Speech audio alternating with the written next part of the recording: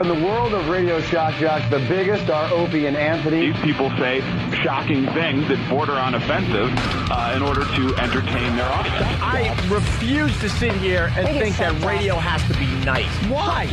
Why does radio, out of any other medium, have to be nice? We are being now held to a standard where we have to be nice and make people feel good.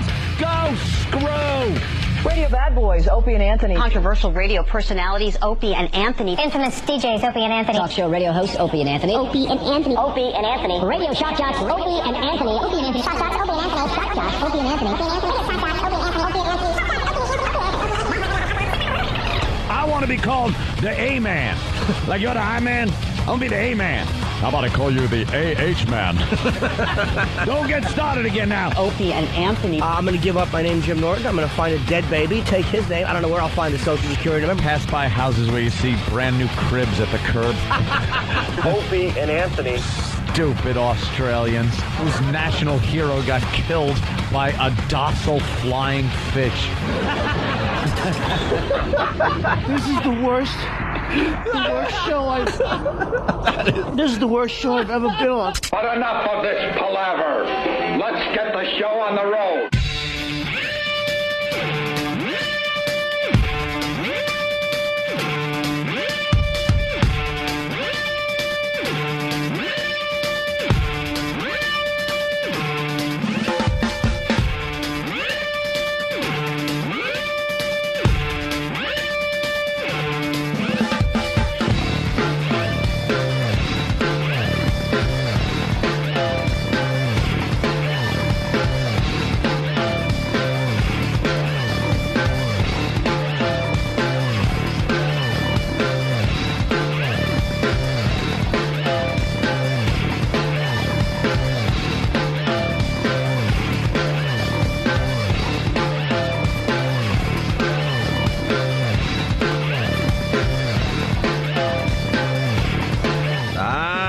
Welcome to the Opie and Anthony Show.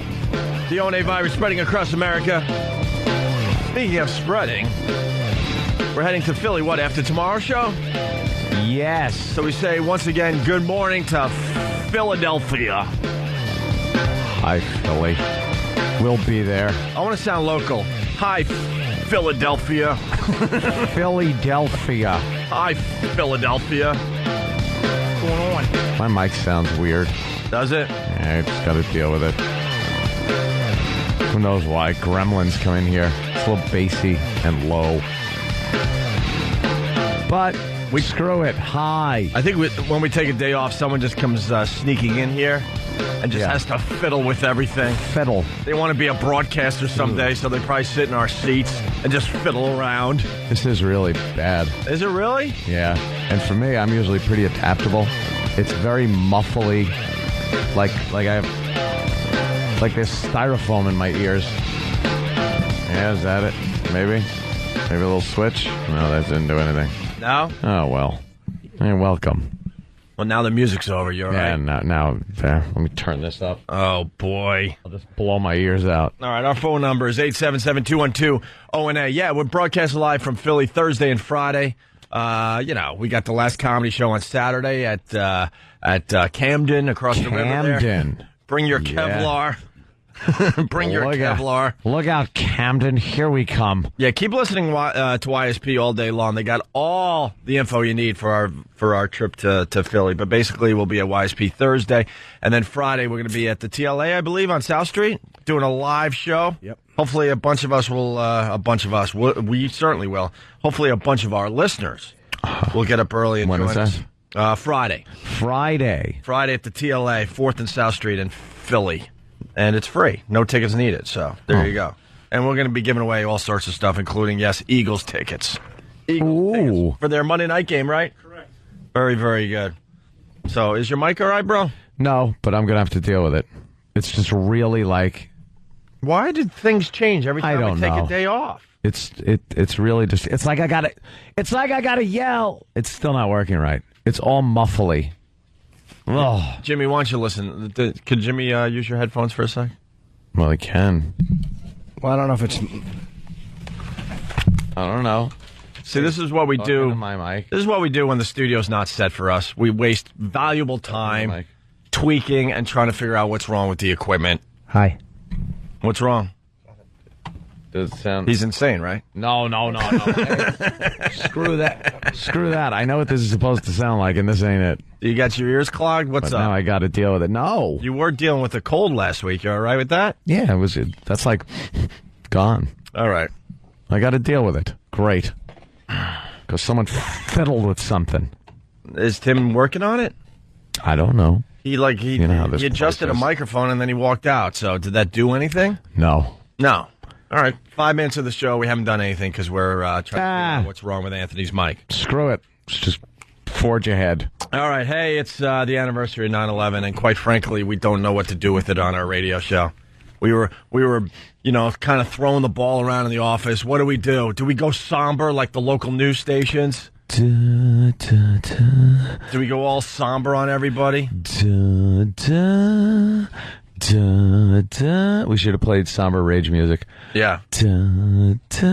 All the news stations have now decided they're going to do somber versions of their theme song to commemorate 9/11. And they're all dressed in black and... Yes, they have all the emblems, the red, white, and blue ribbons, and the 9/11 logos. Their graphics are all up. For one day, they want us to forget that they actually do stories on squirrels like water skiing. And bikini babes. Bikini babes. Things like that. Yeah. For one day. Right. And then for one day, they don't talk about all the controversies and stuff from the building down there and everything else and the war and everything. Now they're just, let's think of the victims and... Oh, we got the somber music. Well, here's the somber music for Jill TV, Channel 11. This is what they're playing in and out of breaks.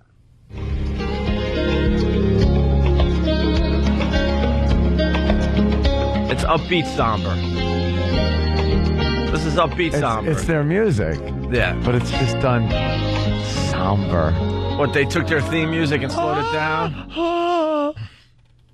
Ugh. Phonies. Everyone's just phony. What is that? Oh, we got more slow music, somber music. Let's hear.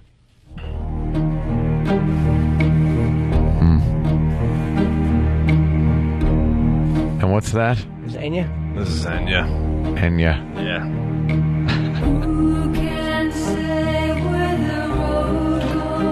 Yes. Don't tell me you like this. I Stop do. it. Shut up. I do. I like the Enya, too. No, you don't. I like Enya. I like the Enya. Enya. I like to call it the Enya. It's massage music, actually. The Enya. Is it? Yes, there's nothing wrong with the Enya. I could picture this. And this isn't somber. This is just kind of like reflective. This is kind of what? What would you call this? This is a little douchey. Douchey. I would call this douchey. Oh, by the way, I turned that Enya off. We're all going to fall asleep. This is what Channel 11 usually plays, but because it's 9/11, you got to go all serious for a day.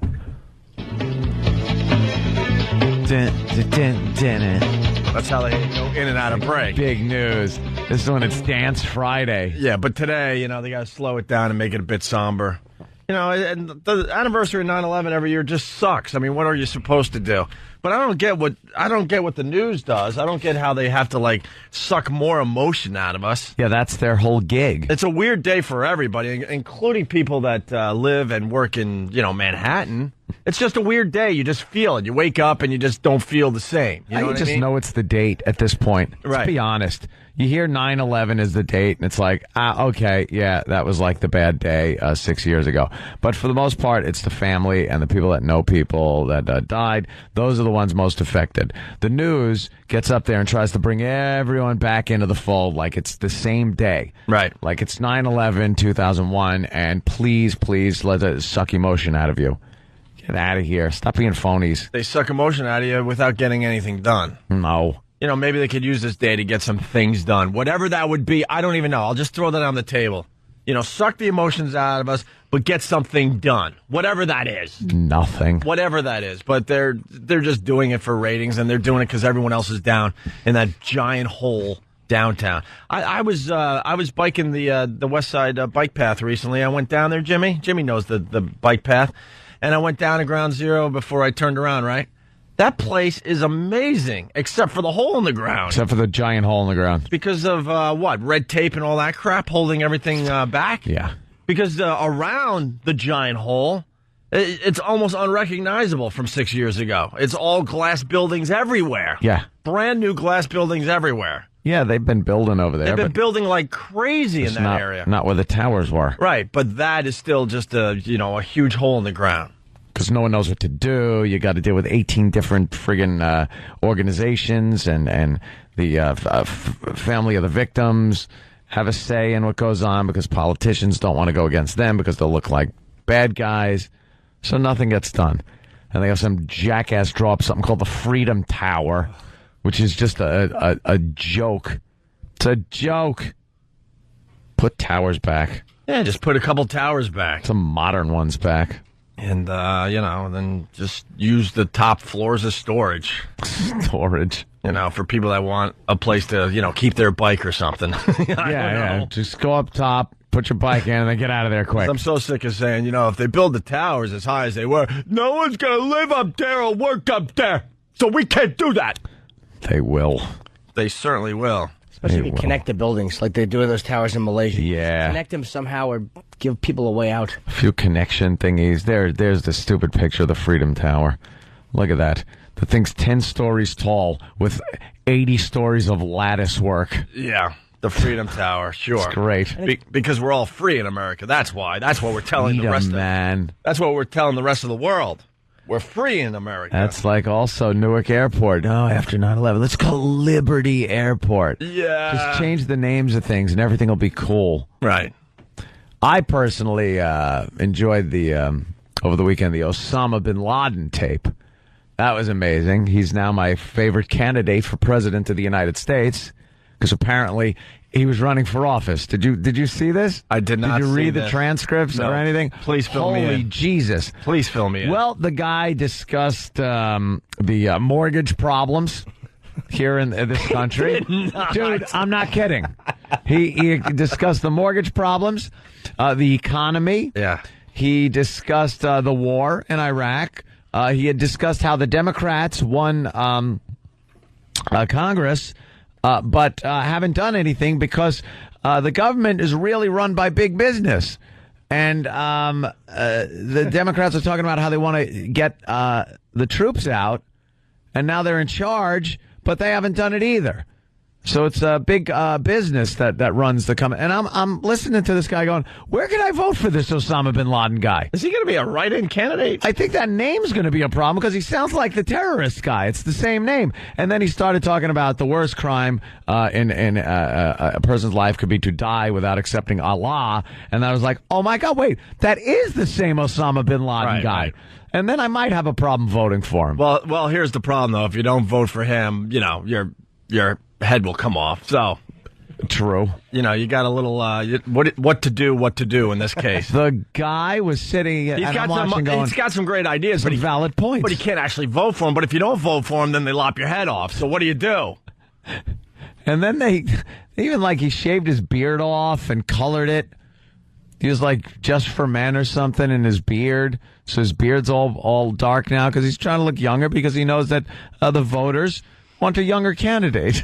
He's had some work done. He kind of reminds me of Pesci and My Cousin Vinny. It's like, he looks good, but it's like, something's been done to you. Something's happening there, yeah. It's good to know that even if you live in a cave, you're a bit vain about your look. Yeah, about your looks. There's a mirror in that cave somewhere. He's risking... Or a puddle he can look into. He's risking someone finding out which cave he's in just so they could get some Just for Men into the cave. Yeah, if you find that little brush with the little black Just for Men in there, they could track it down. What do you mean a little brush? Little brush comes with it. Oh, really? I did not know that. Yeah. Well, I used Just for Men a couple of times when we were on Letterman. Did you? And Leno. You did? Because the glistening of the gray in the beard is very bad on TV. Looks like tinsel. I thought we went into a time machine. My God. No, no. My God, man. I wouldn't do it now because there's a little too much gray. It would be a little too stark. Anyway. Still trying to figure out what to do with this. You got to shave it. Shave it during the Philly show. Yeah? Yeah, why not? Hitler mustache? Oh, my God. If you came out on stage in Philly, or actually Camden for the virus show this Saturday. Yeah. They would like something like that. Well, they probably would. They're a bunch of sick bastards down there. So anyway, we have the 6th anniversary of 9/11 today. Yes. Look, it sucks. Yeah, but, It sucks. That's what it is. And the paper today is like, anybody that does a talk show on the radio will be discussing 9/11 today. Well, see, we did. We did. What do you want from us? You kind of have to. It is, Yeah. I'd rather discuss the fact that I didn't know 9/11 was the birthday of Christy McNichol, 45 years old today. Really? Christy McNichol was born on That's not September a bad idea. What else happened on 9/11? I was just surprised she was 45. Yeah. Yeah, old dyke. How do you know she's a dyke? Hey, that mic's much better, man. Thanks. Yeah. Only. What happened, Tim? What Someone was the was problem? fiddling. Someone fiddled. Why can't they just lock the effing door? Who else is using this studio? Nobody that should be. That's good. Nice and crisp now. All right, we're putting cameras in here. I was coming Security cameras. Yep. in the cab today, and I was thinking the same thing. Like, there were people on September 11th of 01 that just died naturally, or that were killed in some sort of an accident. Oh, yeah. In Jersey, in a car accident. And it's like, to talk about being overshadowed. Yeah, you get nothing. Uncle Frank, did he? Yeah. I remember he was driving down there. Yeah? Yeah, good for him. What happened? Good for him. Oh, God, yeah, that's horrible. Yeah, plenty of stuff happened, but, that was kind of the big story of the day. Yeah. And here in New York, we only recognize the World Trade Center. Mm-hmm. Like in Washington, are they doing the Pentagon? I'm sure they are, yeah. And in some of your Pennsylvania stations, are they doing the, what was that, 96? What? 98? What flight was that? 93. 93? Flight 93. Keep track of the numbers 6 years later. Flight Help me out 93. here. And then there's a beach on Long Island that has 15-foot towers. Yeah, So you could go over there and, give your, whatever. Out in Nassau County, they watched it from 20 miles away over the water. And they have a big memorial out there for the people that gathered on the beach. I just don't get it. It's like, it's a dark day to begin with, but then look at the news. These phonies do stupid news stories all day long, but today they're all dressed in black. Yeah, they're all dressed no cleavage respectable today for the local news women. No, Jill had a very subdued black number on. She's like in mourning. You think there's a memo that goes out? Look, everyone, Oh, absolutely. everyone wear their funeral clothes tomorrow. Yeah, wear your funeral clothes. Graphics department, we need a Manhattan skyline with maybe some blue tinge fading around it. Make it respectful. Yeah. Joe Nicolini is dressed like Barbara Streisand and Yenta. We were saying, thank God, September 11th didn't fall on a Friday, because they'd have to do a slow, somber version of Dance Friday. Yeah. They'd be waltzing. Isn't today the day you want to see a little more cleavage on TV? Help us out. Because we all know it's a sad day to begin with. So why do they try to pull more sadness out of a human being? I don't get that. We all go through horrific things in our lives, and I don't get the part where you got to make it even worse. Yeah, you got to make the montage videos that make you cry. You got to play the sad music. For a year after September 11th, 2001, everyone was effed up. Effed up. You start getting all teary-eyed at the drop of a hat. They mentioned stuff, and the 1 year anniversary where the children and stuff would come up and read the names of their parents that were killed. That stuff was heavy duty. After that, it's like, and believe me, I'm not talking about not caring. I'm probably one of the few people that think about it all the time and give it some thought on a daily basis, not just every year. Yeah. It's kind of hard when you drive in and you see a couple of buildings missing. Well, so that's why we point this out. They're a bunch of phonies. Tomorrow they'll be back to cleavage. They'll be back to the squirrel water skiing. They'll be back to this, tiny panties on the news because they got to do some kind of fashion show for everybody. Happy birthday, Mickey Hart. Mickey Hart, 64 years old today, from the Grateful Dead. Happy birthday to you. And how about this? Johnny Unitas died on 9/11. Who cares, right? Okay. Who even remembers? Hey, this is ABC News usually. Listen to this. Stay with us. Yeah, news.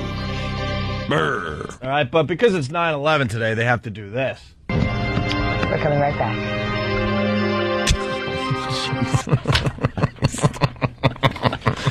Oh, God. Bunch of phonies. And we point this out today. I got to say it again because these same stations will be back to all their crap tomorrow. Yeah. They won't even fade out of it like, well, yesterday we had a tough day, the 6th anniversary of 9/11. Today we want to, maybe do a little more on this. Oh, no. Back to bright colors, hot, hot, hot. We'll be playing. Yeah. Going in and out of break. Cleavage for everybody. Hey, we're going to tell you about a dog today that skateboards. Right. There you go. I watched a documentary called Telling Nicholas. It's on like HBO On Demand. It's about September 11th. This guy was filming it from his loft. He's a filmmaker. And then he goes to Staten Island. And I don't know how he saw a picture of a mother and a little kid. And the mother was missing. It was a photo of her and her kid. So he went to see the family like September 13th.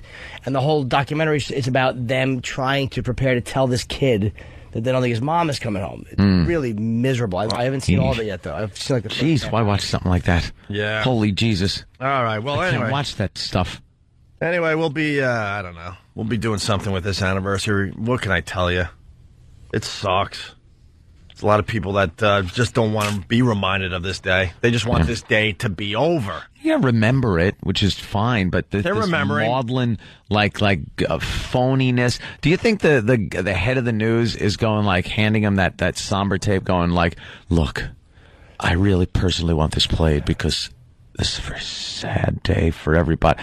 It's all right, you saw the memo. Make sure we get out get the sappy music out. Play that instead of our usual music. Black clothes for everyone. No one cares. It's not they're not doing it for the reason they should be, which is, that they care about it. Anyone that lost a loved one on 9/11, know what they want more than anything? Their loved one? Besides that, they want September 12th to be here. Yeah. They don't want to sit around. They just want the day to go by as fast as possible. Yeah, every year you just got to dwell on it. Yeah. And they got to twist the screws on you. That's the only thing they want besides their loved one back is the day to be over with so they could get out of that sadness. And now we got some interviews with some widows and there you go. That's the way to handle it. All right. Well, we'll take our first break. It's the Opie and Anthony Show. Phone number 877-212-ONA. Opie and Anthony, bad boy radio host. Opie and Anthony. It's the Opie and Anthony Show. Good morning to everybody. Instant feedback. You could go to our website. There's a link there. Yeah, click on the link, and then you could, send a comment about the radio show you're listening to right at this very moment. Chris from L.A., we're talking about the somber music they have to play because it's the anniversary of 9/11. Yeah. In and out of, commercials on the local news. And Chris writes, this is the day when oboe players finally get work. Very good, Chris. Let's say hi to... Jeff Ross is falling asleep, but he wanted to comment about a couple things before he went to bed. Jeffrey. Hey, old buddy. How are you, sir?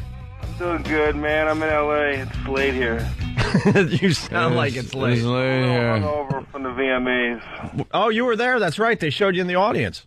Oh, yeah? Yeah, they did. You were in shock watching Britney Spears just completely destroy what was left of her career. I was also at the dress rehearsal, and it was she just kind of walked through it, didn't want to be there. Yeah, that's what everyone was saying. She kind of just went through the motions and didn't really care. Her lip syncing was so off, and she just really didn't look like the Britney of old. No. She looked like old Britney. People said she was out till 7 in the morning, too, the night before, so... Maybe she was sedated. I don't know. Hungover. What was the vibe in the room, though, when people were watching her? Because it really was amazing to watch her so awful. I've been to these things before, and a lot of times the celebrities are the last ones in their seats. They don't really care. They sort of wander in as the show starts. But people were pretty psyched for this Britney thing. they weren't rooting for her. And then she just came out, and it was just like she clearly didn't want to be there. And if she doesn't care, why should we give a hoot, you know? So were they really rooting for her? Or, I mean, I would think you would get to your seat because you're about to see a train wreck. You want to see the freak show. Nothing I saw in the news leading up to this gave me the impression that she was going to have a really good performance. Well, it was curiosity. Curiosity, sure. Tell. People were like, is this magician schmuck going to pop out of a hat? What's going to happen? Is she going to kiss somebody? Is she going to have a reunion with Justin? You know, like there was all this like teeny bopper gossip going on, so we were just curious, you know? Yeah. I was just stoned waiting for a good show, really. I noticed they showed a lot of the homeboys right after her performance when everybody was clapping, and they showed a lot of the homeboys because they kind of would have liked to have seen that big ass like that. That's why they were rooting for it. Yeah, they were rooting for it. They're like, damn, we got Britney right where we want. Now we got Britney. With that big white ass. You know, supposedly she was supposed to wear something else. And she didn't like the outfit that MTV picked out for her. Yeah. This is so stupid that we know this crap. Of course we do. But she's the sluttier the outfit, right? Yeah, well, no, they gave her an outfit that was going to, like, hide some of the hurt that's on her body. Oh, and she didn't think it was sexy enough. So what you saw on the VMAs was her own outfit that she changed into at the last minute because she thinks she looks good. That's how delusional she is. It's pretty much a bikini. Now, does she look good for someone that had 2 kids? Absolutely. But you're talking about Britney Spears. The only reason she's on a stage is because, you know, she's a sex pot. You got hot chicks in the audience like that Heroes chick, Hayden Planetarium. That's the hottest chick. Hayden Planetarium. Yeah, she is pretty hot. You know, where's this picture, E-Rock? They're showing a picture of Britney from Sunday night, and she's bending over, and she's got lasagna belly. Like, that is, why would she bend over like that? She's bending no choice. What, E-Rock? We have it up on our site. Oh, we have it on our site. We have all the shots that are not flattering. It was a great shot of when I guess they boost her up onto another platform, and it was just a complete rear end shot. Yeah. And it was horrific. That was also like a weird thing. They have like they have 40 dancers on stage, and the big close up is like of her ass is like her like stepping up. Yeah, stepping up on a platform, like the most awkward like move. Grandma, it was ridiculous. She probably has to lose 20 pounds. 20 pounds. Yeah, to look like to be in that outfit that she had on. Acceptable in that. So. I don't know. I was in the front row. I put $1 in her bra. I was telling Anthony during the break, she looked like a stripper from, like, I don't know, Bayshore. Like one of these strippers that doesn't want to strip anymore but has to pay the rent. To. Yeah. She was just kind of wandering around the stage. She just decided not to lip sync anymore. Then she had the nerve to claim that she was upset because she knew what Sarah Silverman was going to say about her, but believe me, she had no idea. No. You know what this is about? Someone got her in a studio to come out with a song, and the song is kind of a hit. So they're like, all right, here's your comeback. The song's a hit. Here it is. Even though she's barely, like, there's no talent involved with that song that's out. Anyone could be doing that. Mm-hmm. And they're like, all right, now you go on stage, you lip sync to it, and there's your comeback. But instead, I think we just saw the end of her career. She could have worn something, a little less revealing, still kind of sexy looking, but... Well, that's what MTV had in mind. And Chris Angel, he did a whole stage show for her that she blew off. Supposedly there was a whole bunch of mirrors and stuff. But then again, if you're looking like that, maybe you don't want to see yourself in a mirror. She doesn't want a mirror. Why wear a bikini? Why not something a little bit more of... Because she's nuts. That's why we love her. Oh. I don't want. What's going on there? Well, she did another VAD shot for everybody. I think that was whoopsie-daisy. But she did another oopsie. I think after the VMAs, getting out of a car. It's amazing. Like she was going to get out of the car, and you just see an apple fall out from under her skirt. That just looks weird. Yeah. Hers looks really weird. It's awful. It's awful. Yeah, I don't know what's going on down there. I just had dinner with Rich Voss. Oh, how was that? It was the first time I've ever had dinner with him where it wasn't depressing. He's like a made man. He bought a new Porsche. He's got a baby. A made man, yeah. He really thinks he's 35 again. Voss is finished. He's going backwards. Yeah. Did he spit anything on you while he was eating? Yes, he did, as a matter of fact. Russian dressing and coleslaw. Yeah, he's bad with coleslaw and potato salad. It goes all over you. Hey, by the way, advertising the VMAs on his teeth. hey Jeffrey, what do you think of the Flavor Flav roast? Oh, it was great, man. It was the most fun I had all summer. Yeah, that one, you killed on that. That was great. That was so much fun. I didn't want to do it either. I thought it was going to be a really mess. But when they started to put it together and they told me Snoop was doing it, I was like, all right, man. I'll write some black jokes for a couple weeks. Yeah. Yeah, that's why it was great. They really didn't go politically correct with it. You were able to make some ethnic jokes. That's fun. That was a new challenge. I really enjoyed that a lot. Yeah. And definitely funny. Flavor of Love 3. I don't know what he's got in mind for me, but oh boy. Adopted me as his white homeboy. I'm amazed we're going to watch Flavor of Love 3. 3? I mean, the first time, okay. Then the second, you're like, all right, maybe the girl had some, baggage. All right, so he has to do it again. A third time. Yeah. He's not finding no girl at this point. They're just going to keep going until somebody dies of AIDS. Won't be long now. So there you have it. Jeffrey Ross was in the audience for the Britney disaster. Yeah. It was a very exciting time, man. The whole thing was pretty wacky. I watched the fight between Kid Rock and Tommy Lee, too. Oh, really? Yeah, how'd that go? I actually protected Sarah Silverman from getting punched. Really? Something tells me that she could, handle herself in any situation. Well, I'm just kidding, but it's it was pretty weird. You turn around and you just saw basically Kid Rock just throw a punch with the cigar still in his mouth, so it was like a sucker punch. And you saw Tommy Lee just get dragged out like a punk. Well, with Tommy, though, Tommy really understands urban slang and stuff. You hear him talk, he's like, yo, man. I'm like, that Tommy knows what the kids are saying. Ugh, embarrassing yourself. I'm starting to get the impression that Tommy Lee's kind of just a poser. Because then there's another video of him getting knocked out or hit pretty hard in Vegas. People love punching Tommy Lee. Yeah, if you go to MTV.com, because that wasn't part of the VMAs, they actually have the video. It started over there, E-Rock. They have the video of Kid Rock punching Tommy Lee. Yeah, I bet there was a big, commotion, and people were probably freaked out until they saw it was two white guys and realized there wasn't going to be any bullets flying. Well, the rappers... Jermaine Dupri was at my table. You could just see there was definitely a sense of relief that it was these two idiots. These two jackasses. Well, the rappers are kind of laughing at white. Yeah, well, look at them. What are they doing? Wow. What are they using, fists? Right. That's stupid. What's a fist?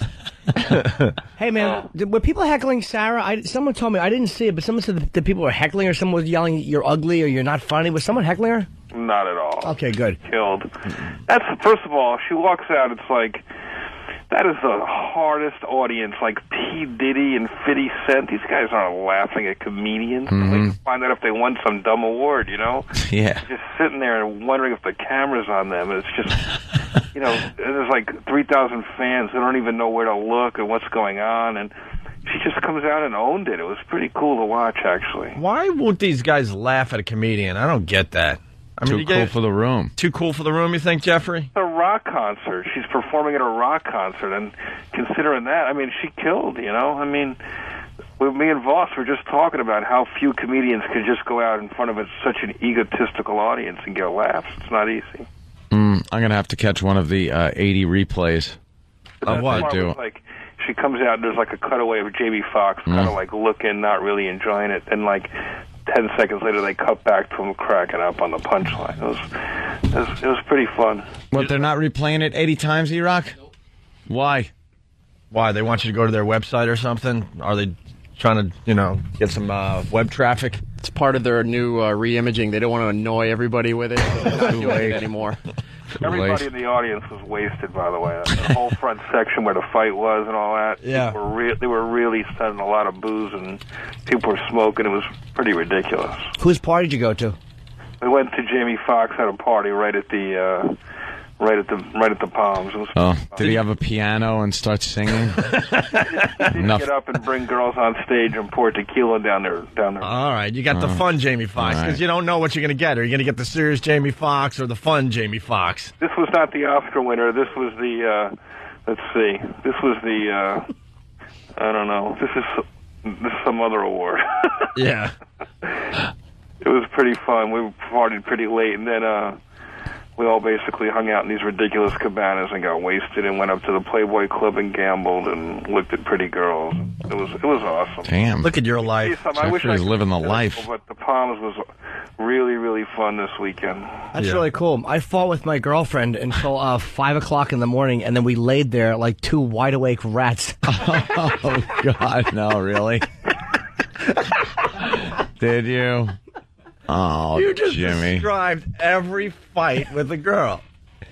That's how it works. Jimmy. It was Poor Jimmy. It was awful. And then I went into the living room because I was so mad, and I just want, you know how you want to just, like, say, relieve a little tension.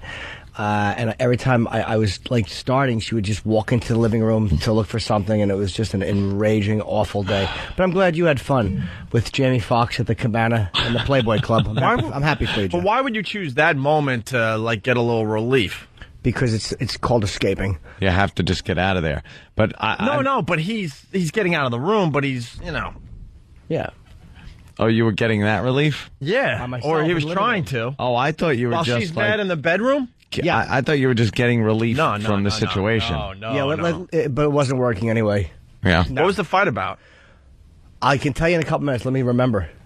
You don't even remember, even though you fought until 5 in the morning? Oh yeah, I remember. We were at a store. I don't want to say what store because the people are friends of the show. But let's just say that the employee wasn't being very nice to me. And he wasn't doing anything that could get him fired. He was technically giving me the right answers, but we both kind of knew what he was doing. So I addressed him. No one yelled or anything like that, but I was complaining to her, and then she like found a couple of positive things to say about him. Oh. And I'm like, why even defend him? Doing? Why even defend him? Yeah. And then we got into a big fight. It was just Jesus. crazy. Norton, as crazy as Norton is, this newfound fame is blowing his mind. But it's not even... There's usually a lot of people in that store, Getting too. insulted by every person. To take the stairs down to the elevator. Steps. I walked, exactly where Jimmy was. always take the steps down. And the question I had was not about the other operating system. It was about yours. Right. I gotcha. I know you don't support that, but I'm not asking you about that. I'm Right. asking you about your machine. And but I was justified. I didn't mean the guy didn't yell at each other. And I was also trying to look at a machine which would have been over $5,000. Wow. I wasn't going to buy it, but I was going to look at it and maybe get the big screen. And but the floors are being cleaned, so he didn't want to take me over. Are you kidding me? No, it was really weird. That's like a giant sale. So but his supervisor made him take me over. Of course he did. Yeah, it was terrible. But whatever. I mean, it was. So we fought about that, and Jeffrey's hanging out with Jamie Foxx. You know. Yeah, but I'm happy for Jeff. It's always good to know your friends are at the Playboy Club while you're laying there in the dark, just looking up. You know, like both people, you could feel the whites of their eyes too. Like they're awake. You're awake. They're awake. I'm itchy. I keep getting little itch flashes. I haven't slept in 2 days. Wow. By the way, that hottest chick in the world is that Rihanna. Dude, I didn't like the song. Umbrella? No. Okay, my dumb girlfriend would sit there and Wait, sing which song does she sing? Umbrella. Yeah. But my girlfriend... Why'd you say no then? No, I didn't say no, did I? Yeah. I go, Umbrella? And you go, no. Oh, no, I didn't. I meant to say yes. Why don't you two just make believe you're not sleeping? No, I meant to say yes. I meant to say yes. Oh, you said no, though. Oh, and then I got confused. I'm like, all right. A complete accident. Oh, no, I was probably saying, like, no, my girlfriend would sit in the car, and she would just start singing, like, Ella, Ella, like that part of the chorus, and I wanted to strangle her.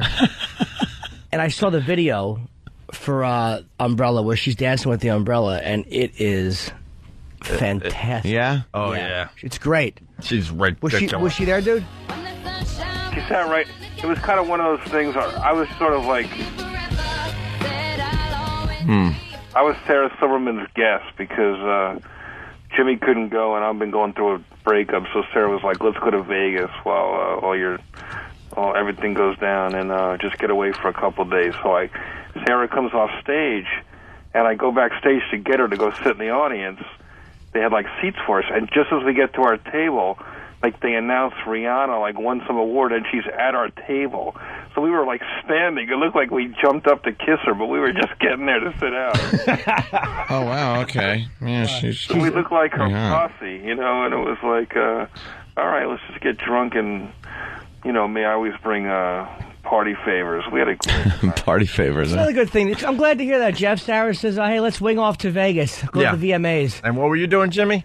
Well, he was giving you helpful information. No, he wasn't. What he was doing was telling me to go F myself, but he was doing it in a way that I couldn't complain, but we both knew what he was doing. He was being lazy. And he was being more than lazy. He was being like really, he was like letting me know that he didn't want to help me without letting me know he didn't want to help me. Like I knew what he was doing because we both speak English, we both understand subtlety. Yet I couldn't have proved it in court. Right. You understand what I'm saying? We both do. I'm right there with you, Jimmy. So what did she say to that though? Because she had a disagreeing. No, I didn't feel that fine whatsoever. After that, I said I was so, and that's why I just stood there and continually asked him questions just to annoy him. And she's like, "Yeah, he handled that pretty well. I wondered if it was a crime to just bite my girlfriend's face. I'm like, is there any way I could act like I didn't mean to do that? But I'm glad to see that Sarah called you and said, hey, let's go to Vegas to the VMAs. I'll get you a table and you get to see Rihanna. That's always good to hear your friends having a good night. Hey, Ron Jeremy was there. I can't look at him without thinking about your penis. Yeah, that whole bit. I know. I can't. Absolutely. Whenever Ron Jeremy comes on the TV or something like that, appears on the TV. Yeah. I always think about Jimmy's story. Yeah. That's a classic. Thank you. It almost ruined the weekend. Why? Picturing you and him. All right, Jeffrey, go to bed, will you? Good talking. He's been partying for like 2 days. Thanks for the information and stuff. Gotta be nice. I love you guys. All right, buddy. We'll see you soon, okay? Thanks, Jeff. All right. Jeff. Take care, man. Jeff Yeah, Ross, that's something. everybody. There Just you go. Partying and Jimmy's in hell. I'm glad Sarah did well, man. I love the. Yeah, man. She's brutal. She says some brutal stuff. Well, this is what she said on the VMAs, just in case you missed it. This is so exciting. Was that incredible? Britney Spears, everyone. Wow. She is amazing. I mean, she is 25 years old, and she's already accomplished everything she's going to accomplish in her life. It's mind-blowing. And she's so grown up. She's a mother, It's crazy. It's weird to think that just a few years ago on this very show, she was this, sweet, innocent little girl in slutty clothes riding around with a python. Nah, that's not nice, calling Madonna a python. But have you seen Britney's kids? Oh, my God. They are the most adorable mistakes you will ever see. That's not bad. That's just teasing. She did great. Yeah, you could hear that crowd. Like, that's a crowd that's not mic'd. That's an audience not mic'd. That's funny, man. Yeah, she did all right. All right, it's the Opie and Anthony Show. 877-212-O&A. All around me are familiar faces. We're back. Welcome back to the Opie and Anthony Show. This September 11th edition. Just trying to suck more emotion out of you today. Yeah. Just in case you weren't sad, we're hoping this will take some sadness out of you. Make it a little sadder. You like this song, Jim? I'm really loving it. I like this song. It's from Donnie Darko. It's older now. 2 years? It's a bit old. Yeah? Right? Is it old? Covered then? What? A Duran Duran song cover. Yeah. Was theirs upbeat, though, like a Rio type of... Are you kidding me? Play the Duran Duran version. Are you kidding me? I like this one a lot. I think I knew every Duran Duran song there was. I was a real Duran Duran fag. Ew. Man. I just used to like their harmonies. Maybe very good. If there's a Duran Duran song on the radio and no one's in my car, all right, I'll take a little peek, but I'm not gonna admit it to the whole country. Had a bunch of hits. Two. Which one was your favorite Duran Duran song? I like Hungry Like the Wolf. No, I was more like Union of the Snake. Oh my God! I like Union of the Snake. I'm kidding. You know what snake implies? Schlong. Union of the Snakes. Are you tired of singles bars? Are you looking for a sure thing? Introducing Anthony Cumia's seminar for man-on-man bathroom sex. you're cruising the urinals and there's someone beside you that you think is hot, you might just give him a glance and see if he can strike eye contact. In his seminar, Anthony will instruct you how to find the best places to go. A good way to find out whether a restroom is cruisy, look for graffiti on the stall walls. He'll even give you insider tips on how to find that special partner. If there's someone beside you, try tapping your foot once. It's man-on-man gay bathroom sex with Anthony Cumia. Now he moves his foot over and touches the other guy's foot. When this touch is made and then no one moves away, I would like some gay bathroom sex. What? You're not a tapper? Anthony Cumia has other methods of making yourself known. Clearing your throat can also be a good way of letting others know. Anthony Cumia's seminar for man-on-man bathroom sex. You gotta jiggle the bait around or else the fish ain't gonna bite. Now in a rest stop near you. I can just see the fun that's gonna happen in the bathrooms here today. Just an excuse to, play that again for everybody. Of course. Tim has a haircut, by the way. Which it's embarrassing. We're all looking down. He's a big little boy. Tim is a grown-up, 40-year-old little boy. He's a stocky boy. He right now should be walking around for a pair of Huskies. That's exactly what he should be doing. I think he got the Supercut special. It's horrendous. By the way, let it be noted so we can move on, because every single instant feedback, every phone call saying the same thing. It's Tears for Fears, not Duran Duran. Tears for Fears. Do you have that version? Tears for Fears, You hear Mad that? World, right? Hear that version. Okay. Good too.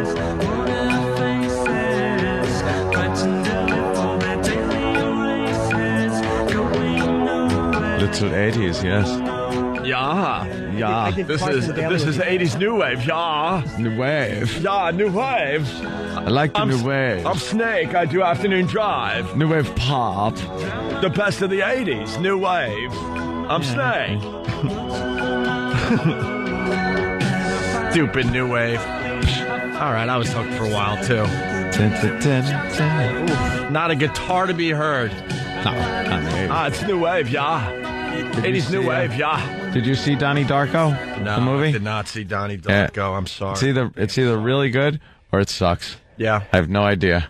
I liked it. I watched it like 3 times to try to figure out if I really like it or it really sucks. I still haven't figured it out. You lost a lot of credibility today, though. You like the Duran Duran. I liked Duran Duran a lot. Most people would sing along to Hungry Like the Wolf. No, not your basic ones. What is it again? What? The Union of the Snake? Union of the Snake. And give us I'm trying to think of another one. Give us another. Damn, I'm on the spot. Well, ding. 80s new wave, yeah. Yeah, it's good. It's good. I'm Animal. Here's was Union of the Snake. The harmonies were very good. Duran Duran. They have very eclectic harmonies. See, you didn't like this back in No? I like Ordinary World. Cut it off before the goddamn chorus comes on. Oh, because that's going to make all the difference in the world. Where'd it go? Okay, you're right.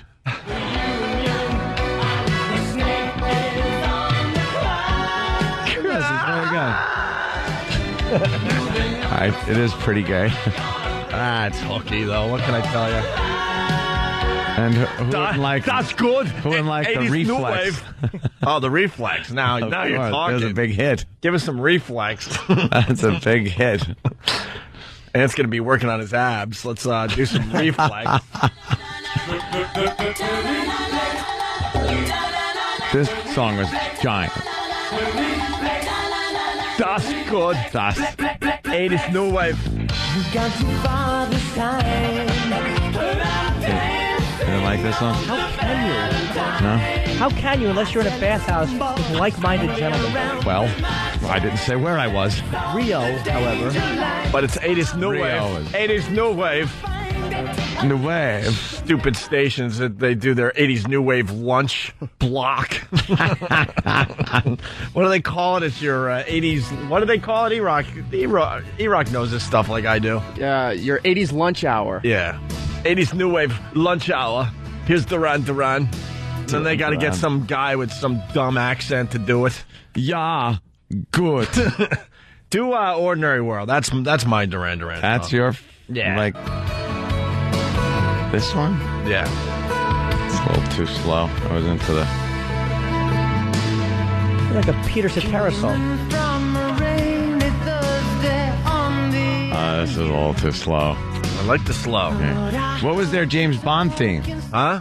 What was the James Bond theme that they did for a Bond movie? I don't know. That one was pretty good. Dr. Knob. No, it wasn't Dr. Knob. Bill from Waterford, it was a new wave of AIDS. View to a Kill. You stepped on Bill's great line. Sorry, it just popped up on Pal Talk. All right, it was a new wave of AIDS. Das 80s new wave. Yeah. Yeah, that's good. Yeah, View to a Kill. That was a good one. We're going to play every Duran Duran song? Who gives a crap? Piece of it. All right. See. Oh, you didn't like this? Dun, dun, dun, dun. I don't know if I did or not. It's not winning me over yet. It's from a James Bond movie. It's like the opening theme. You know, Bond's like in silhouette. And he's like naked chicks. And... With a view to a kill. Remember this one? Face to face in secret. I don't like James Bond. Feel the chill. I'm not a big fan either. I like the new one. Stupid cuts. I've been reminded that we still haven't played Girls on Film. Girls on Film! Or Rio. Or Planet Earth. What? I like singing my new wave. That's good. Girls on Film! Oh, it's awful. See? See, you hear the camera? See, there's a modeling shoot going on. Girls on Film! I feel like your version better. Thank you. At midnight. This song has brilliant harmonies in it. People are calling you Duranthony. Notorious is a good song, You too. didn't even hear that. I heard that. Duranthony. Everybody, get ready for Girls on Film. Girls on Film! Go ahead, Jimmy. Come on, give me one Girls on Film. Girls on Film. See, it feels good, right? One more, Jim. Girls on Film. Yeah. Yeah. 80s new wave. That's good, too. I hate A it. Duran block. I hate Rio, the way it starts. Like that weird. I never liked What's Rio. wrong with That weird tinkle-link sound, the way Rio. Yeah, let's do some Rio. You have the I opening didn't to like it? Rio. Yeah, a little Rio. Come on. Come on, Eric.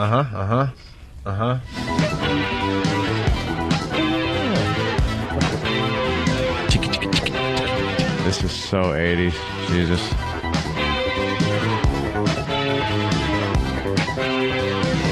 Moving on the floor now, babe, you're a bird of... Not a big fan of the Rio.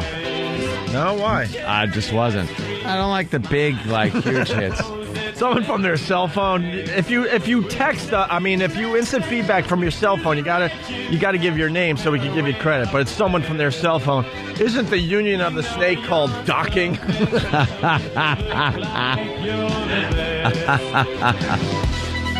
And then there's Pat from Philly. And don't take any crap from Opie. He likes Snow Patrol. And then he did write gay, but I didn't feel like reading that part. 80s new wave. That's good. That's good, yeah. We played the 80s new wave. Oh, hold on, I wanted to look at What? I wanted What to look at Mama Corleone's funeral outfits. Oh wait, that was Jill Nicolini. Sorry. Remember the Godfather? Mama Corleone. She's wearing the worst outfit today. She's in mourning. I don't know how we got there, but... Hey, let's say hi to Deanna from California. Deanna? Hey, guys. Hi, what's up? When my boyfriend was like 15, him and his friend broke into a concert at the Universal Amphitheater, and it was Duran Duran, and he was in the bathroom using the urinal, and some fucking guy walked up behind him and grabbed his ass, and he punched him in the mouth. Wait. Because you had a curse. Cursed potty mouth. Right at the part that was important. Oh, I'm sorry. I apologize. That's my fault. Your boyfriend's ass was grabbed by a guy at a Duran Duran show, and then your boyfriend turned around and punched him in the mouth? Yes, he punched him in the mouth, so they are all gay. The fans, you mean? It's ballsy, huh? Well, what does your boyfriend look like? I mean... Well, he was cute. He was very cute. All right, well, so maybe the man was drunk. He was a California boy, but still. I just think it's funny. I tease him about it all the time. All right, thank you. Notorious has an annoying intro as well. Duran Duran. Thing? Yeah. I didn't know Biggie got that from them. Oh, it does that. No. Well, let's get the broad there. 80s New Wave. That's good. This song isn't bad, though. What? This song isn't bad. The beginning, some of these like cliche 80s things they do in there are annoying, yeah, but... Do you like Wild Boys? But no, I don't like Wild Boys. Good answer. I don't like Wild Boys. But this song has, again, very good harmonies. They were able to put together harmonies that other bands weren't doing, and they sounded really good. You know what? Still perform? Yeah, they do, actually. Simon Le Bon. Simon Le Bon. He has he's got a good voice. You got to give him the voice there. Chris from L.A. again. You must tuck your tie into your shirt when playing Duran Duran. Is that it? Yeah, it is That's New the Wave. European way. It is New Wave. That's good. So listen to these harmonies. See? You don't like that? No. I don't hate it, but it's just like... It's not awful. It's just irrelevant. My ears. I just think they did a good job. What do I know? And it's like funky. Got some horns in there. You know who I don't like from the 80s, and I want to like him because I like Joe Elliott so much, is I do not like Def Leppard. Oh, my God, what is wrong with you? I've tried, dude. I just can't, except for... Pour some sugar on me. No, Bring It On the Heartache I like. Oh, you like that one? That's a good song. But I like Pyromania, anything off that. Oh, my God. Def Leppard is a party record, man. I wish I liked them. It's a staple. It's a staple. Get a little hysteria going. 80s New Wave, that's good. 80s New Wave pop. New Wave party song, that's good. I'm Animal. Yeah. That's good. All right, enough of bringing on. What are we doing? What are we doing? We're playing some silly music. That is fun. It's a depressing day, so we're playing some silly nonsense. Yeah. Which, I don't mind the news, by the way, showing a little patriotism, but they only show it today. That's what's annoying. They don't show patriotism or do anything. Well, like they'll give away military positions. They're not very patriotic organizations. Right, that's the point we're kind of making, because tomorrow they'll go back to the same old crap they usually do. And they all have to with broadcast no fade out. From Lower Manhattan, with the background being the construction site. Yeah. Like, that's their big thing today. Mm-hmm. Hey, you were talking about that cell phone thing. Oh, God, yes, the AT&T deal with iPhone, and I was reading in the paper that some gentleman went on a cruise, I guess, and got back, and his bill for his iPhone through AT&T was over $1,200. Wow. So I'm like, wow, I was roaming and out of the country when I was in the Bahamas, and I wonder what my bill is. And one of the convenient, handy things on the iPhone is the fact that you can indeed check your bill right there on your phone. Oh, cool. You just go to settings and phone and things like that, and it'll check your bill. So I went to check mine, and for a month, which I already pay, I got the $100 plan, which is unlimited data. They talk about how you get this unlimited data for $100. Text, all that good stuff. Well, my bill is $550. Oh, wow. For 1 week. For 1 week, yes. We were gone for a week. Yeah. That was for the week. Yeah, aside from the $100 for the month. So $450 was for 1 week because of data transfers over the roaming. 125 of that was when E-Rock decided it was a good time to send me all of my pictures that I had taken here in the studio. So it was a lot of data. But the thing is, there was nothing.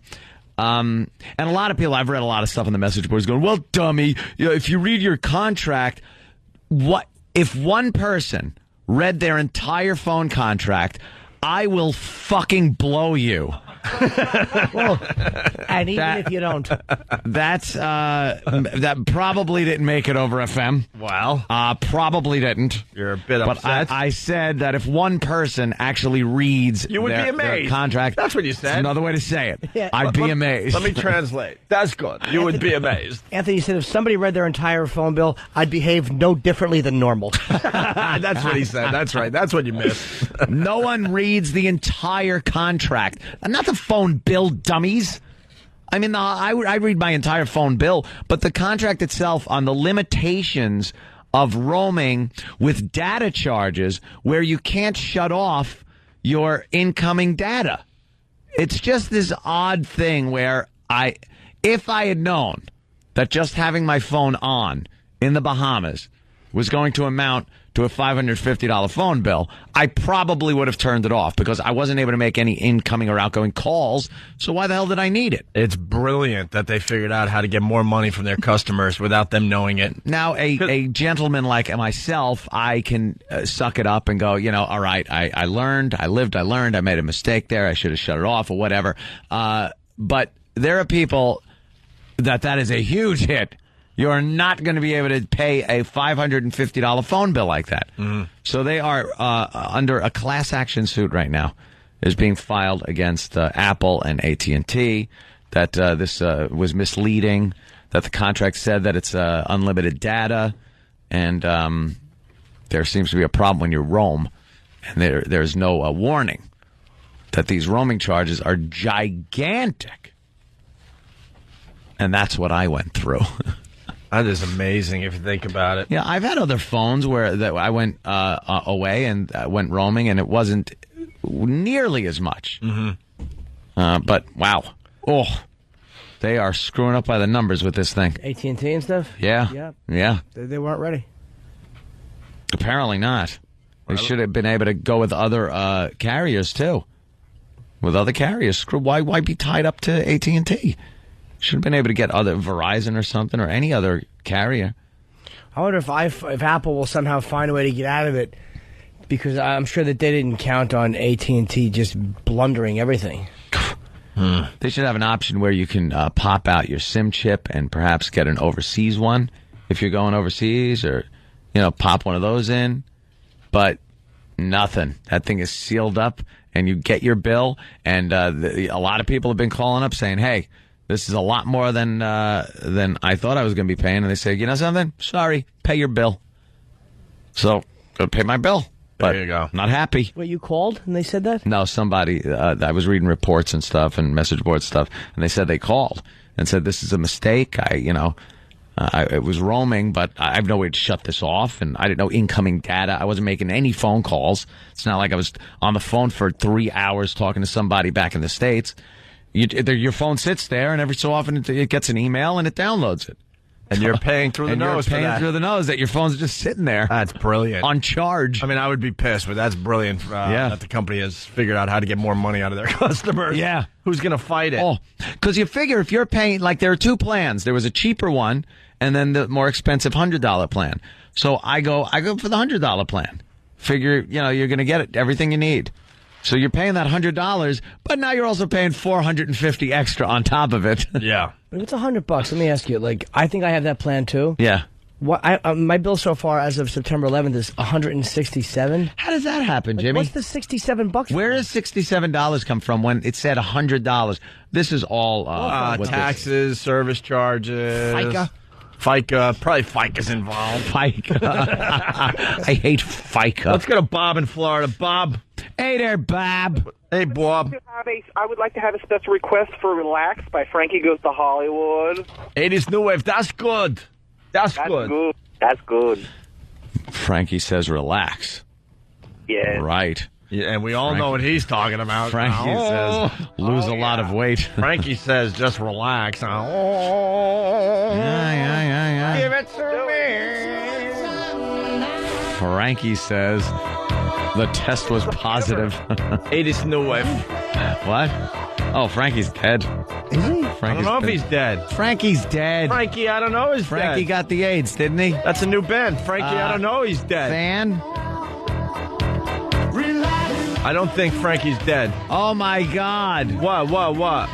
Travis, our own Travis. Yeah. His first international phone bill was $2,800. What? Wowie kazowie. And that wasn't on an iPhone, was it? Travis, take your time going to the microphone. What service no was problem. it? Sorry, I guess it's all about you today. What service was We're it? already 4 minutes late, and you just take your time. It was Verizon. It was Verizon, so, wow, they still nail you. Yeah, the first month I started talking to Lisa. Oh, up in Canada.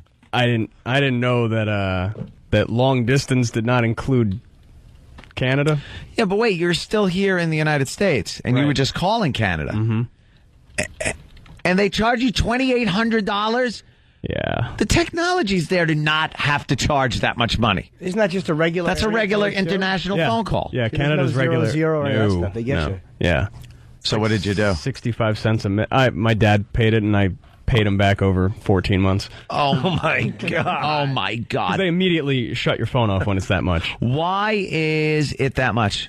Because they have to, turn, special switches on and off. No, they don't. Yeah, they do. No, they do They not. really do. They know that. They know you're calling another do. company, and there's a guy that's sitting there and going, oh, boy, okay, what do I have to do? I got to push B, C, A. I got to move this lever up, and then you talk. Wow, that must be a lot of lever moving. There's a lot of people that all they do is lever moving. You know what? And you know why I say that?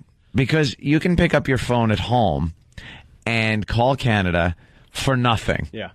Why is it different with a cell phone? There's 5 different charges. It's ridiculous. There's just a charge. It's 65 cents a minute. Why are they still ripping people off with cell phone charges? Cell phones are pretty commonplace these days. How great And there's no need. There's none of this extra equipment that needs all this maintenance. No, they got to call a guy in a tower. Oh, is that it? Yeah, Travis needs to call Canada, so get ready. And then the guy in Canada goes, all right, let me get the levers. Travis, I'll put your call through. Let me get all the levers situated in the right way. What's all this about? Who's you're calling? Oh man, has the internet exploited the cell phone companies or what? They showed everybody how easy it is to just communicate with someone anywhere in the world, but the cell phone companies made it sound like it was very complicated. Oh, it's so complicated. It's a goddamn phone call. Just stop it. They're ripping everyone off. Wasn't there a class action suit? Did you say that already against AT&T? There's some kind of Yeah. Right now, there's a class action suit against AT&T because of these roaming charges on the iPhone. Because their contract was misleading. Is what the lawsuit says. All right, we got to take a break. You want some more Duran Duran, Ant? What do you got? Jesse has this comment. Jesse from Arizona. Yes. Yeah, I'm right here. Hold on. What's going on? Why did you say hold on? Yeah. Because I had to take it off speakerphone, man. I'm sitting out here. I'm in Arizona. All right, what do you got going on in Arizona? About Mickey's 40, halfway through. Am I allowed to say that on the radio? No, but you did. So Whatever. I guess we'll just have to let that go through. Yeah. Cool. So we were talking earlier about 9/11, right? Mm-hmm. Yeah. Are we still going to talk about that at all, or are we going to talk about Brittany's muffin? This guy. Well, we talked about Britney's muffin as well. Yeah. There's only so much you could say about Britney Spears and how she looked a bit chubby on stage the other night. Yeah. Yeah. And she was wearing another thing is Verizon and AT&T are on the same towers. They just fuck you one way or another. Oh shit, I can't say that. Oh my God. Worst caller ever. Jesse. All right. You can't say the F word and then to follow up the F word you go, "Oh, S, I can't say that." It was an F. You were saying that Verizon and AT&T are on the same tower, so they kind of screw you over. But for me, the difference would be, and I could be wrong, but Verizon has landlines, and that makes a huge difference. For whatever reason, Verizon's service is just is the best. Well, I'll tell you, yesterday I was waiting to watch my NFL Sunday Ticket, and I was on the phone with DirecTV for 2 hours trying to get that to work. I'll tell you one thing. There's no such thing as customer service in America anymore because we're talking to somebody in India. Wait, you were watching your football on Monday? Well, don't most people watch Monday Night Football? I'm talking about yesterday. Yeah, but you made it sound like you didn't he say NFL tickets, so you would want to check out all the games instead of one game? You really meant to say on Sunday, didn't you? But then again, it's Arizona. Is it still Monday in Arizona? I don't know where that timeline is. It's all right, Jesse. We really gave you a shot, but you just suck. And that was the worst. What he just said, he goes, there really is no more customer service in America. That was the worst mass email opening I've ever heard. Yeah. But let's George Carlin's views on customer service. But let's give it to Arizona. They do have the lakes where the chicks get naked on boats. Thank you for reminding me of that, spring E-Rock. break things going on over there. They do have those lakes with the chicks on the boats. So, aquatic eye candy. I'll talk about that next. Oh, did you get any? I can't wait to see. Because we were tooling around the bays looking for some hotties. Yeah. Yeah, I'll explain that next. It's Opie and Anthony.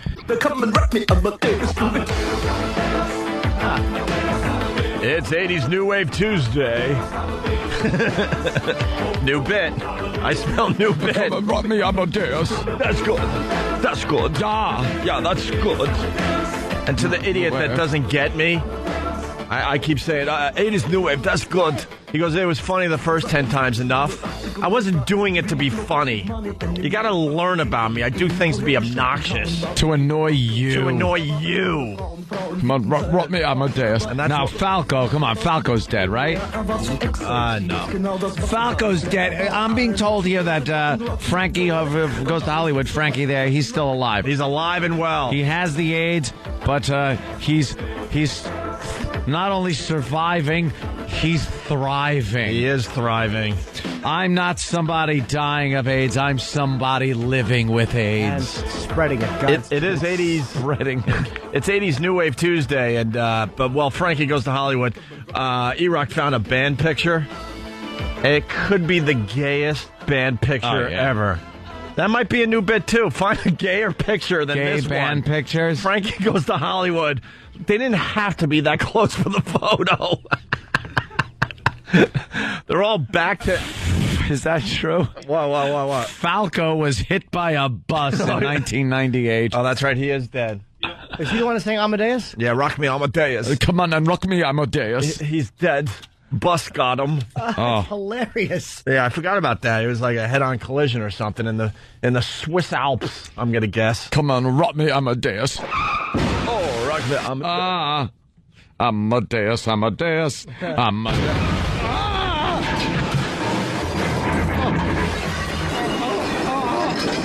Yeah. That's not good. Not good, yeah, the bus. So, I challenge our fine listeners today. We're looking at a band picture of Frankie Goes to Hollywood. Oof. Jimmy, why don't you look to your right there? That's a hot one. Hold on. There you go. They did not have to be that close to each other for the photo. That interns are doing every morning when I walk in. They're basically, They could absolutely all, and I'm not kidding, they are close enough and in a position of which they could absolutely be having sex with each other. Yeah. In that picture. Except for the all of them. Except for the first guy in line. Yes. Well, poor fella. Well, he's, Why? He's still having sex, but yeah, he's just not getting any reciprocation.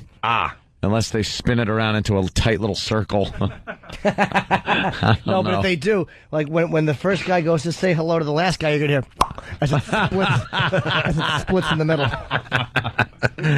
You don't want to kink the slinky. All right, we're going to, it's all about 80s New Wave. I mean, every radio station has their little segment where they do it. So now we got 80s New Wave Tuesday on the Opie and Anthony show.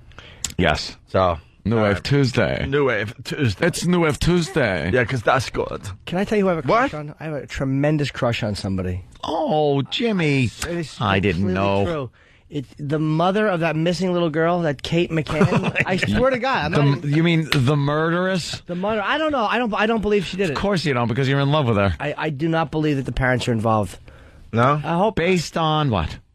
She's so cute, that woman. She is a beautiful woman. Really? Doctor, yeah. She's fantastic. Find her very sexy, do you? It's just, yeah, she's really, really gorgeous. Yeah. For, a child killer. All right, well, in a If you want to put it like that, yes.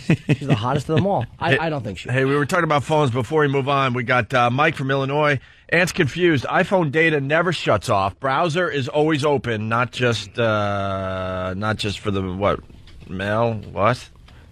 His, I know. His feedback fell apart at the end, but they're saying that the data never shuts off. So if you're in a foreign country, you're getting charged a ridiculous sum of money when your phone is off. Someone suggested something very convenient. Said before you go on vacation, call AT&T and have them shut your service off. Oh, great. And then have them turn it back on when you get home. That's convenient because you know how easy it is, first of all, to call a cell phone company and actually get somebody that knows what the hell they're talking about and not just a press 1, press 2, press 3, and then turn off your service.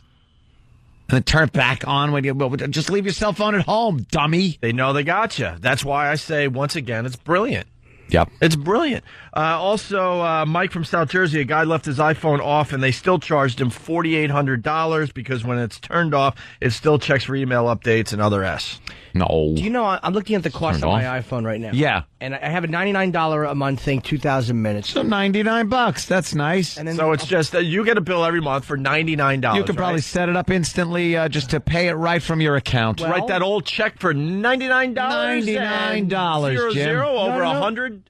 Nope. No? No, What? wait, no. Oh, no. What? It says $99. iPhone data plus UNL, it might be unlimited, $40. So maybe, But you have unlimited data. Well, that might be part of it. Like, I may have signed up for $139. I could live with that. I don't think so.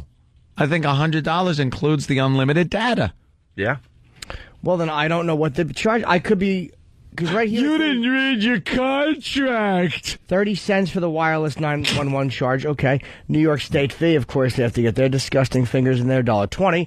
And then here, I don't get this one. Regulatory cost recovery charge. Oh, well, 86 cents. That's to recover the regulatory cost. The regulatory cost. What is that? That means that the government passed something on to the despicable phone companies, I think. And they have to recover it through through you. Why don't they just come to our houses, put guns in our faces, and say, hand it over? Just give me your money. No, You're using our phone. Jimmy, give me your money. They can't do that because we're free in this country. Right. We're going to build the Freedom Tower to show the rest of the world we're free. I like the word freedom. Not used enough. They better put a cell up there. You got tranny charges on that thing, too? Let's hope not. $15.99, Daddy. Tranny charge. And then, I don't know if this is true, but we got to say hi to Tennessee this morning.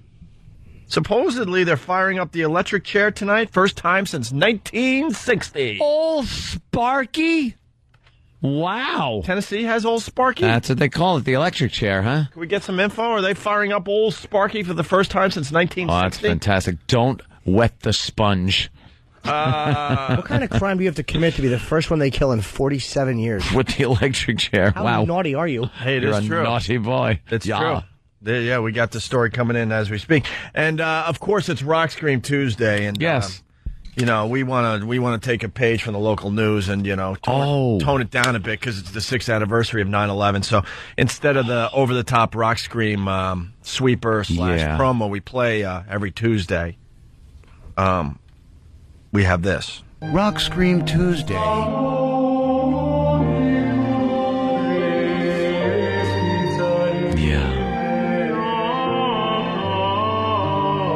It's Rock Scream Tuesday.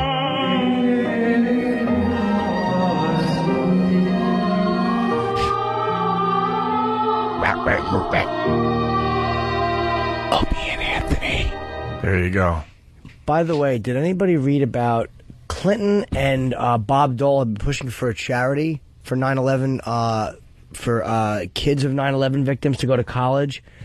And this despicable Minnesota-based charity has given away like $19 million out of $133 million, and like they want to keep what they don't give away. Oh, really? To do with as they will. It was in the Post on Sunday. We weren't here yesterday. Not very charitable. Oh, it's just awful how people are like making money off September 11th. It's disgusting. Let's go to Tim in Iowa. Hold on. Why is there a girl with weird hair like confused in the studio? We'll get to her in a second. Okay. Tim in Iowa, what's up?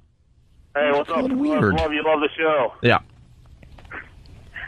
Hey, I got a new wave New Wave Rock Stream Tuesday. Well, it is Rock Stream Tuesday, and it's also officially now. Make your changes at home. Hopefully, Travis will make the change as well. It's now New Wave Tuesday on the Opie and Anthony Show. 80s New Wave Tuesday on the Opie and Anthony Show. Go ahead, Tim.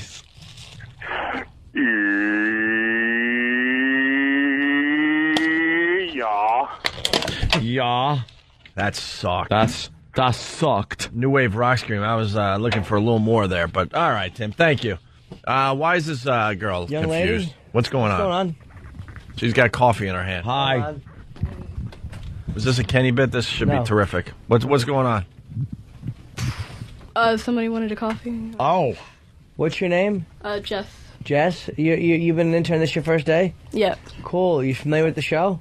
Not really. Well, how are you an intern on the show if you're not? That's a good question. Well, I listened to it a couple of times, but not really. Oh. Wow. What do you like to listen to? I don't know, metal. I don't really listen to talk shows. Yeah, I don't either. Yeah, why they would you? suck. They do suck. Why would They suck, yeah. What's up? You're here, standing here with coffee. Yeah, somebody wanted a coffee, so. Who's it for? Damn. Who is it for? Yeah, who's it for? Are you Roland's little sister? No. Yeah. Who's it for? Do you remember who I told you it was for? No. Wow, Steve. I just gotta say, wow, Steve. Come on, maybe she's a little nervous her first day. Yeah. Can he Come just give her a name because we don't even know who it's for. All right, would you bring the coffee to Jim, please? Okay. All right. Jim. I'm new here. I have no idea who anybody is. Oh, Jimmy Norton. He's over there behind the board there. Oh, E-Rock. Okay. Yeah. Oh, his real name is Jim. E-Rock. Yeah. So you can bring him knew the coffee. that Jim's nickname was E-Rock? Well, I assumed that was E-Rock because that was what he introduced me to. Wait. He actually introduced himself as E-Rock? Dude, you introduce yourself as E-Rock? No, I didn't. Then how does she know you're E-Rock? I think Bon Jovi told her when Bon Jovi. They're all, oh, Jesus. What was that? Jesse James said to Bon Jovi that E-Rock... Just give the coffee to Jim. Yeah, Jim doesn't like cold coffee. Yeah, we got to move on with the show. And there she's going to give the coffee to Jim, a.k.a. E-Rock. What kind of sense of humor you got? What'd you get in the coffee? Make sure she got it right with you with skim milk. I'll open it. What's in the coffee, Jess? Oh my god. Regular. It's just coffee. And that's it? Yeah. Yeah.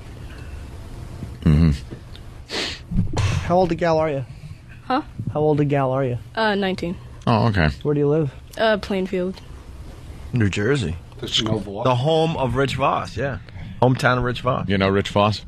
No. Yeah, don't worry about that. How did you come to apply? I'm curious because I've never done an internship. Like, what happened? You're a college student, and what? Yeah, I graduated from IR in Manhattan, Institute of Audio Research. Oh, okay. So I thought it was AMA, and then. So wait, you applied for what? To K-Rock? Yes. And who put you here? That's a good question. Good question. I'm not sure. Just say E-Rock again. Did you interview with Steve? Huh? Steve? No, Pete, I think. I don't know. Promotions. Was it a big gentleman that talked like this? Hi, I'm Steve. I own Foundry Music. Wait, so she's not one of ours? Porno Pete and Who's Porno Pete? Guy runs promotions. What? Why is the promotion guy for the rock station deciding who should intern on our show? That I have no idea. Wow. Who does know? Can we get Steve? Wow, real quick and ask him? Don't worry. Where's Steve? Nothing. Can hear me, Kenny? We have no problem with you. Nothing personal. No. Oh, there, Steve. Yeah. Don't eat on the radio. That's something I should teach you. Steve, why aren't you deciding who interns for the Opie and Anthony show? Very good question, Steve. Because you kind of know what we're looking for. Steve, Right. comment, Steve. We interviewed Jess Than, Danny, and I interviewed Jess, and she told us that she wasn't that familiar with the show. I said, well, tell you what, go home and listen to it for a week. And if you think that you can hang with this group because, the environment isn't for everybody, then let us know, because we were hurting for interns as usual, and especially in the fall when you don't have a whole lot of applicants, period. I went to K-Rock to ask them to help us out, and she was one of the applicants we got. And so you listened for a week? The applicant. Actually, I listened for 2 days. And what did you get from the show? What'd you hear? What'd you hear? Do you remember what you heard? I work from 10 to 10. So... From 10 to 10, a.m. and p.m. or p.m. to a.m.? That's a tough one. Well, of course, a.m. No, you could be an overnight shift person somewhere. She could work from 10 to 10, meaning she doesn't work. Or she just works 24 hours in a row. Right. I work from 10 to 9:59. Where do you work from 10 to 10? Video store. What kind of videos? Normal videos, man. All right, what'd you learn from the Opie and Anthony show in 2 days? You're frustrating me. Let's go. No, I don't know. One of the shows, I think it was on Thursday, you guys were talking about hot dogs. I was half awake, so... Oh, my God. Well, you could easily be an on-air member. So wait, all right, in 2 days, he said listen for a week, but you listened for 2 days. And we were talking about hot dogs, and what else? Like in 2 days? Dude, I don't remember the rest. I was half awake. Yeah. Smoke a lot of pot, don't you? Oh, no, dude. Do you? No, I don't. No. Just not going to admit it anyway. I know that. All right. Get on a national radio show and say you smoke pot, even though everyone knows. Well, there may be All right, well... something here. We'll see. All right, thanks. Yeah. Word. All right. It's so far so good. This is Jimmy, by the way. That's Jimmy Norton. He's a famous comedian. All right. Best-selling author. Do you know which one is Opie? Very good. Which one's Why would Anthony? you point at the Italian for Opie? I hate when people Which do one's that. Anthony? So stupid.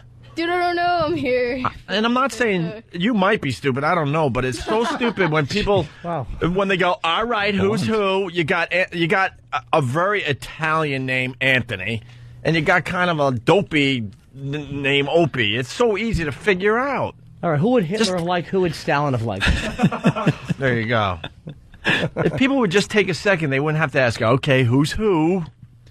Who looks Italian? Who's the mean one? Oh, come on. That should be easy. Who's Club Soda? You don't know? Who's Jess? Ooh, me. All right. Okay. What other people in this room besides who's on mic have a radio show? Do you know which one is Than? You know Than. And where's Sam? Thanks for trying, Ant. We appreciate the effort. Do you know who Danny is? Dude, okay, I'm gonna go back to work now. Yeah. All right, what do you got to do next? Yeah, what are you doing? Yeah, wait, you can't go back to work when the host is talking to you. What do you have to do? What do you have to do that's more important than Anthony asking you questions? Apparently, I'm just some guy that's sitting around. Hey, sorry, janitor, but I've got things to take care of. What are you doing next? Looking up GPS to figure out where you are? Oh, jeez. Yeah, Jess, what do you have to do? What's your next thing you got to do for the Man, show? Somebody's gotta do the feedbacks. Oh, boy. That's me. Gotta go do the feedbacks. All right, wait a minute. The instant feedback? Yeah. So you're going to be like looking at them and printing them out, seeing which ones are pertinent to the show? No? Than? We don't let them filter. But then what is she going to do? She just hits print. Yeah. Oh, okay. I mean, not to tear down a wall or anything, but she'll sit back there and just hit print a bunch of times. But a lot of heavy lifting here for the interns. How often do you have to hit print, Jess? How often? Every 10 minutes. Every 10 minutes. That's a drag, isn't it? Oh, you were listening to worse stuff. See, the time you were able to listen, you were listening to worse stuff, which was probably like years old. Why? Because the hot dog thing was that's only a couple months old. The hot dog thing. Oh. That's the hot dog truck guy, I think. No, something like that. All right. Well, Go hit print a few times. Well, good luck, and I guarantee that. How long are you going to be here? I'm not even sure either, dude. Another Yeah, I'm not too sure. Like, what motivated you to do a morning show internship? Well, I've always listened to K-Rock, but not the morning show, so I was like, oh, okay. Well, So you didn't listen to a guy named Howard or anything? You didn't listen to Howard or David Lee Roth? Howard I used to listen to. Oh, but boy. Now he's all on XM, you'll be so gone I by don't have 9. money to pay. He's on XM. That was yeah, the he final is. straw right there. Yeah, but he's on XM now. Yeah. Right? Yeah. He went to XM? Who? Howard. Yeah. Roland. It's Roland. Do you know who Roland is? No. Yeah, he was just in that room. He went away. You know what show I'm liking these days? Ugly Betty. Anyone like? Opie. No, we're just moving on. I want to talk about TV now. Thanks, Jess. All right. Thank you. Thank you. All right. Oh, look, her head is shaking. Yes? She's walking. Oh, no, Jimmy got her. What? Yeah. Now she's going to walk out, and all the interns are just going to laugh at her. I am the werewolf. Yeah, well. I like to make werewolf movies. Yeah. That is my favorite. Werewolf movies. I like to make werewolf movies. Can the instant feedback people please just write in comments about how stupid Jess is? She won't be able to read them. She'll just eat them. I don't know. That kid doesn't seem to have good motivation. Have you been looking at what she's been doing since we've been? I know it's only been a couple of hours, but how's she panning out? You know, she's an intern. The C word, guys, stop. I mean, come on. Oh, Jesus! Is that the instant feedback? Yeah, that's it's just spelled over and over again. Why don't we just turn off the instant feedback for a while? Because nothing good is going to come out of this. Roll it up a little bit. No, it's why do you have to scroll? It's the same thing over and over again. Oh, in goody. just many different ways. All right, well, that's good. All right, well, She's going to start cutting. Jess the mess. No, she won't. She'll go to hand it to Jess and not realize it's her. Who's he? Who's Jess? All right, we got to take a break. I don't know. Like, even if she doesn't know who the players are by face, that's fine. Yeah. But wouldn't you have listened to a show you're coming to intern for? I don't get it. It's the whole slacker thing, you know. Yeah. If I was a young kid today, man, it would be so easy to succeed because we just see these kids coming through these doors over and over again, a bunch of slackers. If you have just a little bit of motivation in this day and age, you could go right to the top immediately. Slacker McFly. I'm just amazed at the slackers that we see come before us. And these are the ones that are motivated to try to do something with their lives. I think if I was told to listen to the show for a week, I'd probably listen to the show. I'd probably pop up the website, see who the basic players are. Sure. Who the guests usually are. Yeah. I would be psyched just because, what if they had bands on that I liked? Listen to some tapes of the show, recordings online. Look at some of the videos up on YouTube. Just get acquainted with the program. Yeah. That way you might get a better idea of what we need done around here. And then before you know it, we know your name, you're doing a good job, and maybe you get the big hire. Ooh. That's how it works. Maybe we could play that song Rihanna sang about her. Dumb Bella. Hey, God. Oh, gee. It's Opie and Anthony. Oh.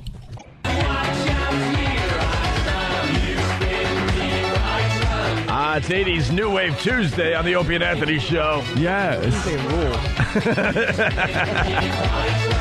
Wanted Dead or Alive, right? It's the Opie and Anthony Show. Yeah. It's good.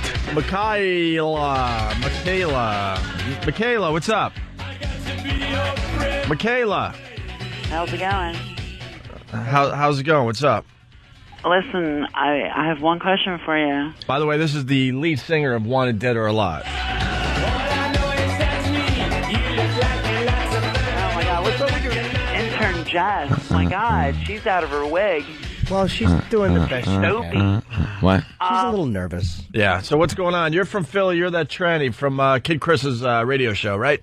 Right, and I was on yesterday, and I want to ask, when will I be able to see you when you guys come to Philly, and how do I do this car crash thing? Well, wow. Well, just listen to YSP because we have so many things planned for Philly when we broadcast live next. Oh my God, this Thursday and Friday. Tranny for Car Crash, huh? But I'm asking you guys. Well, if you want to try out for Car Crash comedy, you just show up at the TLA on Friday at very early on South Street, and we're going to be doing it. We're going to find a comedian to open up the Virus show. Are you funny? Saturday. I'm definitely going to be funny. Yeah, you got some jokes. Yes, I do. You're a comedian. Yes, I'm going to show that Ed McGonigal doesn't have any balls. I don't know who that is. You want to give us a little sample, one little joke? Clean. You really want me to? Yeah, you get up there and go.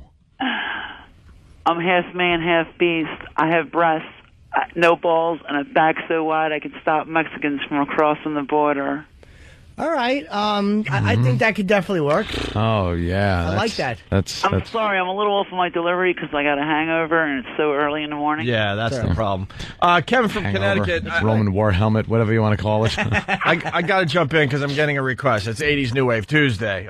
He wants me to sing Thomas Dolby. One of our submarines is missing. Thomas Dolby, it's only science.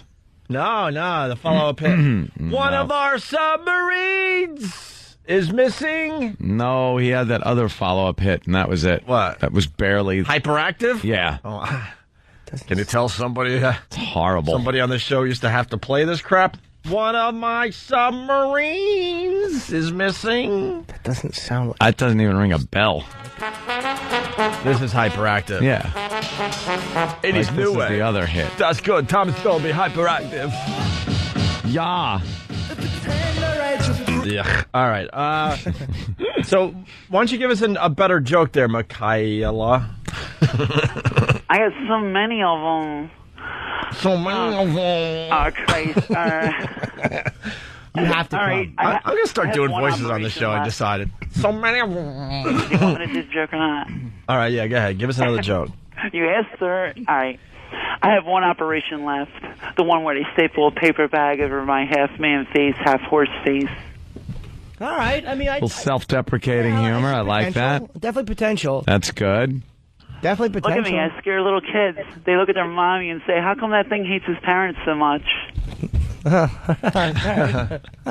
Hey, you're on fire. Cool. What else you got? That's not bad. The good thing about me is I can go as myself on Halloween. Look, that guy's dressed like the Ultimate Warrior. Warrior. It's very funny. What are you worrying about? I'm not doing my whole set for you. I'm like, come on, I gotta save the rest for. Come on. Put on your deep voice. Yeah, let's hear how you. Let's hear your man voice. Do one. This is it. This is. No. Try, because like everybody could put on a deep voice. Go ahead. Yeah, what would your deep voice sound like? Hello. There. I can't do it no more. No more. So when am I gonna be able? Am I gonna be able to pop in and see you guys when you guys are in our studios? Will you promise to blow your nose before you're on the radio next? Yeah, I'll come down and see you.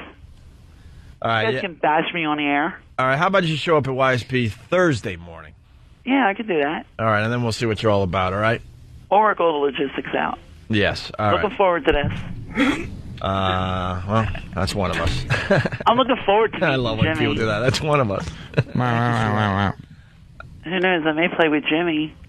Jimmy, would you play with this thing if you weren't in a relationship that's falling apart? Even though I am in one, I would play.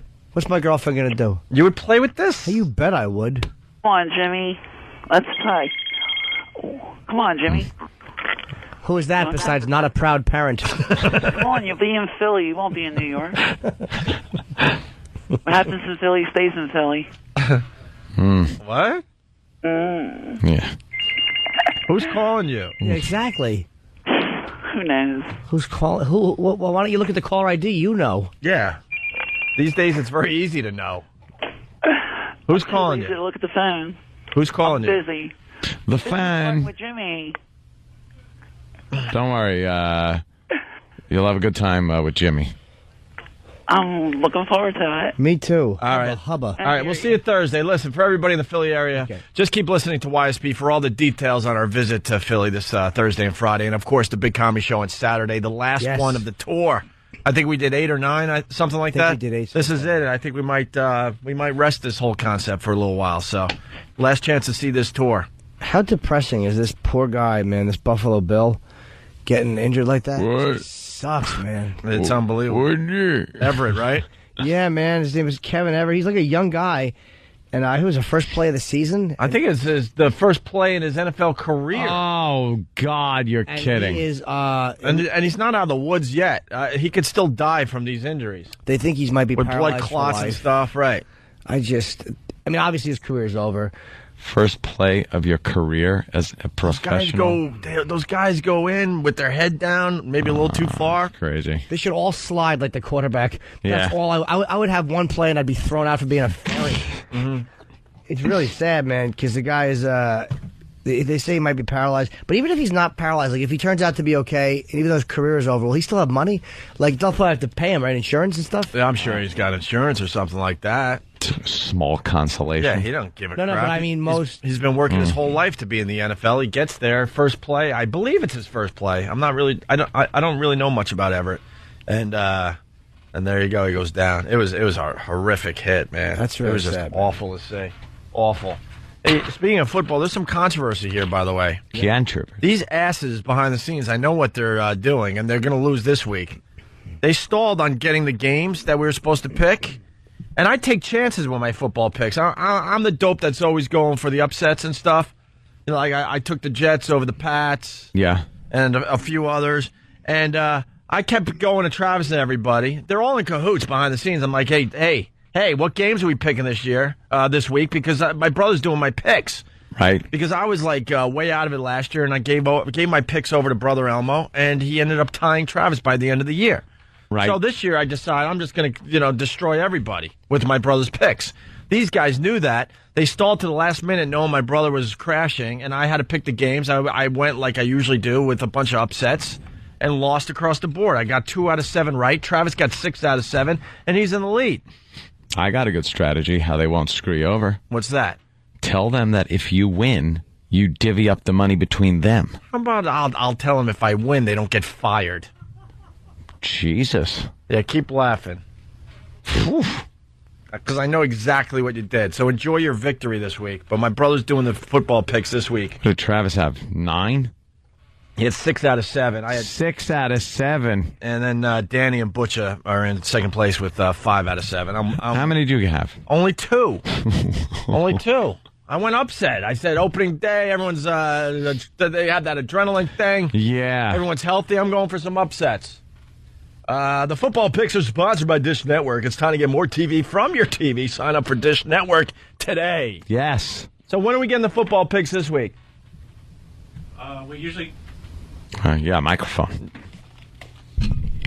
we usually do them Friday morning for everybody. All right. Well, I want my games Thursday morning, or I'm picking my own games. Okay. I want the games we're picking Thursday morning. Fair enough. You're not getting around this one. I'll just make my brother stay up for once. Okay, Thursday morning. Thursday morning. All right. Do you cut your brother in on any of the action? No. Why would I do that? We already gave him the T-shirt business. I mean, come on. Go to Vegas, learn the T-shirt business. Right. Hey, speaking of brothers, brother Brett there, the owner of F.H. Riley's, he's now a married man. Yes. To Curryland. The wedding was Sunday, hence the day off yesterday. How did that go? Well, everyone's asking about the bachelor party. We threw a bachelor party Friday at F.H. It was just, wow. It looked just like a regular night at F.H. Riley's to me. It looked... Anthony showed up. It didn't even look like a regular night, because a regular night for me is going there and having, a bunch of animals in there, and there's maybe karaoke or a band or something. This was patrons eating. Yeah. That's pretty much it. There were a few, people that I knew from message boards and Pal Talk and stuff. But for the most part, it was like, what? It was a Where regular is night. everybody? We had fun. Yeah. But then my brother, Elmo, by the way, someone came up with a great idea. Brother Elmo will pick every game. And then I'll just wait for the ones they pick, and then I'll have the 7 picks ahead of time. Oh, okay. See, I'm going to get around your crap. So he'll pick every game, and then whatever 7 games we're supposed to pick, I'll use those 7. But I said Brother Elmo's at F.H. Riley's, and around 10:05, he goes, "Good news, I could get 2 girls here at F.H. Riley's." Now we got some problems because the restaurant next to us wants to take us over, so they're just waiting for us to f up. They're just waiting for us to f up, and we know we're on to you guys.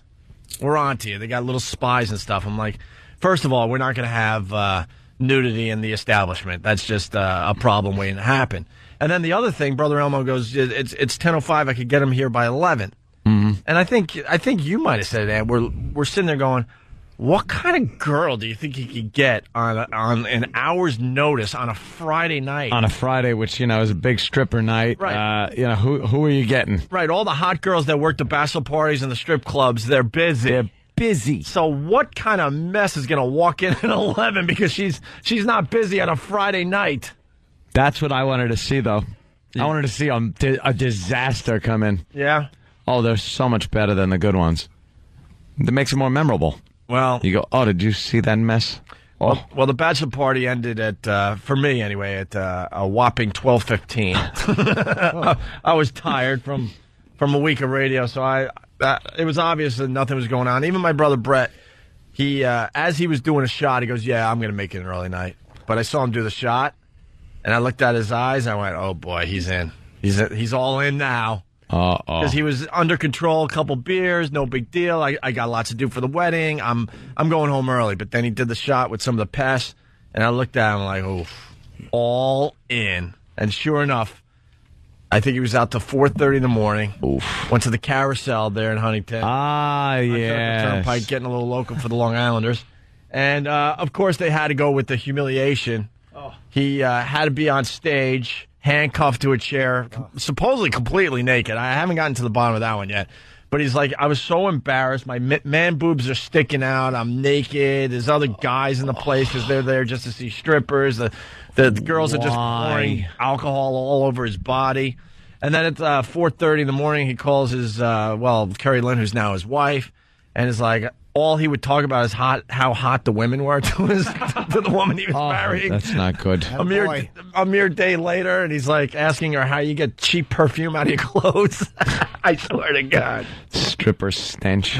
And then the big fishing trip, I go out there with my other brother to meet my other brother. Why are you yawning a lot today? You all right there? Yeah, my sleep is all screwed up. I'm trying not to yawn on mic, but yeah. It just happens. They noticed on his feedback. That's why. On instant feedback? Yeah. Throughout the show, you could hear. They're probably watching on Pal Talk, too. Oh, Pal Talk bastards. Creepy watchers. Yeah. So anyway. Stop watching me. So then it's the big fishing trip on Saturday morning because, then you got my brother Scott, also known as Indy. For whatever reason, I don't know. Because I guess he's an explorer. A father with 4 kids, he's an explorer. Oh, okay. So his nickname's Indy. He got this nice boat trip together for everybody. Yeah, but this was something that we were talking about before the weekend. Right. It was either the bachelor party or the boat trip. Right. Because you figure you can't do both. You're out until 4 in the morning, a partying for a bachelor party, and then we all know fishing boats leave early. So, did your brother make it? Well, no, he did not, because he was up until 4:30. And as we're pulling out, we get a call from Brett that he is going to make it. He didn't make it at first. So my brother's like, why don't we just go out and, catch some blues, and then we'll come back and pick him up, in between looking for the aquatic eye candy. Right, all the babes that are out there in the fishing areas. There were just so many. But the one thing about my brother, he knows the bays so well, we were just following the birds, and then blues were jumping all over the place. Oh, I thought the birds led you to the babes. No, unfortunately not. But they led you to the bluefish jumping all over the place. Blues. What time is this now, by the way? What time is this? I was there by 9 in the morning. Mm-hmm. 9 in the morning. I don't know. Why are they such early risers? So we were catching 2 or 3 pound bluefish. Like, you got to call them mini blues at that point, right? But we were having fun, waiting for my brother to get there, and all of a sudden, my brother Scott, he gets a big hit. He's like, "Oh my God, I got a big hit! I think I got something big," it was a much bigger hit than what we were getting. You know, It's gone under the boat. so he's trying to reel it in, he's catching a freaking swordfish or something. The pole is bent, and it looks like it's going to snap, and he's like, oh, my God, this is big. This is rare for the bays. My God. And he's reeling it in. And then me and my brother noticed that all the birds have scattered at this point. All right? They were all over the bluefish as they're jumping out of the water, but now all the birds have scattered except for one lonely bird. One lonely bird that looked like he was struggling a little bit. Oh, no. So, yes, my brother caught I'll just call it a seagull. But, he's a marine biologist, so he explained to me it wasn't a seagull because of this and that, but it looked to me like a seagull. So let's just go with a seagull. And the thing was injured in the water, and he's reeling in a seagull. And me and my brother, Quinn, who also works in Manhattan, we're looking at each other like, what is he going to do? What is he going to do? Yeah, how do you deal with that? How do you deal with a seagull that ate your lure? Fish are ridiculous. You can just rip hooks out of their throat, and they're like, just put me back in the water. I'll be fine. I have no feelings. That's okay. I'll be all right. I don't care. You've ripped out half of my esophagus. I'll feed myself using the right side of my little fish claw. Yeah, I'll suck it in my gill. Yeah, they don't give a crap. You're right. But a seagull, yeah, you hear the crying as my brother's reeling it into the boat. Did he eat it, or was he just hooked? Huh? He ate it, I guess. He went down thinking it was a blue, and he got a little lure in his mouth. So then, oh no! So me and my brother Quinn, who, like I said, work in Manhattan, we have a different way of looking at things. My brother's marine biology, into nature. He works on the water. So me and Quinn look at each other like he's not bringing this onto the boat. And I whispered to Quinn, I'm like, what would you do? And he goes, exactly what you would do. Just cut the line and just kind of drive the boat away and just whistle a happy tune and make it go away. Don't look back. Just make it go away. That's what I would do. Just make it go away. But of course, Scott has to turn into Survivor Man, which is much cooler than Man vs. Wild. That's why I used that reference. Of course. Because everyone knows Man vs. Wild. That guy's a hack now compared to Survivor Man, which is a much better show, but not as exciting because it's only one camera. But anyway, so Scott decides to bring the seagull onto the boat. It's hooked pretty good. I'm like, what the hell? Wings flapping? Yeah, and he's like, help me hold the bird down. I'm like, yeah, right. I'm not holding no freaking seagull. Got mites. Right. I bet it had feather mites. Dude, I don't want feather mites. The wingspan was easily 3 to 4 feet, probably closer to 4 feet. This thing was huge, and it's flapping around like crazy, injuring itself. My brother holds it down with a wet towel, gets the wings held down, but now the bird wants to bite him.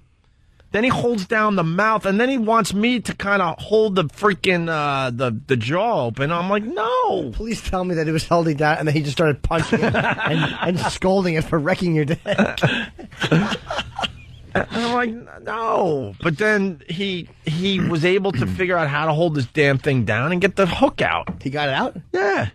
And then petted it a couple times and let it go, and all of a sudden it tried to fly, and then it hit the water really hard because it was a little dazed, confused, and then all of a sudden it got up and flew away. He saved what a guy! What a guy's right, because like I said, I would have just cut the line and make believe it wasn't happening. That bird would have a foot mark in it. Yeah, wrecking my lure. And then we met up with Brett. We went back to the dock. We picked him up and his drunk friend Paige, who's just a raging alcoholic. And went blue fishing, and thanks to Paige's puking, we had a lot of chum in the water. Chum, they love the vomit. He was puking, and the bluefish were a-coming because of the puke. Was he hungover, Paige? Oh my God! Just he I guess he got a blue on the line, and he couldn't deal with it because he was so hungover. He just let the bluefish do its thing as he's just puking over the side of the boat. Were you laughing at him? Of course, you got it. It's the worst, man. You know how crappy you feel in that situation? Then people laughing at you. Hey, you want a sandwich? Was he miserable, or was he kind of laughing about it? He knows how to drink, so you know, if you know how to drink, you just deal with that crap, I guess. I'd be miserable. I wouldn't be on the boat. But, you know, they're just troopers. My brother was there. He was relatively fine after a Red Bull. So, catching a seagull. Bill from Waterford, perfect story for a New Wave Tuesday. Damn the flock of seagulls. Oh, Little flock of seagulls going into break for I would have known. 80s New Wave Tuesday on the Opie and Anthony show. So I guess that's it as far as the old wedding and bachelor party go. No babes, though, huh? Everyone was asking for the... we got a promo to do for cash4gold.com. Did the chicks ever show up that Elmo got?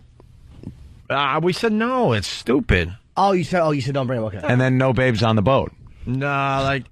Actually, we saw one girl kind of topless on this massive boat, but she covered up. My brother's such a creep; it's hilarious. He knows how to like sneak. He knows how to sneak up on boats. Stealth boat. Yeah, you have to sneak up quickly. Rowing. he has a feel for where they are, and there's a few places they do hang. And then there was one. She was sunbathing nude. And he's like, I got to go all the way around. I don't know, to the stern side or something. I don't know, whatever the hell he says. And then. The stern side. But he knows how to sneak up on them, and they cover up real fast. And that was it for the aquatic eye candy. We almost saw a booby. Almost a booby. Great. We almost saw a booby. What a success. Well, more than that was at the bachelor party, so. Yeah. All right. We got, what's his name? We got Stifler here? Yep, he's ready to go. Can we just call him Stifler the whole time? Well, or do we have does to have a his real name. He's got his real name. What's his real name? Sean William Scott. What? Sean William Scott. I knew that. I just wanted you to say that. All right. I like to say Stifler, though. Yeah, Sean William Scott after the break promoting Mr. Woodcock. Mr. Woodcock. Mr. Woodcock in theaters this Friday. Billy Bob Thornton is Mr. Woodcock. You know, George Washington's false teeth. Yes. What? I just said yes, so it wouldn't go any further. It wouldn't have. And Anthony Show. The empire is spreading. Conquerors, you bastards! Opie and Anthony. By the way, before break, we got to let you know about cash4gold.com. That's cash, the number 4, gold.com. Cash4gold.com pays you cash for any jewelry you don't want or need. The process, really easy. Just log on to cash, the number 4, gold.com. Request a refiner's return pack. Place your jewelry inside and send it to cash4gold.com. Everything you send is insured at 100%. You're going to get your money 24 hours after your envelope is received at their facility. Call them up at 877-GOLD-590. You son of a friggin'... Don't spell out the phone numbers! Don't spell them out. I swear to God, I'm going to kick somebody's ass. What happened? Call them at 877-GOLD-590 or Gold Online. What is that? Next time a number is spelt out like this, a head's going to roll. Is that Don on the phone? Holy mother of Christ. Wait, what's the number in? I have no idea.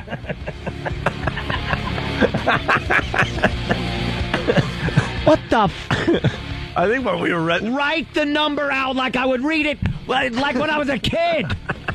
Whenever somebody goes, can I have your phone number? Do they spell the effing thing out? No, it's written down in number form. Bunch of jackasses. When we did this in the production Holy room, God, by the way, mother. last week, we did say, or Aunt did say, to write the number down like you would write it down for a babe. Holy Christ. All right, what is it again? What's the number? I don't know. It's not written down yet. 877-GOLD-590. 877, the number, word, gold. But that's what it says on the copy. Does it? Yeah, it says Let me see. call them at 877-GOLD-590. New copy or I quit. New copy or I quit. I've had it with the idiots that write copy and don't put the numbers. It's a phone number. Make it numbers. It's very obvious. Call them at 877-GOLD-590. Yeah, now that it's up on E-Rock's screen. No, I'm reading it. I am so goddamn sick of people would write in copy spelling numbers. Listen. Next time someone wants my phone number, I'm going to spell it all out. 8, let me try. AIGHT. Write the number down. Holy mother of God. But I'm doing some of that reading. It says call them at 877-GOLD-590. No, you can't do it when it's just written out like that. I could say it now, too. 877-GOLD-590. I'm reading Holy God, I want to choke whoever wrote that copy. Who wrote the copy? Who wrote the copy? Who wrote the copy? Who wrote the copy? Who wrote the copy? Who wrote the copy? Who wrote the copy? Who wrote the copy? I want to see him right now, this second. Who wrote the copy? Who wrote the copy? You know what this means, by the way? What? A visit from Tom. Enjoy.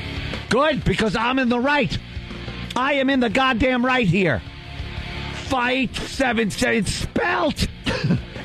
It's a phone number, not a phone word. Hey, what's your phone word?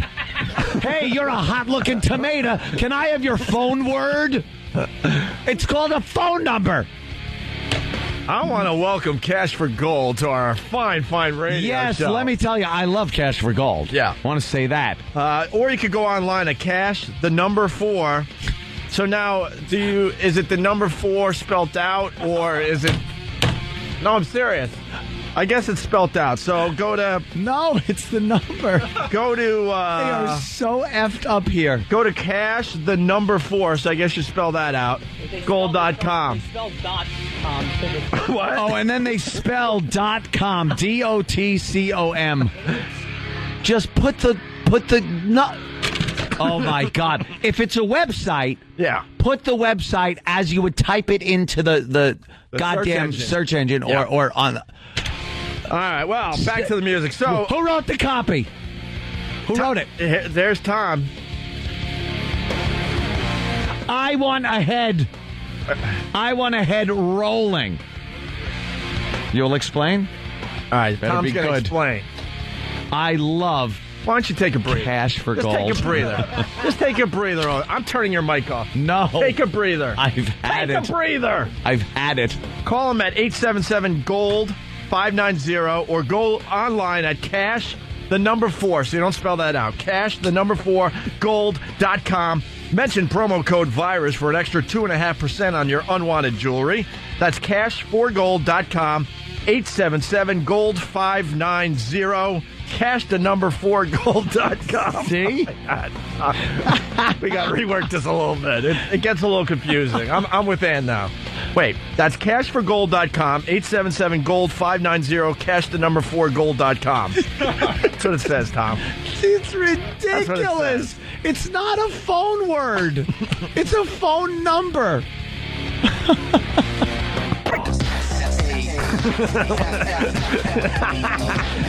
He's like, what the F did I walk into? It's 80s New Wave, Tuesday on the Opie and Anthony Show. We pick stupid things to do on days so we could be more like a real radio show that has like something Tuesday, but our stuff always sucks. Yeah, we're just trying to be different there, Stifler.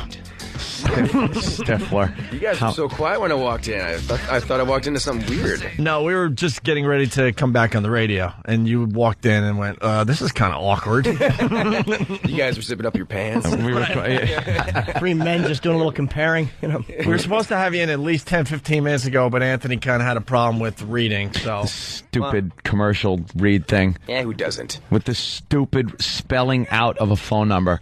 What idiot would do that?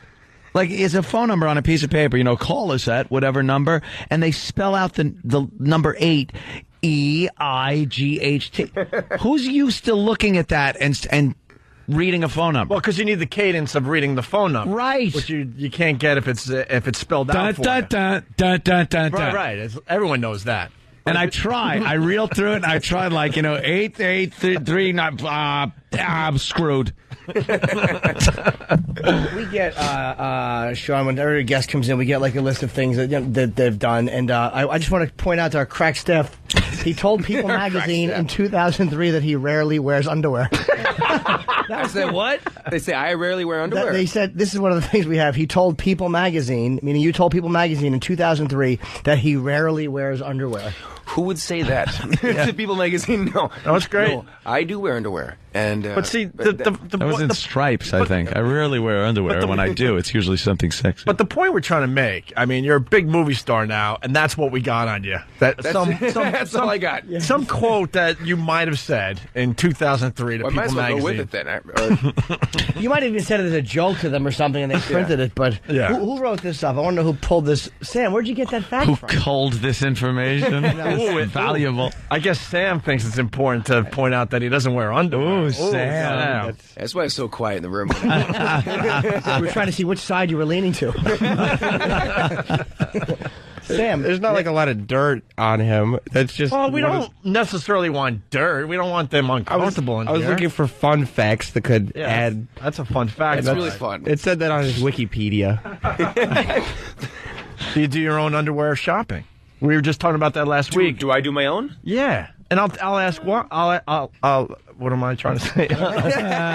No, we were talking about this last week on the show where you can't go and just buy underpants anymore. You have to go through the homoerotic adventure that is shopping for underwear with the boxes and these things on the box. If you want anything better than like Fruit of the Blooms, you got to get the separate box that's in the section at whatever department store you're at, and it's just all these buff men in their underwear on the box. And you have to decide which one you would look good in. Which buff and then you actually know you're that guy, actually looking at like the cut of the underwear, and then everybody's watching you look at the box, and you're like, oh, okay. Yeah, okay, this is the guy. Fruit of the Looms are fine. I think I'm as hot as that guy, so I got to get that one. This one will show my abs more. Right.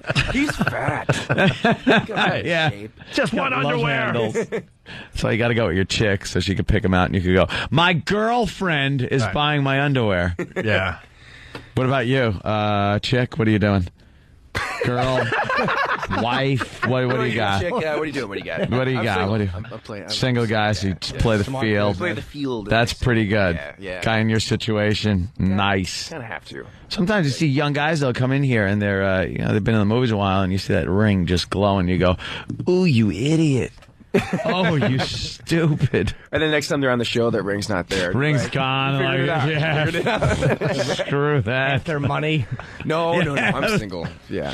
Yeah. Smart. How many years ago did you do the first American Pie? Because you've done some really massive hits, man.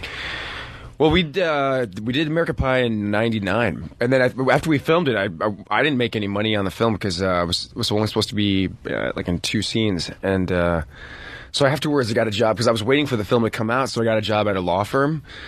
I was actually not a lawyer, but I was cleaning toilets and stuff and fixing toilets because I used to work at Home Depot. So then after that, I was waiting for American Pie to come out, and then I worked at the LA Zoo. Because my buddy was like, "Hey, if you like animals and stuff, I can get you a job feeding animals." I'm like, "Awesome! I'd rather be an actor, but hopefully this American Pie film will do well."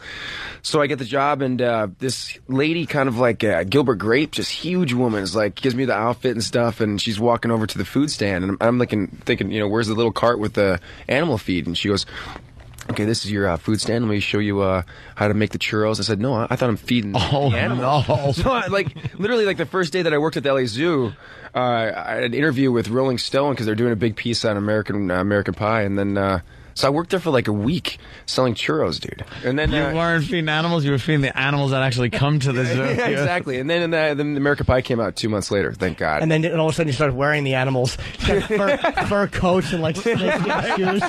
Right. Damn, that sucks. How was Home Depot to work for? Well, I was a cart pusher for about 8 months. I was that guy rounding up the carts. Yeah. Just angry out there, smashing the carts into cars. And so after 8 months, the guy came in. He goes, "Hey, Sean, we've been seeing how hard you've been working. We're going to promote you. You're going to be a plumber." I was like, "Wow, that's like an awesome thing." I said, "I don't know anything about plumbing." He goes, "No, don't worry about it." He's like, "We'll give you a couple lessons." Next day, I have an orange apron on, and I'm in the plumbing department. And if you notice when you're in a Home Depot, nobody does anything there. Everybody's walking around. I know. And that's the thing is like you just walk around, make it seem like you're busy, and you're like, "Yeah, I'll be right with you. Ryan and L5 can help you out." And I would spend 8 hours a day just walking, just avoiding people. Yep. I could never get help there if I need to talk to someone, because I don't like long, protracted conversations with people at stores. I know what I want. I just need to know where it is, especially in a big place like that. So I'm looking at the guy in the apron, and he's talking to some guy that wants every bit of information on how the screw was turned at the factory and what. So I'm just sitting there going, Sir, 1 minute, sir. 1 minute. Like, I'm not. They're angry too, right? Find something. Everyone's pissed. Yeah. Yeah, they also have like two lifers there that have the tool belts and they're like really serious. Yeah, they got all this stuff and they kind of like being there, but they're also angry. Everybody's angry there. Yeah, and you're just there because you want to buy some pot. You just want to get through your day. So how'd you get into acting from just like being a working Joe? Oh, can I tell everybody? Oh, you know? Well, it's another fun fact from Sam. I try not to read those. It's he used to work in a movie theater. Yeah. Yeah. Well, there's a difference between working in a movie theater and being on the screen. Here it is. Yeah, the casting directors don't hang out in the theater. Yeah. Here's the fun fact, though. He became inspired to be a movie star after working in a movie theater and watching all the movies for free. Again, you could not look. Quite right. Sam, come on, dude. Sam, Where are you you getting suck. it? Wikipedia sucks. He drove by a Lowe's once, and Ted Lowe's saw him and hired him. That's awful. What movie did you see? Like, there had to be one thing you saw that you was like, that's like what I got to do. Like, what character in a movie or what movie, like, really, you're like, I have to be that. I know my brother was one of the guys that when they started the Onion newspaper in Wisconsin, like he was his buddy started it, and then he kind of came on and started writing articles and stuff, and so he inspired me, and he was like a film theory major, but I never thought about doing comedies because like I could never tell a joke in high school. All the funny guys ended up getting the chicks. I hated those guys. So when I kind of wanted to do dramas, and then there wasn't really a film. I think it was just I was gonna play baseball in Minnesota. I just thought, I don't want to do this anymore. Hey, I'll be an actor. So I moved out to LA. I had no idea that you had to audition for things. I thought when you get an agent, like a sports agent, they get you jobs. Like, yeah, I'm like, what am I working with Tom Cruise here? They're like, no, dude, you're auditioning for Baywatch. I was like, audition? What are you talking about? Audition? Baywatch? I can't even swim. Were you training as an actor? That's like the Home Depot job. Yeah, it's like, this sucks. Just make believe you're going in the water the whole time. Or he's the only guy like on the beach with an apron and a piece of lumber. Right. Wait, so were you like a trained actor, or did you just kind of like say, look, I'm going to try this and just go out and start auditioning? Yeah, I didn't know anything. Yeah, I loved movies though. I mean, that was my only thing. Is I was obsessed with films, and then I moved out to LA, and I guess the only like training was just kind of auditioning, and I tried to go to some classes and stuff, but I remembered when I was doing American Pie, I literally thought I was like, I'm gonna get fired from this movie because I don't know what I don't know what I'm doing. I was working at Home Depot when I got the job. And I still call Home Depot and say, man, just keep that spot for me because you don't know how long it's gonna last. Never know, man. Yeah, I had no idea what I was doing. I still don't. Did you star in an Aerosmith video? Is that true? Or yeah, I was on there for like 1 second, but they say that I was starring. Yeah, that's what they. Yeah. They'll do that. Yeah, they'll do that. Well, that's also. We'll have people come in and it's like, wow, this guy was acting with Robert De Niro. Then you find out he's like was an extra, in a coffee shop or something. Exactly. Right. There's the one guy from Lost. What the hell's his name? That was in Crying. Oh yeah. And they show him like he's the guy that steals her purse and runs out, and you're looking, oh yeah, that is him for 2 seconds. And just blurrily running. I actually do remember him in that video though. Yeah. So yeah, who are you? Who were you in the video? I was a guy who threw a football and hit. Like literally, it was just like 2 seconds, and I just threw a football at this kid and hit him in the head with it. That's pretty much it, dude. We should have had a better story. And that was the start. Yeah. Mr. Woodcock opens Friday. Mr. Woodcock with Billy Bob Thornton, right? The name alone. Yeah, that's the only reason why I did it. So my mom's this really great, like, Christian lady, and all her friends are, like, they got to go watch, like, American Pie. Like, my mom didn't know that American Pie was rowdy, so she took all her church friends to see the film. Well, it sounds very wholesome. Yeah, you know? They were a little appalled when I was drinking semen and beer and stuff. So she was a little freaked out. So this movie, like, her friends are like, so what is your son doing next? She's got to go, Mr. Woodcock. And they're like, I'm sorry, Mr. Woodcock? And they're like, oh, what is it about? She goes, I have no idea. And she's like, it's just like, I just wanted to do it just we to don't make her feel see really it. awkward, you know? But we don't want to see it then. You got to say, no, it's the guy's name. Yeah, guy's it's just his name. So what is it, apparently a gym teacher type guy? Yeah, he's that angry gym teacher. Yeah. And all the kids that had him for a teacher have not done anything with their lives. And my character graduates school and decides to write this self-help book, and he's like this big success, and he goes home and finds out that Woodcock is hooking up with his mom, Susan Sarandon. So it's just kind of a big crazy comedy. Oh, that's kind of cool. Woodcock. That's kind of cool. Yeah, that's a little Meet the Parents-ish. If you like Bad Santa, his character's Yeah, pretty Billy Bob simple. Thornton's good. He's Definitely. Please tell me all you did was say pro-Bush stuff around Susan Sarandon. Keep her angry. Talk politics around her. or like, how great would it be just to work with Billy Bob Thornton, but do nothing but like talk like he was in Sling Blade? Oh, the Sling Blade. Come on, do it again, just for another minute. All right, shut up. Bill K. from Philly. Hey, from Sean's Wikipedia, Scott has an interest in body modification. What does that mean? What? Body modification. Well, I see you got a tad, but I mean, that's not like body modification. Isn't that Body- stretching the like earlobes and stuff? modification. Yeah, there's guys that get like those weird, like there are guys that will get like not only tattooed up, but they have like The stud things, right? Yeah, put yeah, in their yeah. Under the face, skin and all that? genitals. It's weird. Awful. What the hell is with your Wikipedia? Well, man, don't believe that stuff. I know. I'm going to go on there and just create all this really fun stuff. No, our listeners could do it. People do. I know. You better check it after this interview. We have a very active audience. When you first I guess your first big movie was American Pie. Yeah. Did you like go to IMDb and go like, yeah, there I am? It Internet took me a movie while before I database. even realized that there's such a thing as IMDb. Like I honestly, I was just hoping to keep getting films. I had no Something, idea. I was yeah. like, dude, I do not want to go back to because I also worked at California Pizza Kitchen as a host, and I worked at crappy Scientific jobs. Revolution. I was selling glow in the dark stars, so I was like, man, I got to make it as an actor, dude. These other jobs suck. Yeah, working for a living really blows, man. You had every job in the mall. Yeah, I was a paper boy. Yeah. You're a good-looking guy anyway, so I'm sure you met girls. But what was the first real piece of ass you got from that movie? Like there had to be one. I mean, that's a massive hit. The step up from the girls you get at Home Depot and the ones you get from being in a hit movie. It's different caliber. Like, what was the first one where you're like, wow, that's simply because of that film that happened? You know what? Actually, when we filmed Road Trip, it was in Atlanta, Georgia, and then American Pie just came out, and then man, that's when Jack Daniels and I became good friends, and we had a ball filming that. And also, the girls are so hot down there. So that's when I realized, I'm like, man, these girls never talked to me before this film. So I realized, like, oh, this is awesome. I just wanted to be in a movie. I didn't realize all these cool things were going to happen with it. But I would say then I don't really know her name. She was awesome. You though. shouldn't. How Yeah. fantastic is that? You Why didn't. would I? Yeah, exactly. Why would I? Your name was back of head number 3. That's fantastic. People call you Stifler all the time. That just must be I like. don't know. Actually, sometimes now people know my name, but Yeah, no, but the yeah. character's For a while, still no one knew your name. Yeah. It was like they knew the name, but didn't know who it belonged to. Like that name exactly. sounds familiar. Right. You know, Whose it is. Stifler. Yeah. Oh, okay. Stifler. Yeah, sure. No, I do get it quite a bit. I'm glad. Well, the but I'm character was so appreciative. great, and the name was just as good. It was so. fun. You ever hear from what's her name there with the red hair? Hell's her name? She kind of Pantaloon. yeah. Something like film? that. Yeah, she kind of lost her mind for a while there. Natasha Lyonne. Yeah, Natasha Lyonne. I haven't seen her. No, really? Yeah, heard some great stories about her ripping up an apartment or two. Yeah, who hasn't done that? I know. Yeah, I know, and then they're like, oh, she's crazy. She's in a hospital. She weighs 10 pounds. It's like, what? And then you see her outside. I saw her in, I guess, Pee-wee's Playhouse. She was one of the little kids in Pee-wee's Playhouse. Oh, really? And I'm watching one of the reruns and going, Jesus Christ, that girl looks familiar. It's like, holy jeez, it is her. That and Cowboy Curtis was like Larry Fishburne.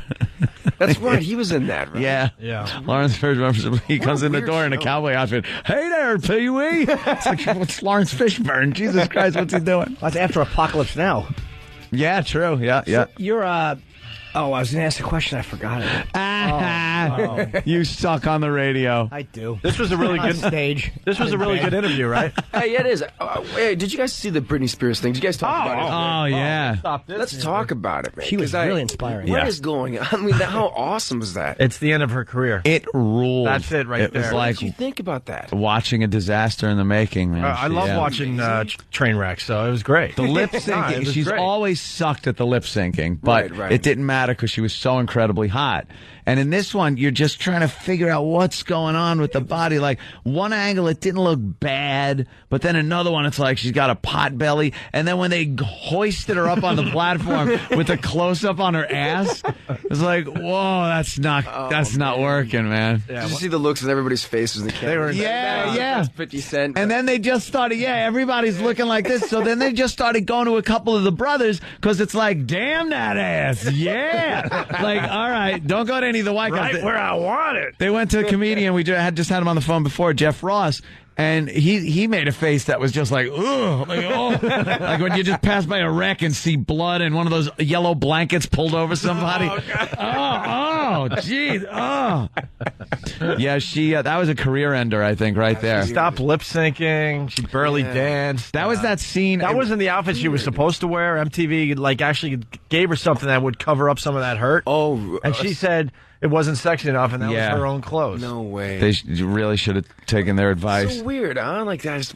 Why? Yeah, why would you do that? Like that's your comeback. She just stopped her listening comeback, to the people right? around her, man. That was like the Paula Abdul thing. Remember that one year she came out on MTV and people hadn't seen her in years, and she did this thing. She was in this little number, and she was pretty hefty. You know what? I say all this. I say all this, but I'll be in rehab for pills. My comeback will be American Pie 12. And that'll be terrible. I won't be funny. The character sucks, and you guys will be talking about me. See Sean Scott? What the hell? He's like 280 pounds. Doesn't even look like him anymore. We had him on our show once. Yeah. It looked like you had it together. He's talking crap about Britney Spears. Now look at him. Now look at him. I know. People love slinging crap at each other. And the fight, though, right? The fight between. Well, yeah. It's not really a fight, though. Nah, not really. The rap guys were laughing at Whitey. Yeah. It's like, what the hell? You're not shooting anybody, but punches. What's a fist? Right, exactly. I wanted somebody to get knifed here. Yeah. Have you Justin Timberlake? You hosted the award show with him. How great is it? Like he got Britney. All he does, he just bangs them, and before they get awful, he leaves. He's gone. He's fantastic. What does that say about JT? I mean, why is he doing that to these girls? Yeah, he's ruining them. Yeah, I don't know, man. He must be a good lay. Or if he wears underwear. Right. Not so long. Sam, anything? Comment? Go check his Wikipedia. Have you seen any of the straight to video American Pies and things that I watched to keep the franchise going? Dude, I actually watched like a half hour of one. Yeah.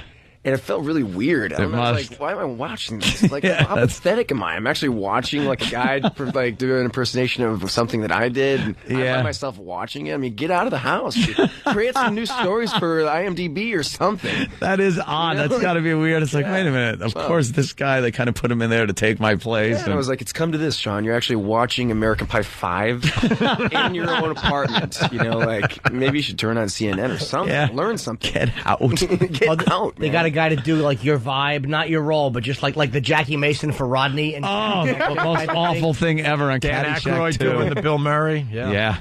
We know it well. Some of those sequels just do not work. Is there any mean, to me, one problem with comedies, man, is so many of them are soft. Billy Bob Thornton is at least seems to have that rough sensibility. Is there anything that's kind of like mean in this one that's funny? Well, I thought I'm pushing a wheelchair person. Yeah. He's like really that. made me happy. Yeah, he's you'll like it, that dude. He's pretty crazy in this movie. Yeah, the movie's Mr. Woodcock. We got to get the big plug in. Yeah, it comes out Friday. What else can you tell us about it there, Sean? This is the big moment. Hilarious. This is the big push for the movie. I don't know. You got people in the other room. They're like, well, he's not mentioned in the movie. When is he going to mention the movie? Well, it's just it's a crazy comedy. I know he's having fun with these guys, but he's not mentioning the movie. I don't know. There's not much detail to talk about. It's just funny.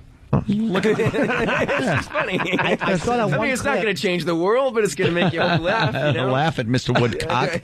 Who not? The clip I saw, I just caught part of it, was somebody pushed somebody with a wheelchair up to the edge of the pool and just tipped them in. That had to be shown. Was that Thornton that did that? Yeah, that was him. That was wonderful. He was yelling at him.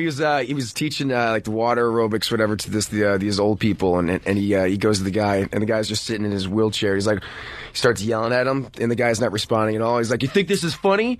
He's like, "Okay, I'll show you." And he goes over, like, "What are you doing? What are you doing?" And he goes over, he just tips the guy in the water, and the guy starts drowning. It really looks funny that when he just did that forward tip and that body just falling into the water. This look actually funny. Sean William Scott did such a great job promoting Mr. Woodcock that I want to bring Roland in.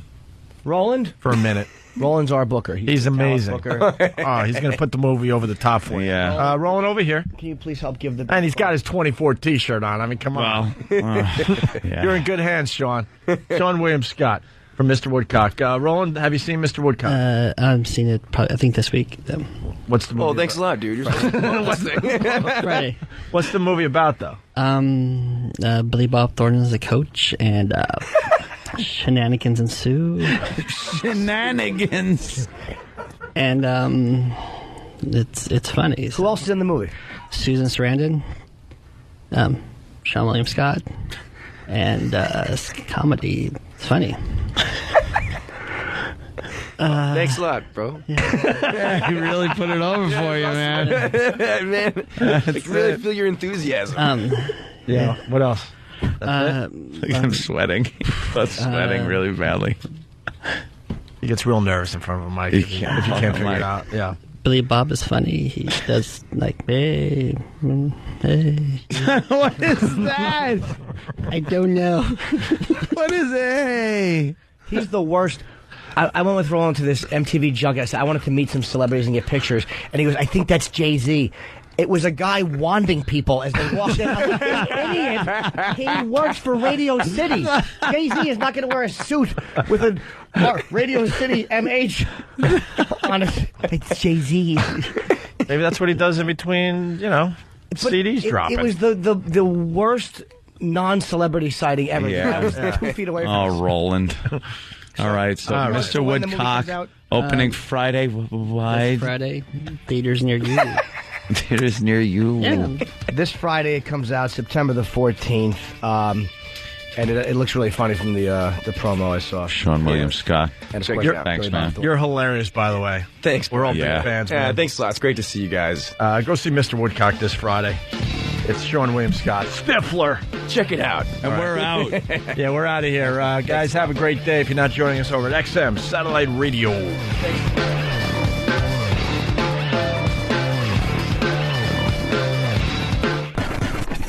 Hey, it's the Opie and Anthony Show. Opie and Anthony. XM Satellite Radio. Sean William Scott was great. Yeah. He was a lot of fun.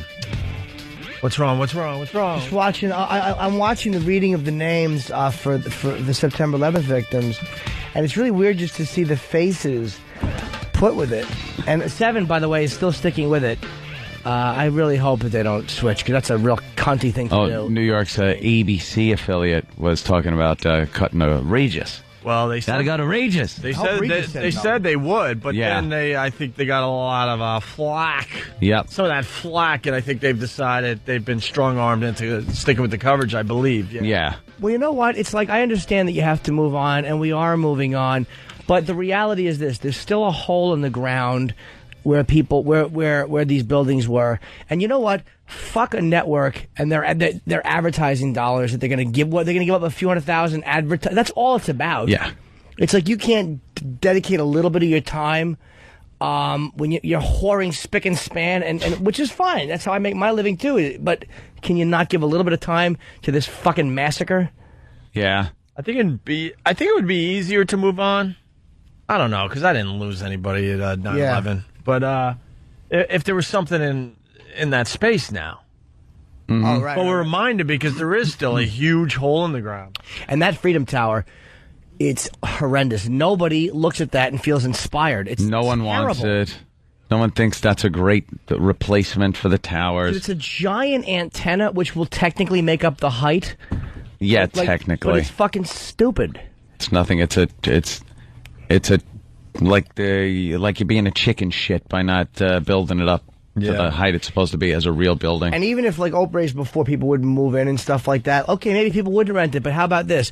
How about the country just takes the financial hit and you make the buildings taller and make X amount of top floors, just build them as floors, and if people eventually want to move in, they can. And if you lose money on, or if it's unrentable space, then you fucking take that hit. How about that? We can afford it.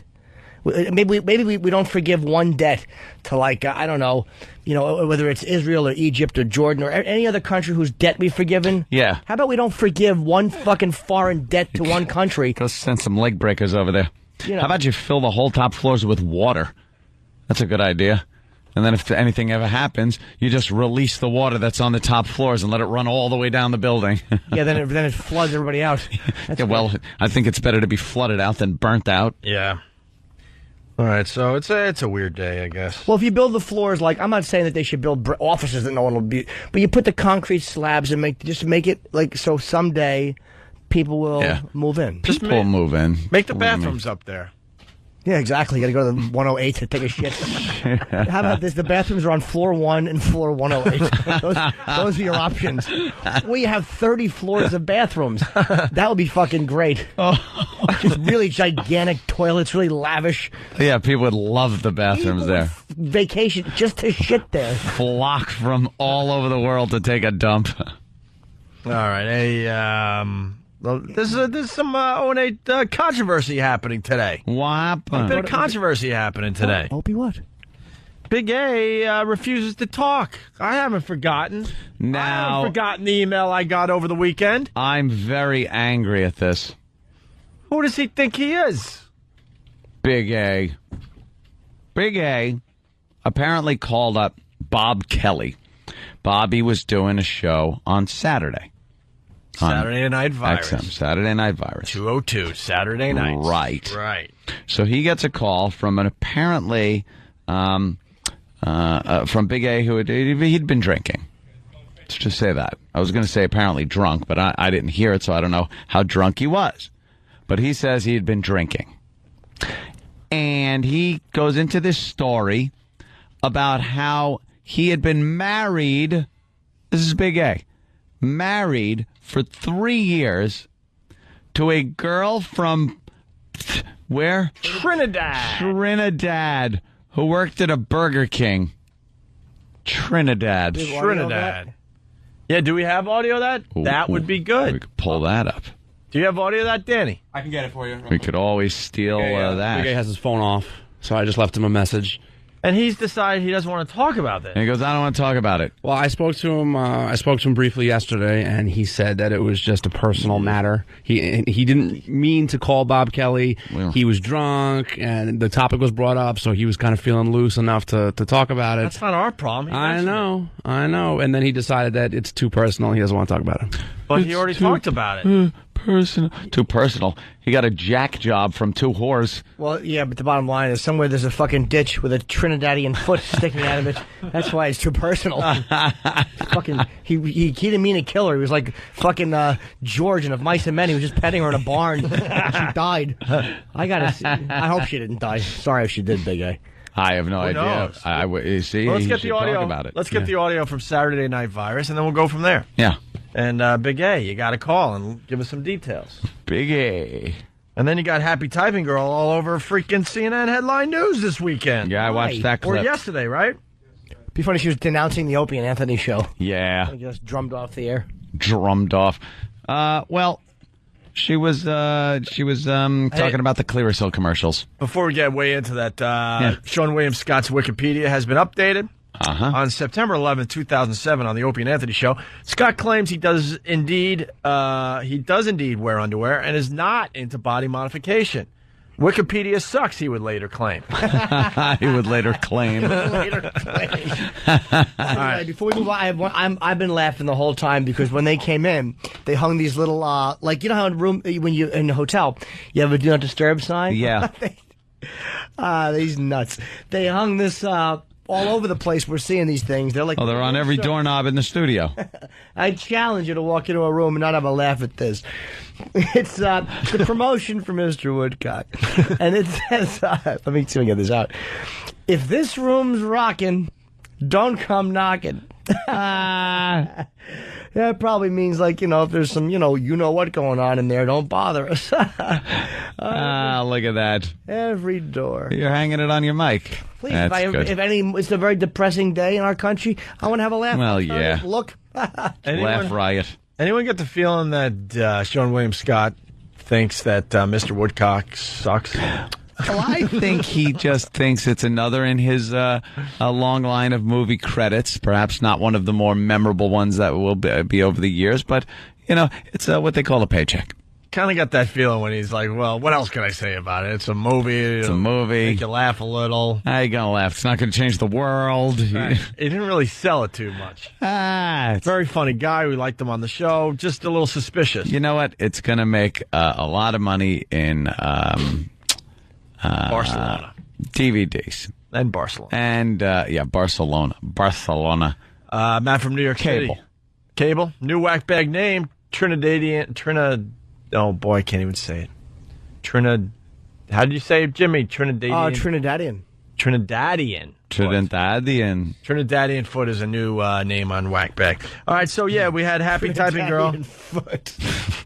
People Against Censorship .com, I think. I think that website's up and running again. I wanted to plug for Debbie once, and she said the website was having some kind of an issue. I'm assuming it's back up, but they do some great stuff. They helped us a lot when we were having some trouble. They fought back, and it really helps, man. To have Certainly did. Pushing back a little bit. I'm out of touch on this one. Oh, this is an over Clearasil commercial. The Clearasil ad. I haven't seen it. I don't think. I don't. Oh, here it is. Take a little look-see. I don't think I've seen this yet.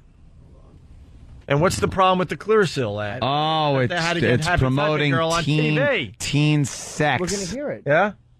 Oh, do I have it here? I do have it here. Okay. I'd love to hear this. All right, I'll go here. There, E-Rock. This is Hi, I'm E-Rock. A mother, a boyfriend in the middle, and the daughter. Mother and daughter. Right. Boyfriend in the middle. Right. And they're all chatting. All right. Hi, guys. Hey, I'm gonna get my stuff. So, Miss Kelly, everything good? Yeah, thanks. No, Must it's be not. lonely. Now it's a new one. Now that Mr. K left. Jesus. I'm really good company. Let's go. Love you, Mom. Clearasil Daily Face Wash. May cause confidence. That wasn't even it. I got another That's one. all cut up to pieces. What the hell was that crap you just played, E-Rock? No, I played it over here. That was E-Rock was being courteous. He had the right one. He was showing us the video. Greg Hughes, the actor who plays Opie, put that one in, but he was probably given the wrong one because he doesn't make mistakes. Yeah, that doesn't even make sense. That's not the one that they have a problem with. No, that is one they have a problem with. That is one of a young boy. Wait, what's different about the commercial? They're two different commercials. So they don't have a problem with the one we just played? Right. No, they do. They have a problem with all of them. Oh. There's two different ones. So what's the problem with that one? This one is a young boy walking up to his friend's mother. Right. And trying to pick her up. Oh, that's pretty funny. Because he's got this confidence. The whole thing is Clearasil gives you confidence to do things that you wouldn't normally do. So he's very confident, so he feels he's going to pick up this friend's mother. So he's like, hey, how you doing? You know? He's very confident. And in the other one, it's the mother, the boyfriend, and the daughter sitting on a couch, and the mother is showing pictures to the boyfriend, and she goes, here is, what's her name, the daughter, in the bathtub. Look how cute she is. And then the girlfriend looks over real sexy and goes, you should see me now. So they say, some groups are saying that it's promoting teen sex instead of what it's doing, which is showing that how confident Clearasil will make you. Wait, what groups? I'm going to guess it's the Parents Television Council. Of course it is. So what? What kind of cunty parents belong to that organization? The ones that they put on the interview show that Debbie was on. Yeah. Oh, she was on with some of these people? Oh, yeah. Maybe she could call the show. Or is she too busy hanging out with, oh, there she is. She's very, Debbie's always on I was top ready of to things. trash her. Oh, my Why? God. She's fantastic. She looks like Ann Coulter, but with darker hair. Is she on there? Let me see. Trinidadian. I can't say the name. Trinidadian. Trinidadian Foot writes, wow, that was quick. Please find me and give my family some closure. I was petting her. Ooh, Deb's got her big eye makeup on. All right. I wouldn't know because... Hey, here's That looks hot on film. Here's the commercial Anthony just explained. Here's when we brought her home from the hospital. Here's her first tooth. Isn't she cute? Yeah. Oh, and here she is, naked in the bath. You should see me now. No. Oh, yeah. Clearasil Daily Face Wash. May cause confidence. All right, I might have a problem with that. I think it stinks. It's bad acting, and it's like a porno. Sexy. You know what would have been great? I don't even know what they're selling by the end of that. If she grabbed her mother's hair and pushed her face in her own groin like fucking Reagan in The Exorcist. Lick me! Lick me! That was just a dumb commercial. It was like with the mother. You're saying, who are you being sexy for? Your mother? It was just corny. She was looking over at the boyfriend when she said that, because the boyfriend's looking at the pictures, and she goes, "You should see me now." Yeah. So Clearasil gets you laid. Clearasil, no, it gives you confidence. No, go out and pick up MILFs. It gets you laid. Yeah, okay. you'll be poking stink knuckles all over town. So what was Debbie just came on to? Oh yeah, we got Debbie on the line here. Debbie. Hey guys. Hi, sweetheart. How are you? Hi, Deb. Doing good. You got to see all 3 commercials to kind of get what they were doing. It was a series of 3 things. It's supposed to be over the top and funny, and you'll be so confident that you'll let people see you naked, kind of thing. Okay. And no kid would ever go in and talk to a friend's mother like that. That is so over the top, like trying to pick her up. It's so obvious that no one would do that. So the whole gist of it is that you'll be so confident that you could actually do that. And saying that it's promoting sex. The third commercial that CNN didn't bother to show really shows it, because it's a college boy going up to a male professor saying, if you're nervous, you can picture me naked. I mean, come on. Yes. A lot of sex going on in those commercials. So what the parents the Parents Television Council again? Just these fucking nerds. Were they had a problem with it? Yeah, they had a problem with it, and there's a couple of message boards of conservative moms that are talking about it. But even in those boards, they're fighting with each other, saying, "What's the big deal? If you teach your children, they're not going to be that influenced by a Clearasil commercial." So you were on CNN or something. What got you on? Were you supposed to be debating somebody? I was debating a woman who's a representative of the PTC, but really it was the anchor from CNN Headline News. Yeah, embarrassed himself. He was he was completely against what you had to say. He was. I think these are awful. These shouldn't be on the air, and he was real subjective. Might have a clip of that. I don't buy for a minute that he believed what he was saying. He was saying, this commercial shouldn't force me to have to talk to my 15-year-old child. And yeah, that was good. Sex pot? Yeah. Speaking of sex pots, I'm looking at a video of Debbie. How fucking hot are you on film? Crap, man. I usually see you drunk at F.H. Riley's, man. Oh, wow! Wait, look at you. You look really good. You got the nice little rouge on, and your hair is all got the straight. makeup. You got the the hair's all fluffy up nice. Thank you. Yeah, well, Deb, look at you. I can't go drunk into CNN. You should have give that a try. You motherfucker. Go fuck yourself, and CNN. Another thing. Yeah. I heard Paul Zahn likes a lot of cock. What do you think of that? Wow, go to YouTube and punch in Debbie Wolf. People are giving me crap HTG. because I said horny on CNN. Yeah, that was a good one. Oh, really? Let's get into this then. So we got the anchors introducing the topic of offensive Clearasil ads. New provocative ads for the acne cream Clearasil have parents really upset, including Mike Galanos.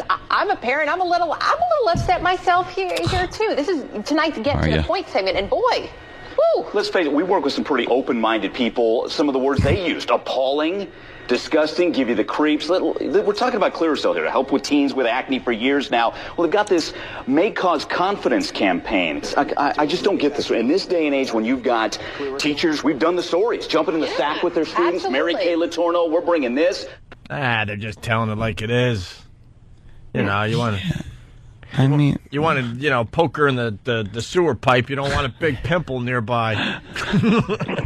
I don't think that was the gist of the commercial, but okay. Anyone else notice I'm doing my Jimmy Shubin impression today? Oh, yeah. One of the old stink knuckle. Yeah. Hey, you got to keep poking her in the head till you got some potato flakes all over your corn dog. What? Jimmy, Jimmy, I didn't understand you. No, take your rhino horn, put it right up there next to her elephant eye. And you're going to wind up with a little bit of snow dandruff all over your pinky mule. There you go. What? Jimmy, I don't understand. He has more ways to describe fucking. I don't know what he means. I poked her in the stink knuckle. Yeah. The stink knuckle. Yeah, you poke her in the stink knuckle, and then you go around to the man with the hat, and he just starts describing things that aren't even dirty. And then you get the sunglasses guy with a watch wrapped around your dinky doodle. Your dinky doodle. Huh? Jimmy, I don't know what that means. So I was talking to the Sit guy. back, relax. Uncle Tad will take it. Yeah, kind of. So I was talking to the guy that was driving the canoe. Yeah, you're the man in the boat, and I got the canoe, and so all of a sudden I'm down, and all of a sudden you got Rice Krispie treats all over your back flogger. I don't know what a back flogger is, but he says it. Rice Krispie treat. Yeah. Hey, you got a hair full of Rice Krispie treats. What? Fast Freddy writes, appalling, disgusting, creepy. And then he writes, was Big A on CNN too? That anchor assumed the chick was 16 in the commercial. Yeah. And the kid was all worked up. That's when Deb called him horny. Yeah. All right, so they had problems with that, huh? Yeah, can you believe that shit? I guess they had nothing else to talk about. So, Debbie, did they contact you, or did you, 'cause I think it's pretty cool. She's like a go-to, pushback person now. How did you get contacted for this? Yeah, that's exactly it. They have me in their list now, so when they need someone to talk about it. They totally ambushed me. The pre-interview, the guy completely made it sound like he's on my side. They only gave me one of the clips that they were going to talk about and then focused on the other one. So they weren't looking to make this easy.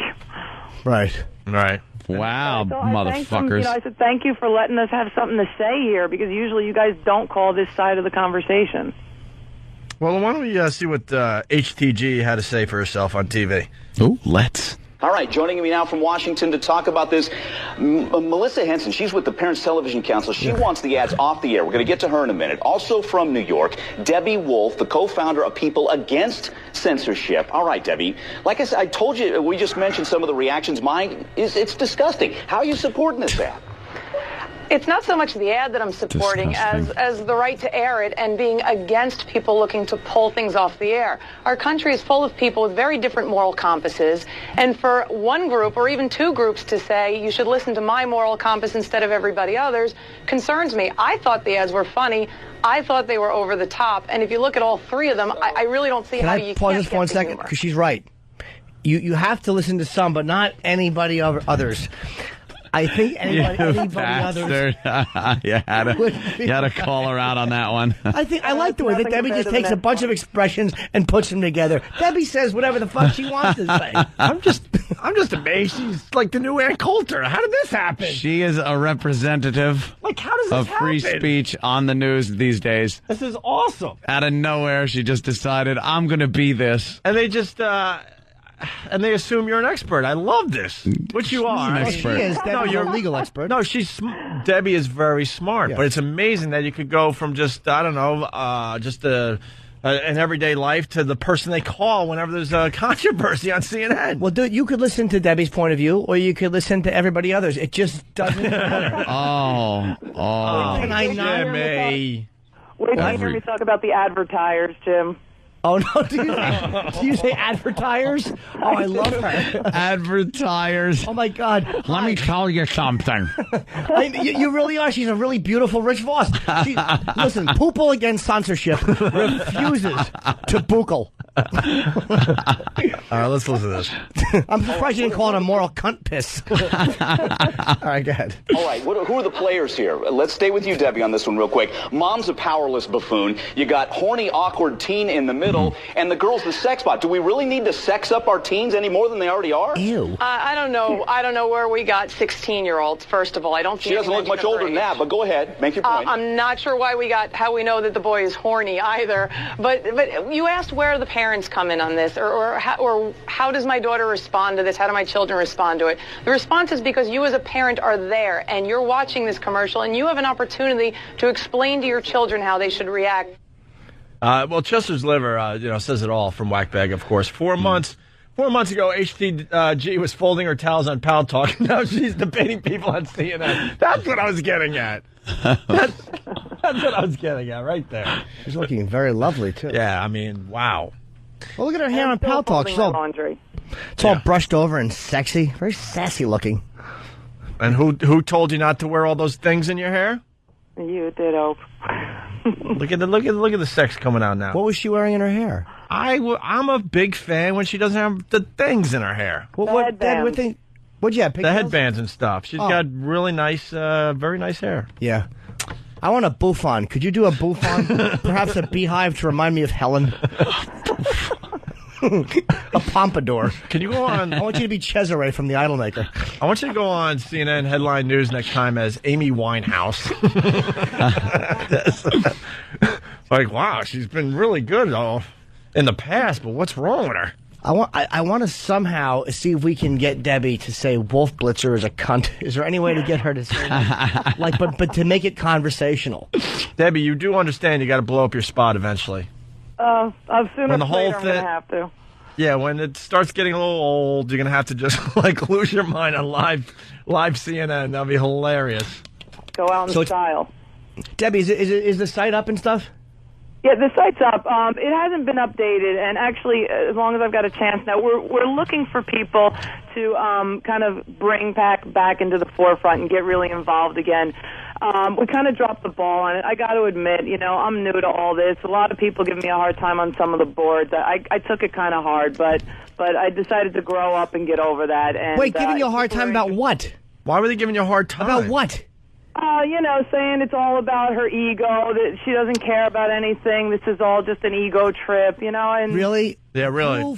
Debbie, listen to me. She only single-handedly saved the Opie and Anthony show. You. I shouldn't say that because then other people, we did our part too. You're out there. I know you did something. But you did a lot to make sure we stayed on the radio. You're fighting for something, debating things, and these fucking cunts do nothing. Who have 5,000 posts and yet still complain about Pal Talk people having no life are tearing you down because you're trying to stop people from yanking shit off the air. Fuck them. I've kind of figured that out now. So if people want to get involved, please contact me on either one of the boards or email happytypinggirl@AOL.com. We're going to put together a team and really get this thing back going. And I bet most of the people who are shitting on you for trying to stop people from yanking things are the same people that fucking always write stuff under other names because they're terrified of being associated by their real name with what they wrote. So, it's just despicable. Just keep doing what you're doing, even if it's not for the Opie and Anthony show or any radio show. It's really great. Yeah, it really is. Here's more HTG. If you look on the message boards that are attacking this ad, there are also people saying, my daughter, my son looked at that and thought that was awful. That's because they educated their children to the moral code that they are seeking. And that's how you deal with ads like this. Well, I shouldn't be forced by Clearasil or anybody else to have this conversation when my son or daughter isn't ready. Excuse me. Oh, my God. Did you point out that he works for... my mind there. Yeah. Did you point out that he works for CNN and say, well, then do you take into consideration what you show on a daily basis? Yeah. Like, what about the conversations you have to have then? And what At kid that is moment, watching that? There's so much I wanted to say, and they never went back to us. They just ended it there. Of course not. The fucking anchor got his opinion out with his faggoty green tie. It's awful. It's like, why would you have to have a conversation with your child after everything that's on TV now? I had to have a conversation with my young child. My father used to tell me, just shut up. I don't know. Figure it out later. Or why is it so... I'm sorry. If his kid can't handle that, then it's a good thing they're forcing him to have that conversation because he needs to have it. Yeah. Yeah. But can I say that, why is it so bad to have a conversation with your child? It's almost like it forces me. How about this? That's the way the real world is, shithead. The kid sees something, he's not sure of it, so he talks to you, the fuckhead green tie phony anchor cunt from CNN. Like, I don't understand why it forced me to have... When do you think you're going to have a conversation with your child? We're in a room, it's full of balloons and roses, and I decide to talk about sodomy. No, he sees something about sodomy and he says, hey, what's sodomy? And you show him. Fucking unbelievable. Good point, Jim. But it's amazing how they act like it's such a fucking chore to have a conversation with their kids. Fuck you and fuck your kids. Don't have them if you don't have conversations with them. Right. I love kids, but there's a big world out there. We all want to live to, Why does everything have to be influenced by what the children are going to think? Or just explain it to them. It's nothing. They're just trying to sell. How about you point out how silly the commercial is? They're just being silly. Holy shit. Hold on. This cunt Jessica from fucking cunt Clifton. Language. HTG single-handedly saved your show. I fucking stopped myself and said a lot of people did. You goose. I guess none of your fans that canceled XM or rallied for your support had anything to do with it. Yes, it was all one fucking fan that did the work. Fuck that. Opie Is that what I stopped said, himself. Jessica? Yeah. You cunt. Actually, it You was. cunt. This was all a big scam. The suspension was just a vacation, and yeah, no one helped I us. hate these people that just selectively hear shit. I actually stopped myself, slow down the conversation, and explain myself further. I think Oprah was talking about, and I'll explain for my friend, that as an organization, she was the face of the organization. At the That was the one forefront that was of being that- put in the news. of course the that fans push. helped. We thank the fans tremendously. Of course the fans helped. Right, there was someone that was A able lot. to get on TV and push back. Yes. We weren't allowed to. The company certainly wasn't going to, do it. Now, behind the scenes, there were a bunch of fans canceling subs and doing things like that, backing us We up. understand that. Of course. Shut up, Jessica. You cunt. Yeah, Stephen S. from Bayshore, you're right. Cunt Clifton was a lesser-known Muppet. Oh, Jimmy, is that you? No. Sound like a trumpet. Oh, no, it wasn't me. Murph. I don't make All right, here's the statement from Clearasil. We wanted to get a representative from Clearasil. Here's their statement. Want to let everybody know. It says, our objective is to inform and entertain, not to offend. We have found that Clearasil consumers see this ad as we intended, a humorous and unrealistic presentation of an awkward family event. I don't know many awkward family events like that, but no shit. I think we're going to have to leave it there. the We've run point. out of time. But that's the point. I don't know of many awkward family events like that. That's the point. It's an event that you wouldn't normally see, dummy. Well, but what they're saying is they take a family event and make it like he doesn't understand the awkwardness of just a mother and a boyfriend with the daughter. Like, is that uncommon? Or how Just about- being in that situation's awkward. Yeah, like that's a very normal thing that's being parodied and made silly. Unless your cock's in her mouth, then it's not awkward at all. Right. That's perfect. Yeah. Bobbing up and down. Come all over her photo album. Yeah, this anchor really was kind of a what a stick in the mud. Wow, it's Tim awful. Witt. I have to. What's his name? I don't even know. Do you know, Debbie? Michael something forgettable. Oh, Mike Hunt. Galanos? I never heard of this guy. Galanos? Galanos. Trying to work a name for himself, and it ain't working. What a nerd. What Douche. a goody two shoes. Yeah. Well, Debbie, another fine job on TV. Network Thank TV. you. Cable network TV. Look at that. Please just blow it up one day, though. Yeah. Get a few more good ones on first. Here's Debbie Wolf to talk about freedom of speech. Hi, assholes. Let me. Here's some freedom of fucking speech. Right in your fuckhole. I mean, it's just so great to be able to have somebody, like speak to these people that we all curse all day long, like the PTC and Sharpton and everything. Yeah. So feels so good to have a chance to answer them. That, in combination with you being a detention whore, it's great. Debbie, wait. I have two ways that I want Debbie to possibly blow it up. To possibly blow it up. Let's hear that. When it's time, not yet. I want you to, as you're talking, somehow blame it on the Jews. But very casually going, look, the problem with censorship, as the Jews know. And then just make yourself... And then the guy would be like, Or... Did you say the Jews? Yes, of course I did. How about this? When they go to you and they go, we have a comment from people against censorship, Debbie Wolf, just look at them and go, hold on, I'm shitting. And just, don't say anything. Just say, hold on, I'm shitting. And see how long they stay on you. Shut your eyes. Have a satisfied look on your face. A newspaper held up. All right, we'll let Debbie go there. Thank you. Back to folding towels. I know. Bye, Debbie. Yeah. Bye-bye. All right, happy Bye, typing there girl, goes everyone. Deb. Damn, she has a Very good smile. good. Sexy. Absolutely, she did great. Let's say hi to Jeff in Vegas. Jeff, what's up? I was just saying, they got this Clearasil commercial. Have you ever seen an Axe commercial? They got the one where the mom's hitting on the daughter's boyfriend. I mean, they're way worse, and I've never heard a peep about that. Thank you.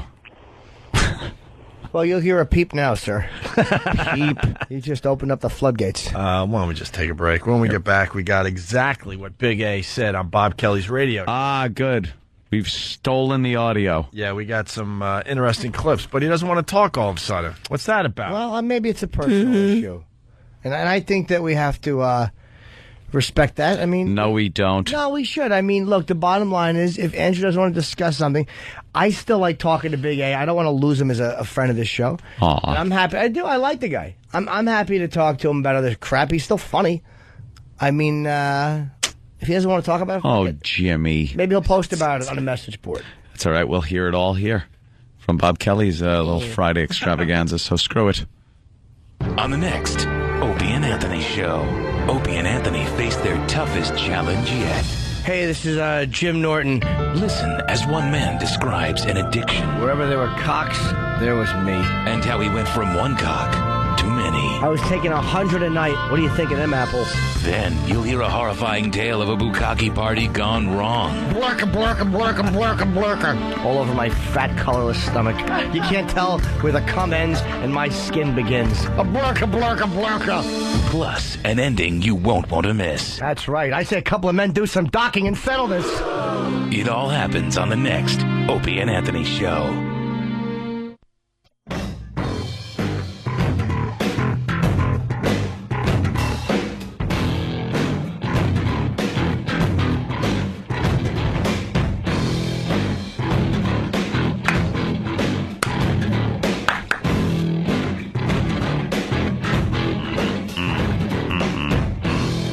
Uncle Sully, the rumor's true. All right. Get people thinking. Oh, that one? Yeah.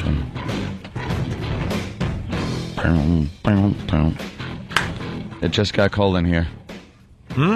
Just got cold in here. No, Tim. I just felt it. Hell of a breeze coming through.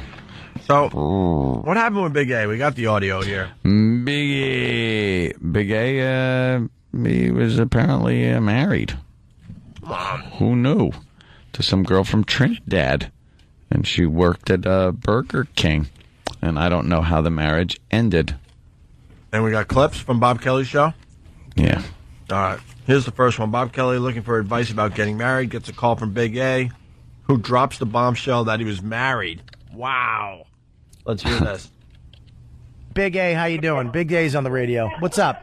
Hey, Bob. How are you? Hey, how you doing? Good. Where are you? At mud wrestling? I'm actually at F.A. Riley's, 4th New York Avenue in Huntington Village. All right, buddy. Hey, Big A, would you ever get married? Actually, I was married once. I'll never get married again. You were married, dude? Yeah. How long were you married for, dude? 3 years. You were 3 years? Are you kidding me? How old were you when you got married? Around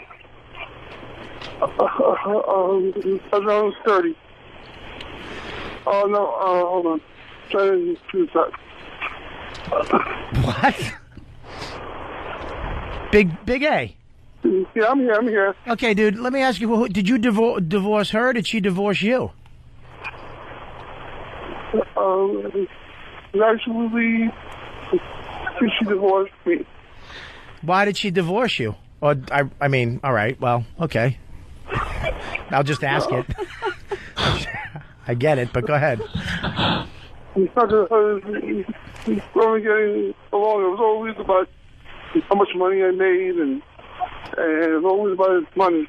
All right, get Big A on the phone. Doesn't sound that drunk. There's a story to be told. I love how he tries to do the F.H. Riley's plug the right way. Yeah. In the in Huntington, Long Island. But he won't come on the show. He'll come on. We'll just. He's still got to get back to me. He still has to get back to me. His phone went straight to voicemail when I called him. Well, do we have a home number for him, or does he only have a cell? I think I only have a cell phone number. Maybe Steve has it. No. You know, it's too late, Big A. You got to call us now and give us all the details. How'd you meet her? All this stuff. Yeah. Is he on Pal? Well, he kind of gets into it a little bit in the next clip. All right, let's take a listen. Well, where is she now? I don't know.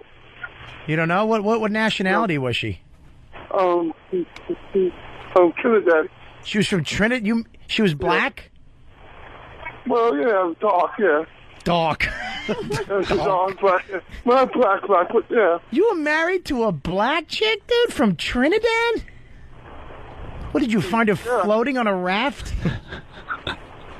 Where'd you meet? No. All right, we're going to take a break in 3 minutes. You got to speed this up, big guy. Where'd you meet? Up in Yonkers. She worked at Burger King and met up in Yonkers. You met her at a Burger King? Yeah. Was she working there? Yeah, she was. She was, and you used to go there every day? Yep. And she used to make you Whopper, and then you went on a... What was your first date? At Burger King? No. Must have been at a diner. Oh, that's great, man. So then she dumped you after 3 years. Do you miss her? Yep. Not at all. No? Did you ever hit her? No, I never hit her. All right, now, did the sex die off after a little while? 10 minutes. Not really. So you had sex all the way up until the end? Yeah. Did you have to hold her down? No, not at all. All right, well, Jesus Christ, Big A, I didn't know you were married. God bless you, man. Well, you know I'm getting married. Do you think I should get married or not? Actually, no. All right. Not in favor of marriage. I hope it works out for you. All right, buddy. All right, well, thank you for calling in, dude. Tell everybody out there we said hi, and I will see you. All right, bye, buddy. Have a good night. All right, bye. All right. Oh. Big A was married. Wow. So that's just the beginning of the old iceberg. Oh no, Trinidad. She must have married him because she assumed he had a lot of money. How would she assume that? Well, with all the money he was spending in Burger King. That like lets somebody know. See, it's a fat joke. That lets somebody. See, if you're going to Burger King, yeah, the amount of money he would be spending in there to, a girl keep from his body Trinidad. going. I'd love to see a picture. God, would I love to see a picture? Oh my God, you can't. And then Danny does the right thing. He calls Big A like, "What the fuck? You got to get on Opie and Anthony and explain yourself here." And he's like, "I don't want to talk about it." Well, the weird thing was like when I first approached him about it, he knew what I was calling about, and he didn't seem like too bugged about it. And then I get an email this morning when I woke up, that he sent out at 3 a.m. saying that he decided that it was a personal matter and he doesn't want to get into it at all. What did his agent, No Filter Paul, get involved? Well, publicist. Publicist and slash agent. I think he was getting annoyed. Hold out, Big A. I think we could get something out of this one. Well, when I spoke to him, he sounded kind of annoyed because he did mention that Paul was trying to find the ex-wife. Okay. Well, No Paul's Filter a Paul. Budinsky. Where's he today? Where's he today? Because he knows a little bit about Get him this. on the phone? Let's get him on I'll the give him a phone. buzz. Let's talk to Paul. Oh, we got to work this story. Paul is fucking a master at finding shit. Yeah. Except for a head that's proper size for his body. He's been unable to locate a head that belongs on anyone who's taller than 1 foot. He's the wrong guy to be fat. It's not even it's that he's got, even if he had like washboard abs, you'd still go, who's the little headed man? He's got a tiny little head. Who's the Lego haired little headed fella? Get over here. And you'd take a hat and you'd take a bobby pin and close the back of it even more and put it on his little head. He has a teensy tiny little head. He's got some wacky DNA in there somewhere. Oh, it's awful. Yeah, there's something going on. It's like somebody in his family fucked a hummingbird. And he got everything except the head size came from the hummingbird and the brain. He's an odd little man. This awful English accent. Oh, 33. 33. Well, it's 33. All right, we'll wait for No Filter Paul to call in. He's kind of like a rat in the sense that his head can get through a space the size of a quarter, but then his shoulders get stuck.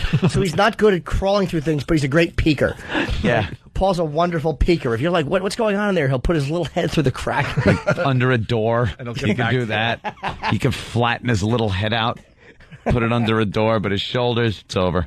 Well, God bless E-Rock. He's looking up Trinidad women right now.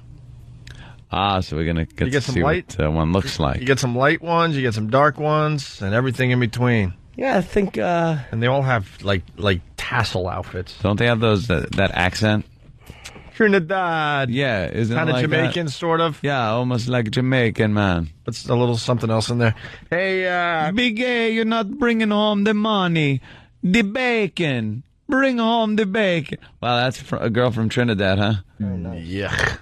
That's very nice. Yeah, the brackets. He has gigantic. Two different opinions on this broad. Gigantic, big Trinidadian tits. Got a Britney Spears belly. Yeah, and it's up to you. What? Slob. There you go. Look at that fucking, in the Middle East, there's a woman sitting with a tent on her head. What the fuck is wrong with people that they live like that? There's a woman, she's like Cousin It. Well, I would like to know. I would like to know what she's saying, but it's also telling you what the NASDAQ is doing right over. Yeah, so you over can't the see these translation of what she's subtitles. saying. The way they fucking treat women in that shithole. Oh, she's got to do this now too. Even if you visit, you got to put the Cousin It, the Cousin It costume. That's a lovely way to treat your women because you can't keep your dick in your pants. Look at what they got to wear. You can't even see. They put a grid in front of their eyeballs, the same color as the. Wow, it's amazing how such strong men are so easily overpowered by pussy. Yeah, they can't take it. Pussy. How about a fucking ankle? That's real conviction. An ankle, and they're losing their mind. Why wouldn't you want to look at women? I don't get that. Look how they have to wrap themselves up. You're in a society where you don't want to look at women. That is so bizarre. And then you could just beat the piss out of one of them right there, and no one could do shit about it. But they'd rather look at other men. Yeah. Well, and hold hands with other men. Yeah. That's good. Was That's she good. begging? A couple of men will hold hands. What do you, for drugs like those boys there are smoking? What is this? I guess, what are they, panhandling? Feel angry and invisible under the burqa. For the West, this veil has been a symbol of women's oppression here. Yeah. But, let's face it, the issue of the burqa is just the tip of the iceberg. Afghan women face... By the way, let it be noted, we're looking at a really hot woman right now. Without her burqa on. Oh, she has to be a reporter? Baby Gul, where I found her, a lone blue figure crouching in the mud. Her future and the future of thousands like her, uncertain. It looks warm. But it's just an embarrassment. We're joining us now live from London. Thanks for being with us. I want to ask you a few more questions about some of the material that we just saw. Blarka. It's a lovely culture. A lovely, yeah, lovely group of people. All right, that's the way you should treat your women. That should be respected and celebrated. They look like ghosts. That's what they're supposed to be. They're just running around. You see nothing of them because apparently the men in that culture can't handle it. So the power of the pussy is bigger than you. Yeah. That's a real man. Can't handle yourself. Yeah. It's good. Lovely. 9/11 tribute songs. We did a few of these yesterday because we're on a little holiday. That was when it first happened, maybe a month after, I guess, maybe even a little less. The song started coming in. These opportunists started thinking, hey, if I write a song and it gets popular, that's going to be great. Then I'll be the 9/11 song guy. Mm-hmm. So they wrote these hokey, awful, maudlin, morbid songs, and they all stunk. Well, we found some new ones. And it was the first laughs. It was really hard to be funny back then because it was like there were like people who had victim in their family and shit calling in. Yeah. Especially here in New York, it was really sad. And there was nothing funny to be said. And then all of a sudden we found an angle that we felt comfortable fucking around with, which was this, which was these awful tribute songs. Here's a new one called Mama Will Hold Me. Uh-huh. This is from Christy Nelson. Oh, these are new? Yeah. Okay. Well, I don't want to look at the words because Daddy try to guess. didn't come home last night, Let's see, and he won't be back next year. No.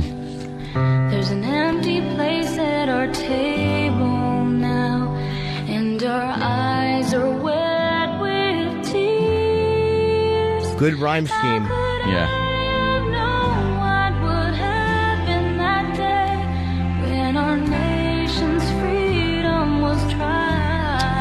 Please. Are we really free in America? Well, it just rhymes. Oh. Like she rhymed "You're in Tears." Hateful act brought our buildings down. This is hour. And innocent people died.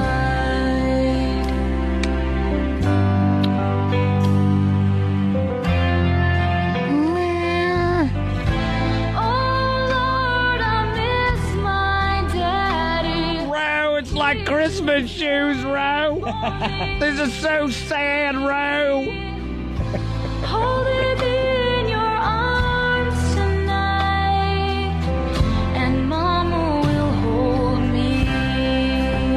You rhymed me with me? Yeah. That can't be done. Oh, boy. Stop it.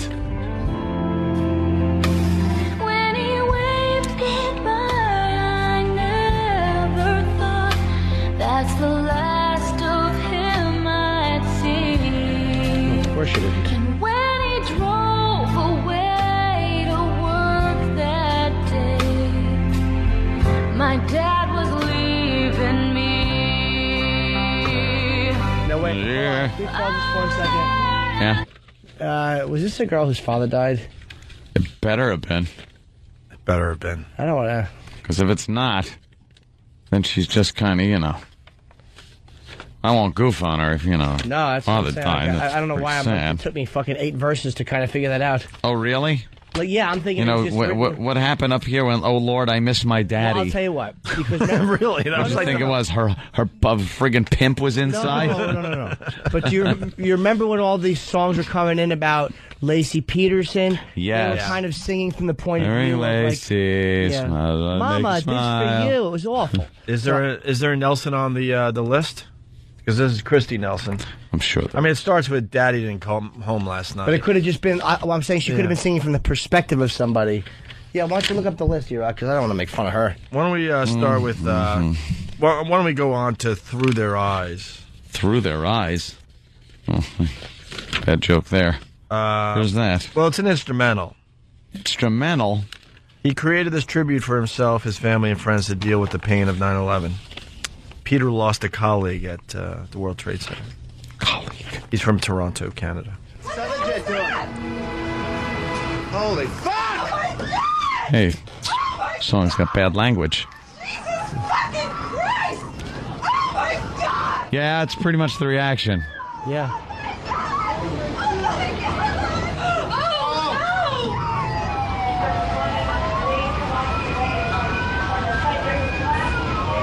There are people leaving the PNC show.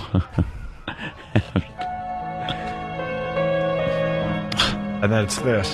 For He could have probably had a 4 different minutes. clip. Instead of that bad acting. Well, but if you're going to have like audio, have audio you can play on the radio. Yeah. Fuck. Yeah, right? Fuck, holy shit. And then into sad platoon music. The other one, guys, I think this chick was like 14 then. I saw her on Larry King. Oh, all right. So, What happened? the first song we played. You taking a listener's word for it? I'm just saying, I don't know. It's someone I don't really recognize, so you're right. All right, then it's this for 4 minutes. I feel bad. Why? Because she's. We didn't really make fun of her. You weren't making fun of anything? You made fun of her? What'd you say, Jimmy? I don't remember. I was making fun of the rhyme scheme and shit. Oh, yeah. Well, you should. I mean, she's got a little tragedy in her life like that. Doesn't mean she's going to rhyme very well. Or goodly. Yeah. Yeah. What about... Do we really want to do this? Where were you? My thing with making fun of the stupid songs is from musicians who are trying to be deep and poignant and somehow use the tragedy to show that they're these deep artists. Right. Well, not even that, Jimmy. They use the tragedy to get some, fame for themselves. Well, that's what I'm saying. No, but not a girl who's like just writing a tribute to her father. That's like depressing. That's sad. Yeah. Originally, it was making fun of artists, prep services, and radio shows. Thank you, E-Rock. And playing the rhyme game. We know that. Freedom Fell. The original song was written by Jay Fiegel. Credits to Jay Fiegel. Recorded and produced at KHCA, Angel 95 FM, Manhattan, Kansas. The Little Apple. Ooh. The Little Apple. It's not. Oh, boy. Freedom Fell.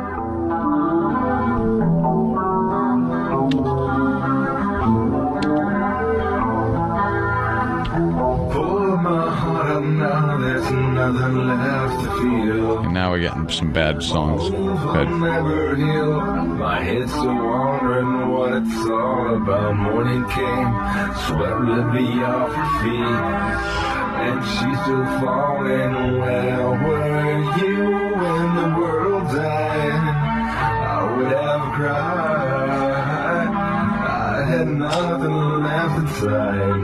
This guy's awful. Atrocious. What time for a breath? Crash Test Dummies.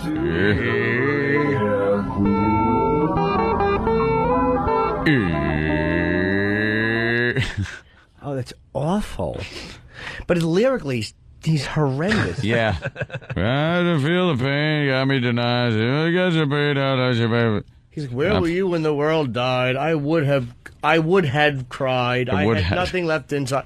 Well, then why didn't you? Where were you? How about just keeping the focus on yourself? Where were you when the world died? Rob, it needs more effect on the voice. Music lessons. Rob from Patrick. More reverb and chorus echo. Rob from Patrickwa. Was this song recorded underwater? Yes. Want to play the next one? Patrickwa. Where is that? It's Patchogue. Oh, okay.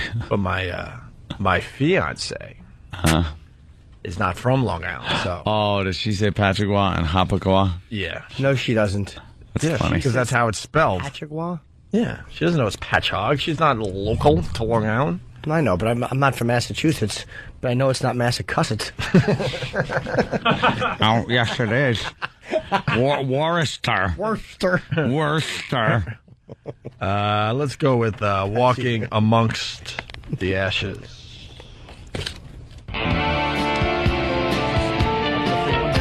What's this? He was there, but I couldn't see him.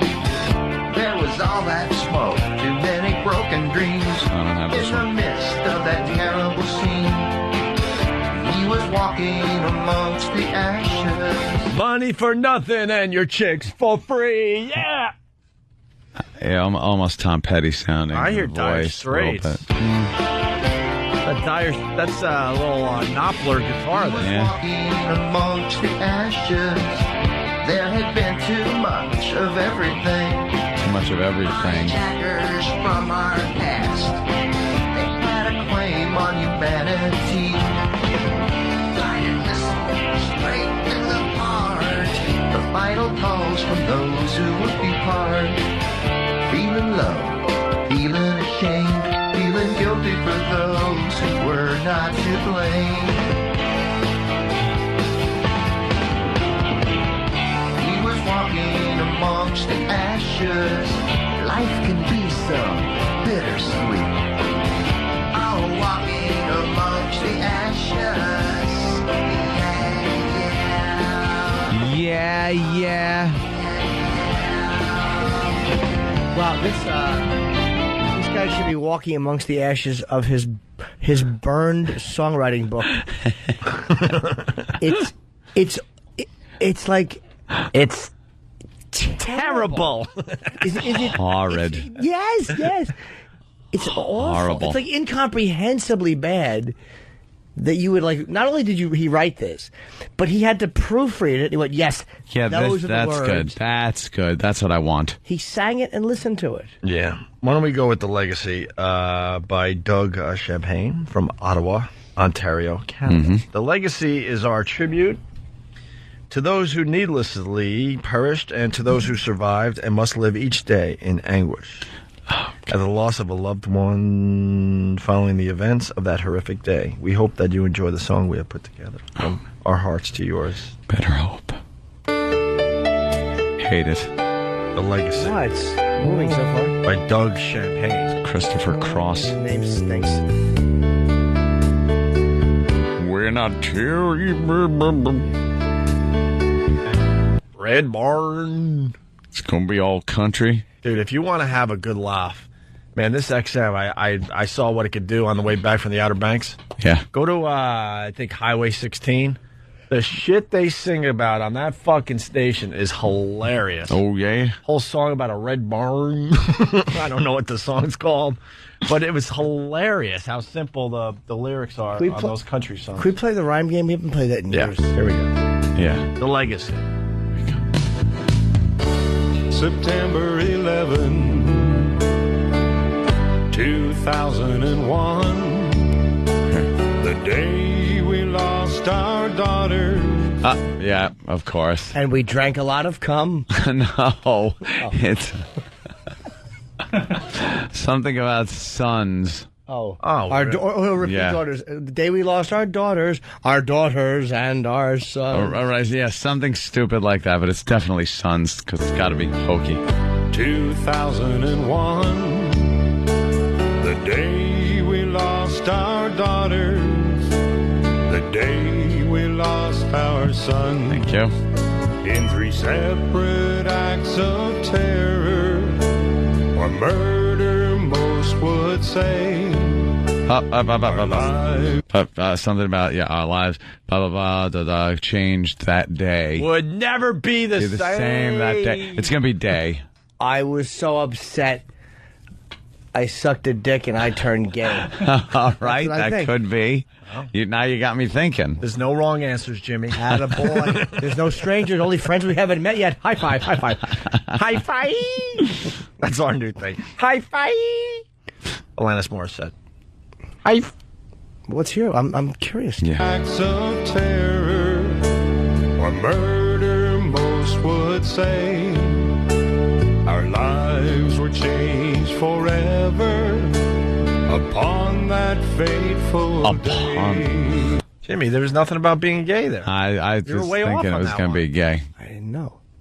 Okay. You were way off. So bad. I'm trying. Come on, rocking now. And the heroes, they were plenty. Some names we'll never know. Okay. Turned gay and blow. No, it's got to be. We'll never know. Wait, should we hear the next line first? Because Well, I kind of like this is really hard. okay, how's it go? Then some names we'll never know. Plenty and some names we'll never know. When picking the team for kickball, I'd go Eenie. No. Meeny, miny. No. I play the next line. We'll see after that one. I'm going to go with nappy-headed. No. What? What happened? Funny. Sorry, who said that? What? They were plenty. Some names we'll never know. They stood there in the stairwell, showing people Where'd it to go? go. I should have known it was going to be go. They stood there in the stairwells. I think they did a little more than that. Yeah, go that way. Down. Dummy. Yeah, if you're in a stairwell, This guy stinks. you already got your direction. You pretty much know which way to go. You're at the end of the old Yeah. map quest. Yeah. You're pretty much being directed by something called gravity. Right. I just don't know. The men and women of New York, they held their post so well. Really? Standing in the darkness. Stop. Yeah, in the something about the burning hell. In that blah blah blah hell. Jessica's still stuck in that well. Hair gel. Swell. Forget pert. I use Prel. How's our new boss, Mel?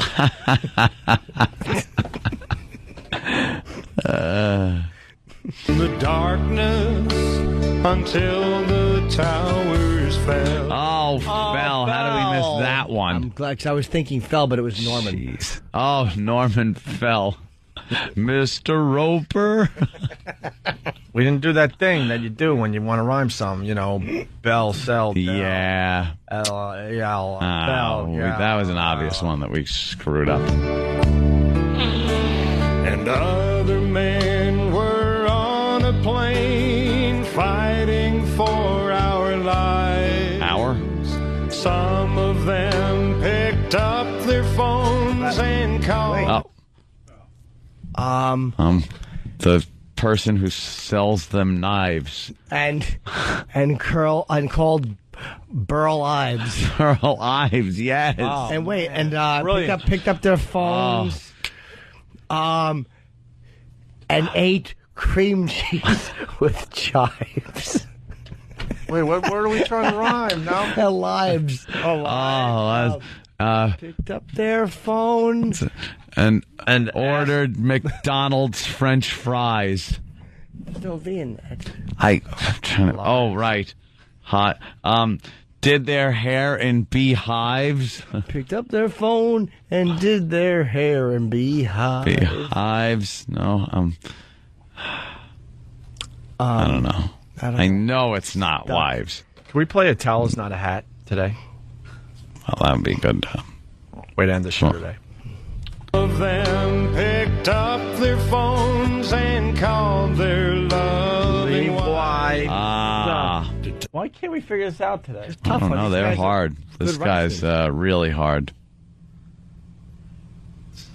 Wives to tell them that they love them and to say goodbye, for the deck was stacked against them. So they had a ham on rye. Right. Let's see. Okay. They hid because they were shy. And Ronnie hopes Earl dies. Coming in on Pal Talk. Very good. We ready? No. Wait, do you have anything in it? What was the last line? What was the last word? To tell the wise goodbye. I don't know. But well, the bad guys. Were they all ate apple pies? Yeah.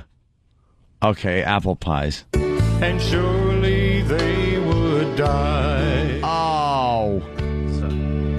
In the Pentagon in Washington, just going about their lives. Going about. Hundreds more just did their jobs, not knowing they would die. Now their memories will not leave us. They did not die in vain. We always will remember. Lady dies, husband was hit by a train. Or the smart guy from Escape from New York was Brain. Is that it? What word are we trying to rhyme? Us? No. Vain. Oh, they didn't die in vain. Vain, and we always will remember. All of their name. The front of our pants with a cum stain. Oh, wow. Why not? You never had one? What? I'm the only one. Please. Oh, I have one. That from? What's that from? It's a cum stain. You think I just improv this stuff? It's here. I live it. This is real life, kiddo. Big boy has a cumsy stain on his underpants. It's not in your underpants. It's on the outside of your jeans, and that I have every right to say, how did that get there? Oh, well, who knows? Maybe the pants were open or something, and I was doing something discreetly. What's the line? They had not died in vain. We will remember. We will remember the song called Chocolate Rain. Chocolate Rain.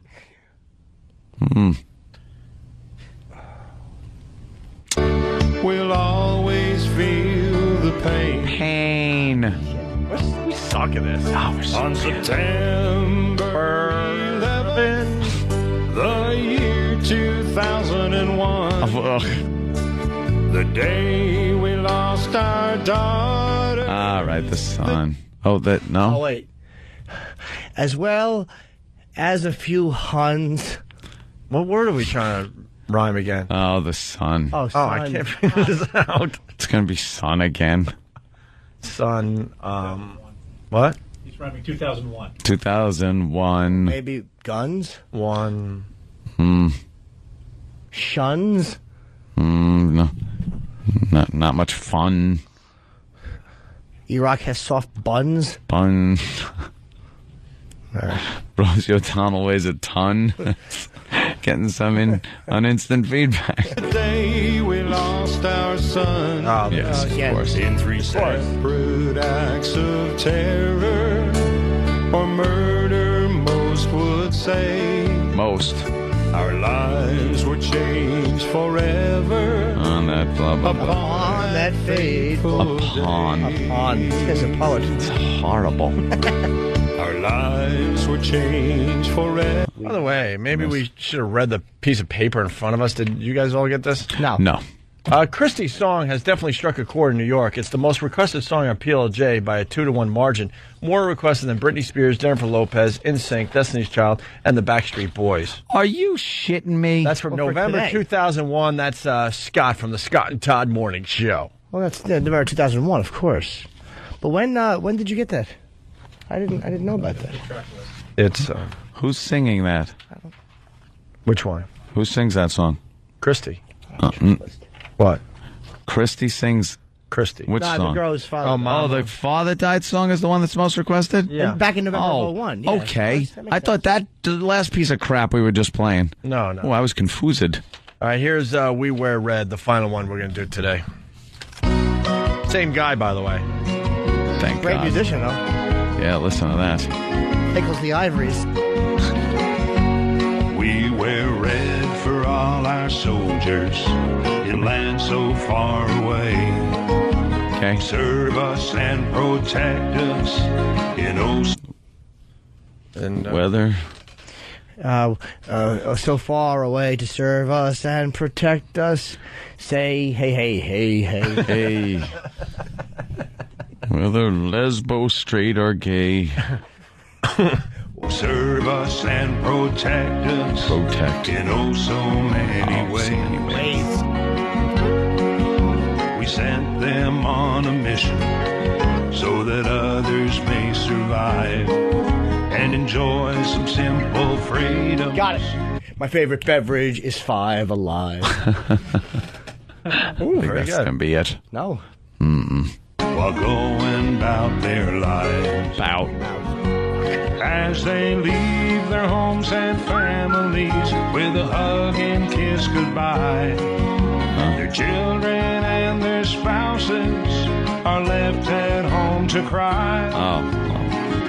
Should have done that one. We're red for all our soldiers to support them while they fight to end the world terrorism.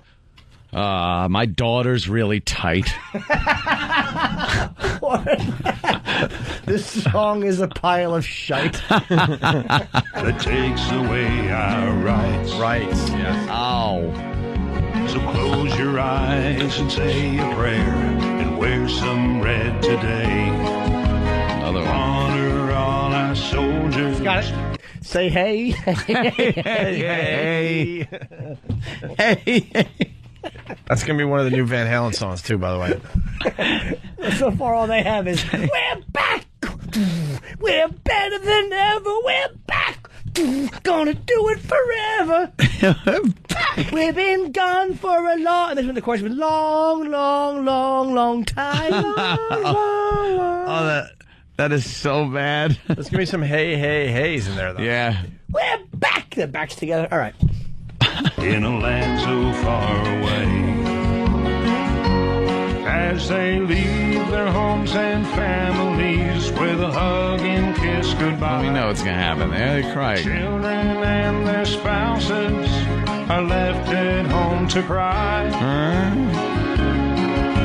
So close your eyes and say a prayer and wear some red today to honor all our soldiers. Say hey. Bravo, Jimmy. Nailed it again. In a land so far away. Hey. To honor all our soldiers in a land. Hey. Hey. That guy is a piece of shit. It's just horrendous. I hope his fucking car was eventually accordioned between two dump trucks. Just listening to his own shitty music. Just accordioned. All they did was that they saw a car that was 8 inches wide with awful music coming out of a barely surviving speaker. Okay. And it'll answer forever. Yeah. His hips were crushed into one leg. Fucking guy stunk. All right, listen. Capitalizing zilch. Jesus Christ. Why don't you sell hats with towers on them? Like fucking beer, you fucking cunt.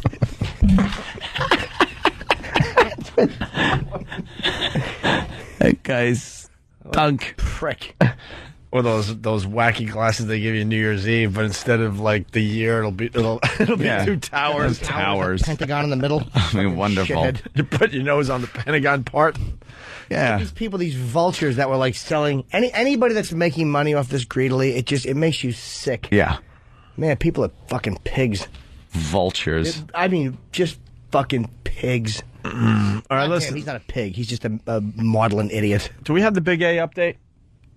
He's still fat. Big A, we're not going to forget about this one, so you got to come clean and tell us a little something. Yeah, come clean. See? Big A update from an anonymous friend of Big A's. And this is the Trinidad girl.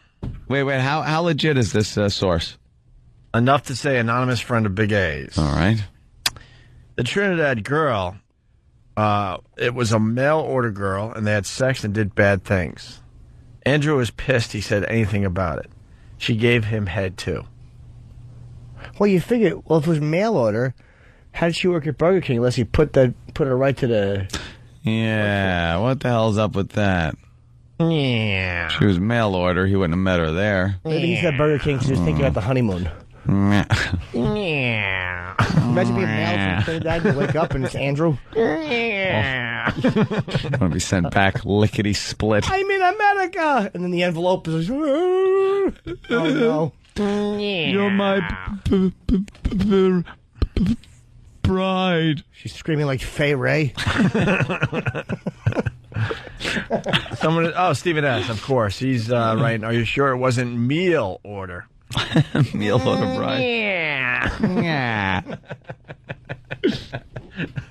Just dicks. Say hey. Hey. Yeah. Big A. Come on, Big A. Yeah, Big A. Don't make people start, I don't know, writing parody songs or something about Yep. mail order bride from Trinidad. We could go with that route until you finally, oh, God. Someone's saying, it's Pat from Menaki. She didn't give him head. He took her head. Yeah. And she's not from Trinidad. Yeah. She was crying and she said, "Where's my dad?" Pick the poor girl up. Yeah.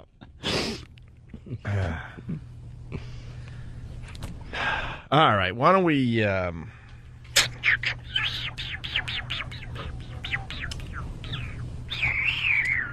Yes. I'm just reading. What happened? Oh, really? Line of the day.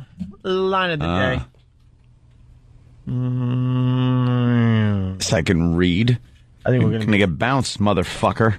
Line of the day is brought to you by... Yes. Guess. Bodogfight.com. What? Oh. No? They don't know. No such thing. No. Line of the day is brought to you by... Dish. No. Oh, damn it. Apple? No. I'm not gonna get it. Wait, I might. Hold on. Dan. Hold on. You're just starting in broadcasting. Hold on. You'll get to this point, too. Dan's like, they're not going to guess it. I wait a minute. Hold on. Shiitake Mushroom Corporation. No. Depends Undergarments. Is it new? No. Sort of new. Does it have new in the name? I don't know Damn what it. to start with. That's fair.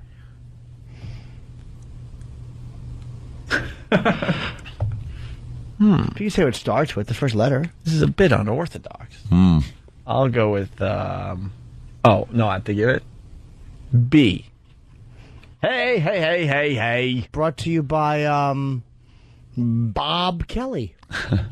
No. Bo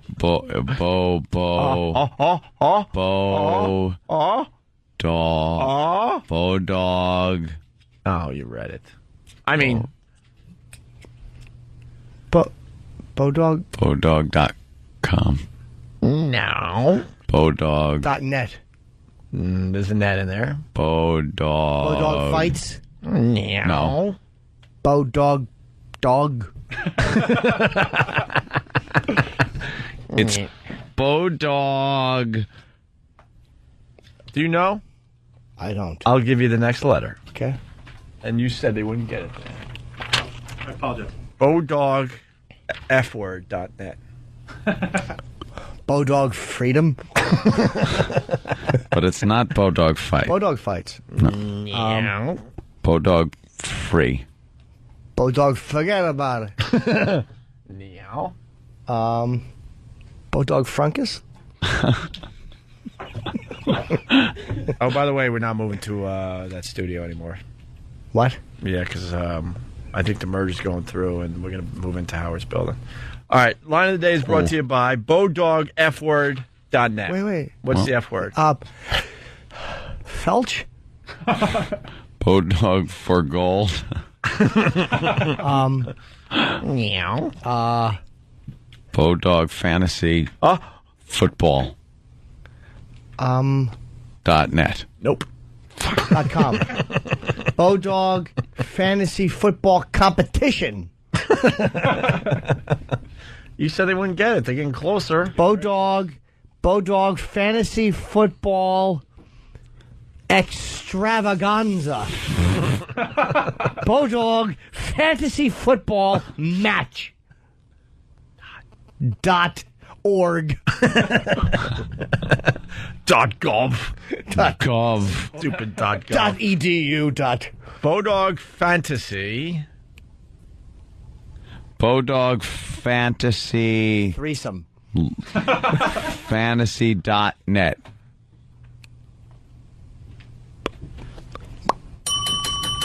Bodogfantasy.net. Yeah, if you're playing fantasy football this year, head over to BodogFantasy.net for everything you need to win the season. Where? Bodog. Oh. What happened? Fantasy.net. I wanted the answer to be BodogFruit.net. Fruit. Funny. Bodog fruit. Here's a runner-up line of the day. Is fucking a master at finding shit. Yeah.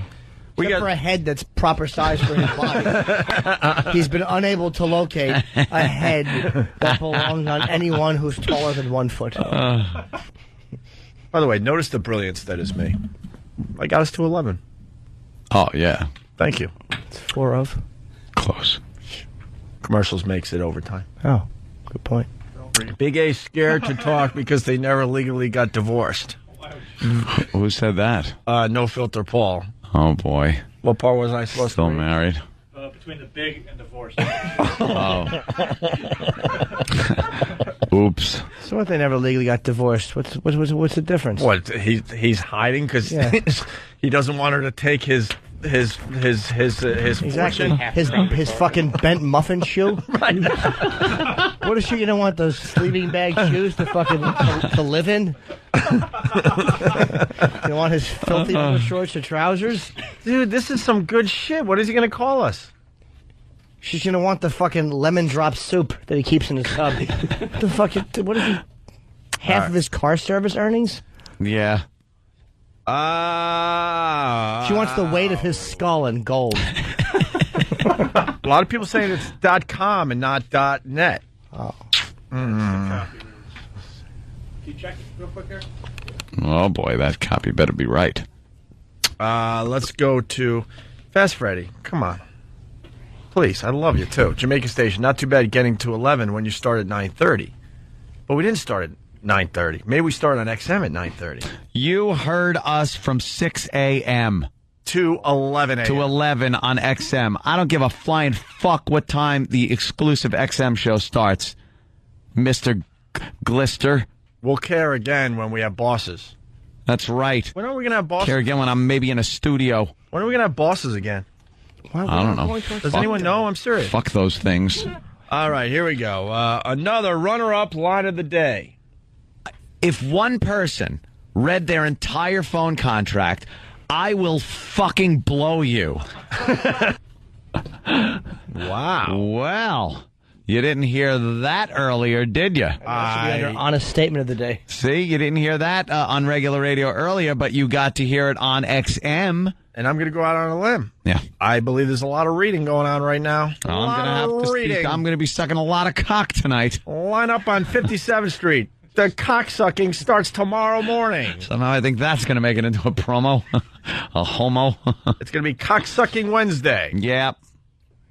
I know. Both .net and .com work. Oh. Was I allowed to read that one? Sure. Okay, good. That's awesome. That is handy.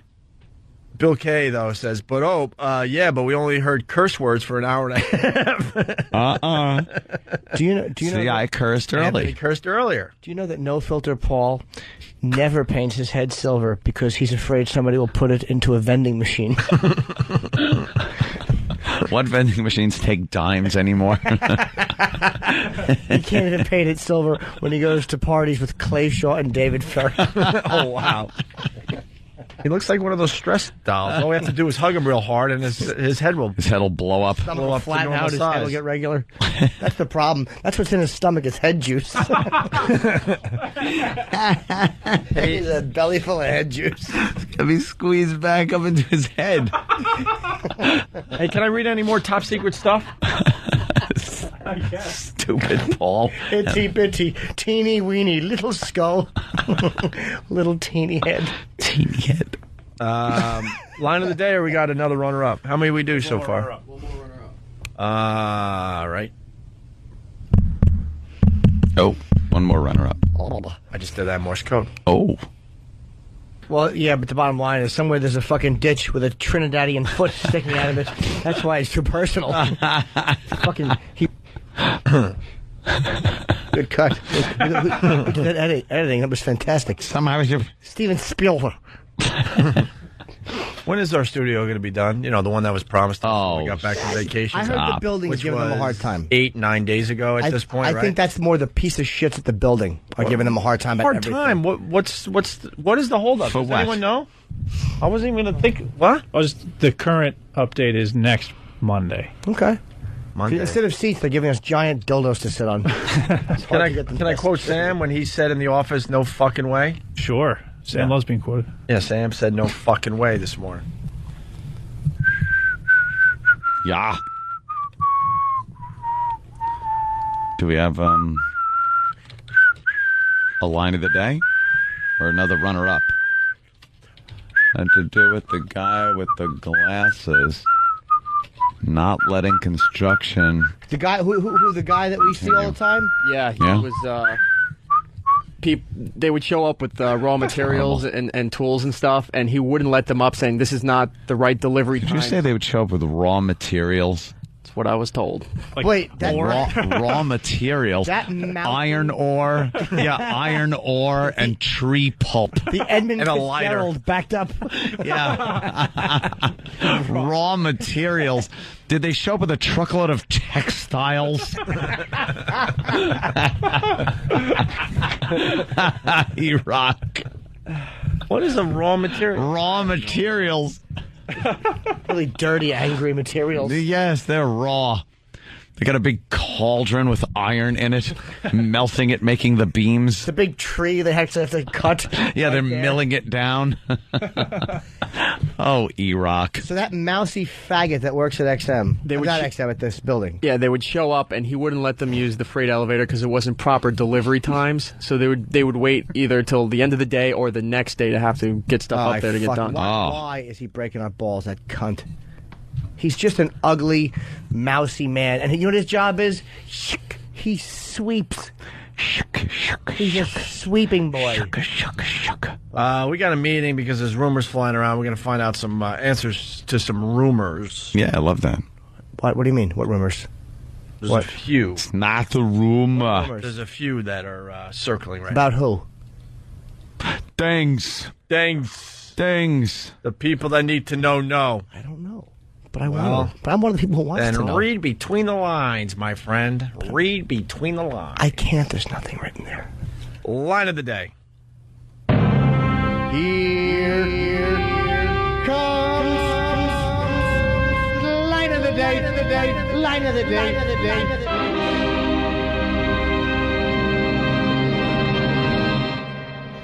We're red for all our soldiers to support them while they fight to end the world terrorism. I got it. My daughter's really tight. Ush.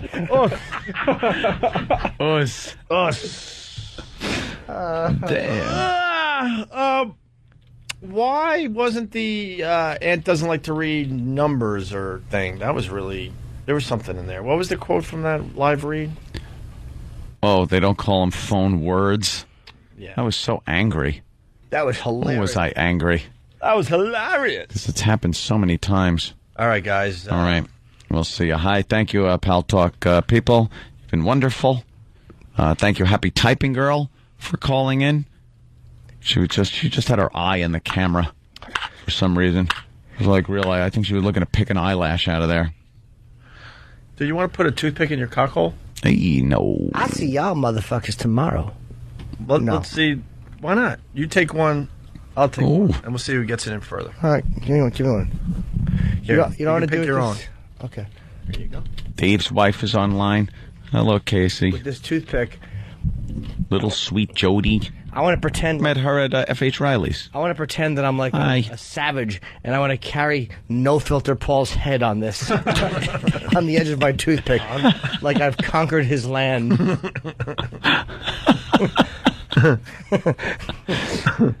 Hey, I should have got something from my pimple on the sewer pipeline. But that was a Jimmy Schubert line. Can you do more Jimmy Schubert? I can if I think of it. I don't but, feel like leaving. I don't. It's good when it doesn't even make sense. I don't even want to just. I don't want to just keep talking and all of a sudden yanking on your bones. Right, next thing you know, you got potato flakes all over your schmeckleback.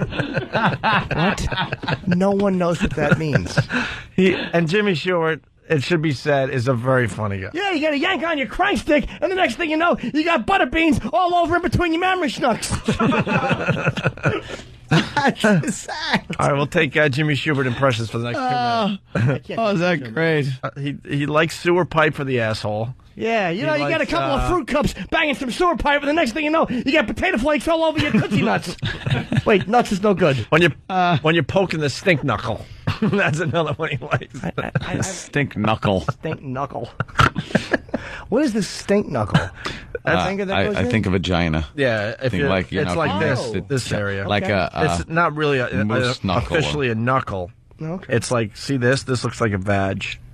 Like a tight vag right there, see? And this could be maybe the pussy lips. But the knuckle could be like, I have to tinkle. A bump. No. Something. G'day, folks. What? You leaving?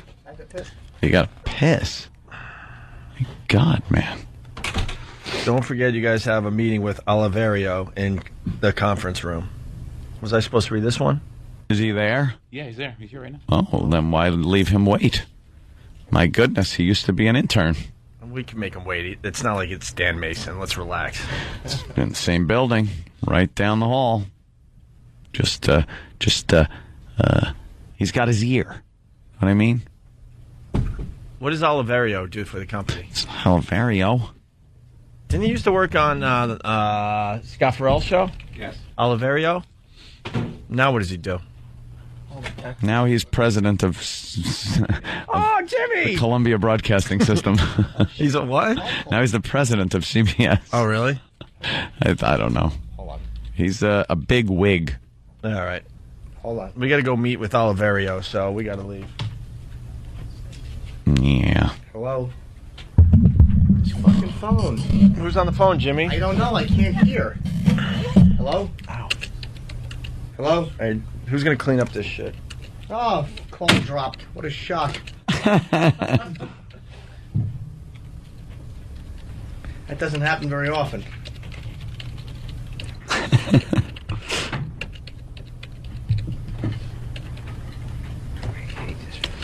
All right. Well, oh, we got a meeting. I don't know my party's extension.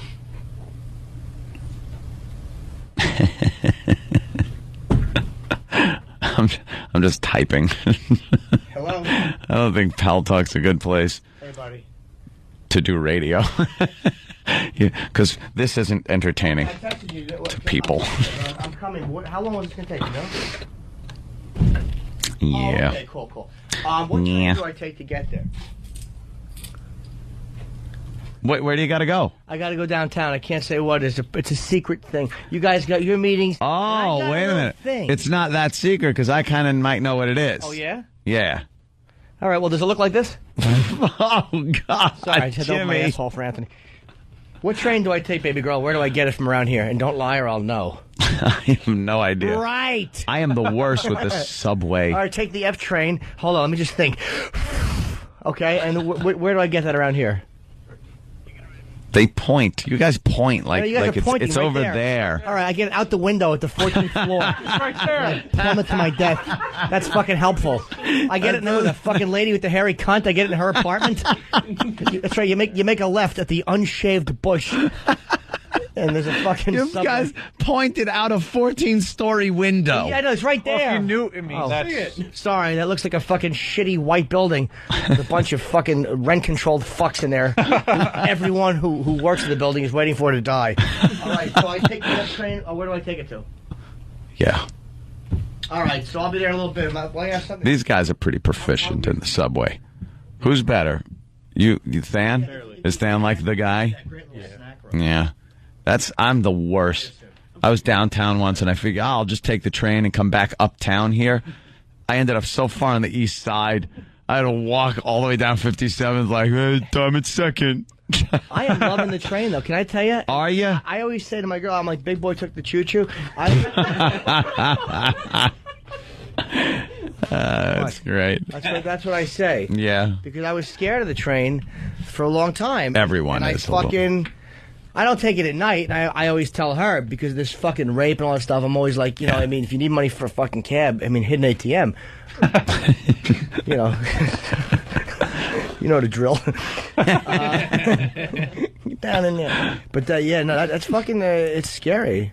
But you like the idea. Like, I like around. going on the train and then popping up, and when everything works, it's amazing. It's like, oh, that cab ride would have taken like an hour. And then you're up. Dude, do you understand? I laugh at traffic now. Do you? Loudly. On the train alone. They're like, what are you laughing at, kiddo? I'm like, the traffic. Yeah. And they rob me. Exactly. Well, oh yeah, this Saturday in Camden, the Traveling Virus show. Tickets available. Yeah, right. Mm-hmm. I like saying that. Camden. We're going to Philly. What? Tomorrow. Like tomorrow after the show. Tomorrow after the show. Holy we have that big shit secret cakes. event planned. Right. Yeah. You don't know about that? Oh, please. Come on. I found out we have shit to do like Friday after that show. Hopefully it's throw mud on fucking Steve's white sneakers because they're really annoying me. Ugh. good. Look how white and shiny they are. What I don't like is on the lip. Can we see them from the other angle? Can I see? Oh, they're fucking Air Jordans. They're great. From somebody who has the mobility of a fucking a rock. You'd be surprised at my mobility. Jordans. All right. Good one. Way to get me. Oh, yeah, Buster? You'll be surprised at my mobility. Well, the only way to really prove it is to jump across the console and cave his head in. That would be before he can run away. That would be surprised. I would be surprised / unpleasantly so. I would be unpleasantly surprised at your mobility. Because you could say you'd be surprised at my mobility and then run over with an Aussie CD. And I'm surprised at how quickly this gift got to me. This is a surprise. But I'd leap across the console and cave in your head would be a surprise of a different ilk. All right, take your Air Jordans and let's leave. Let us leave. Thank you for listening, all. We will see you in the morn. Ba ba ba ba ba ba ba ba ba ba ba ba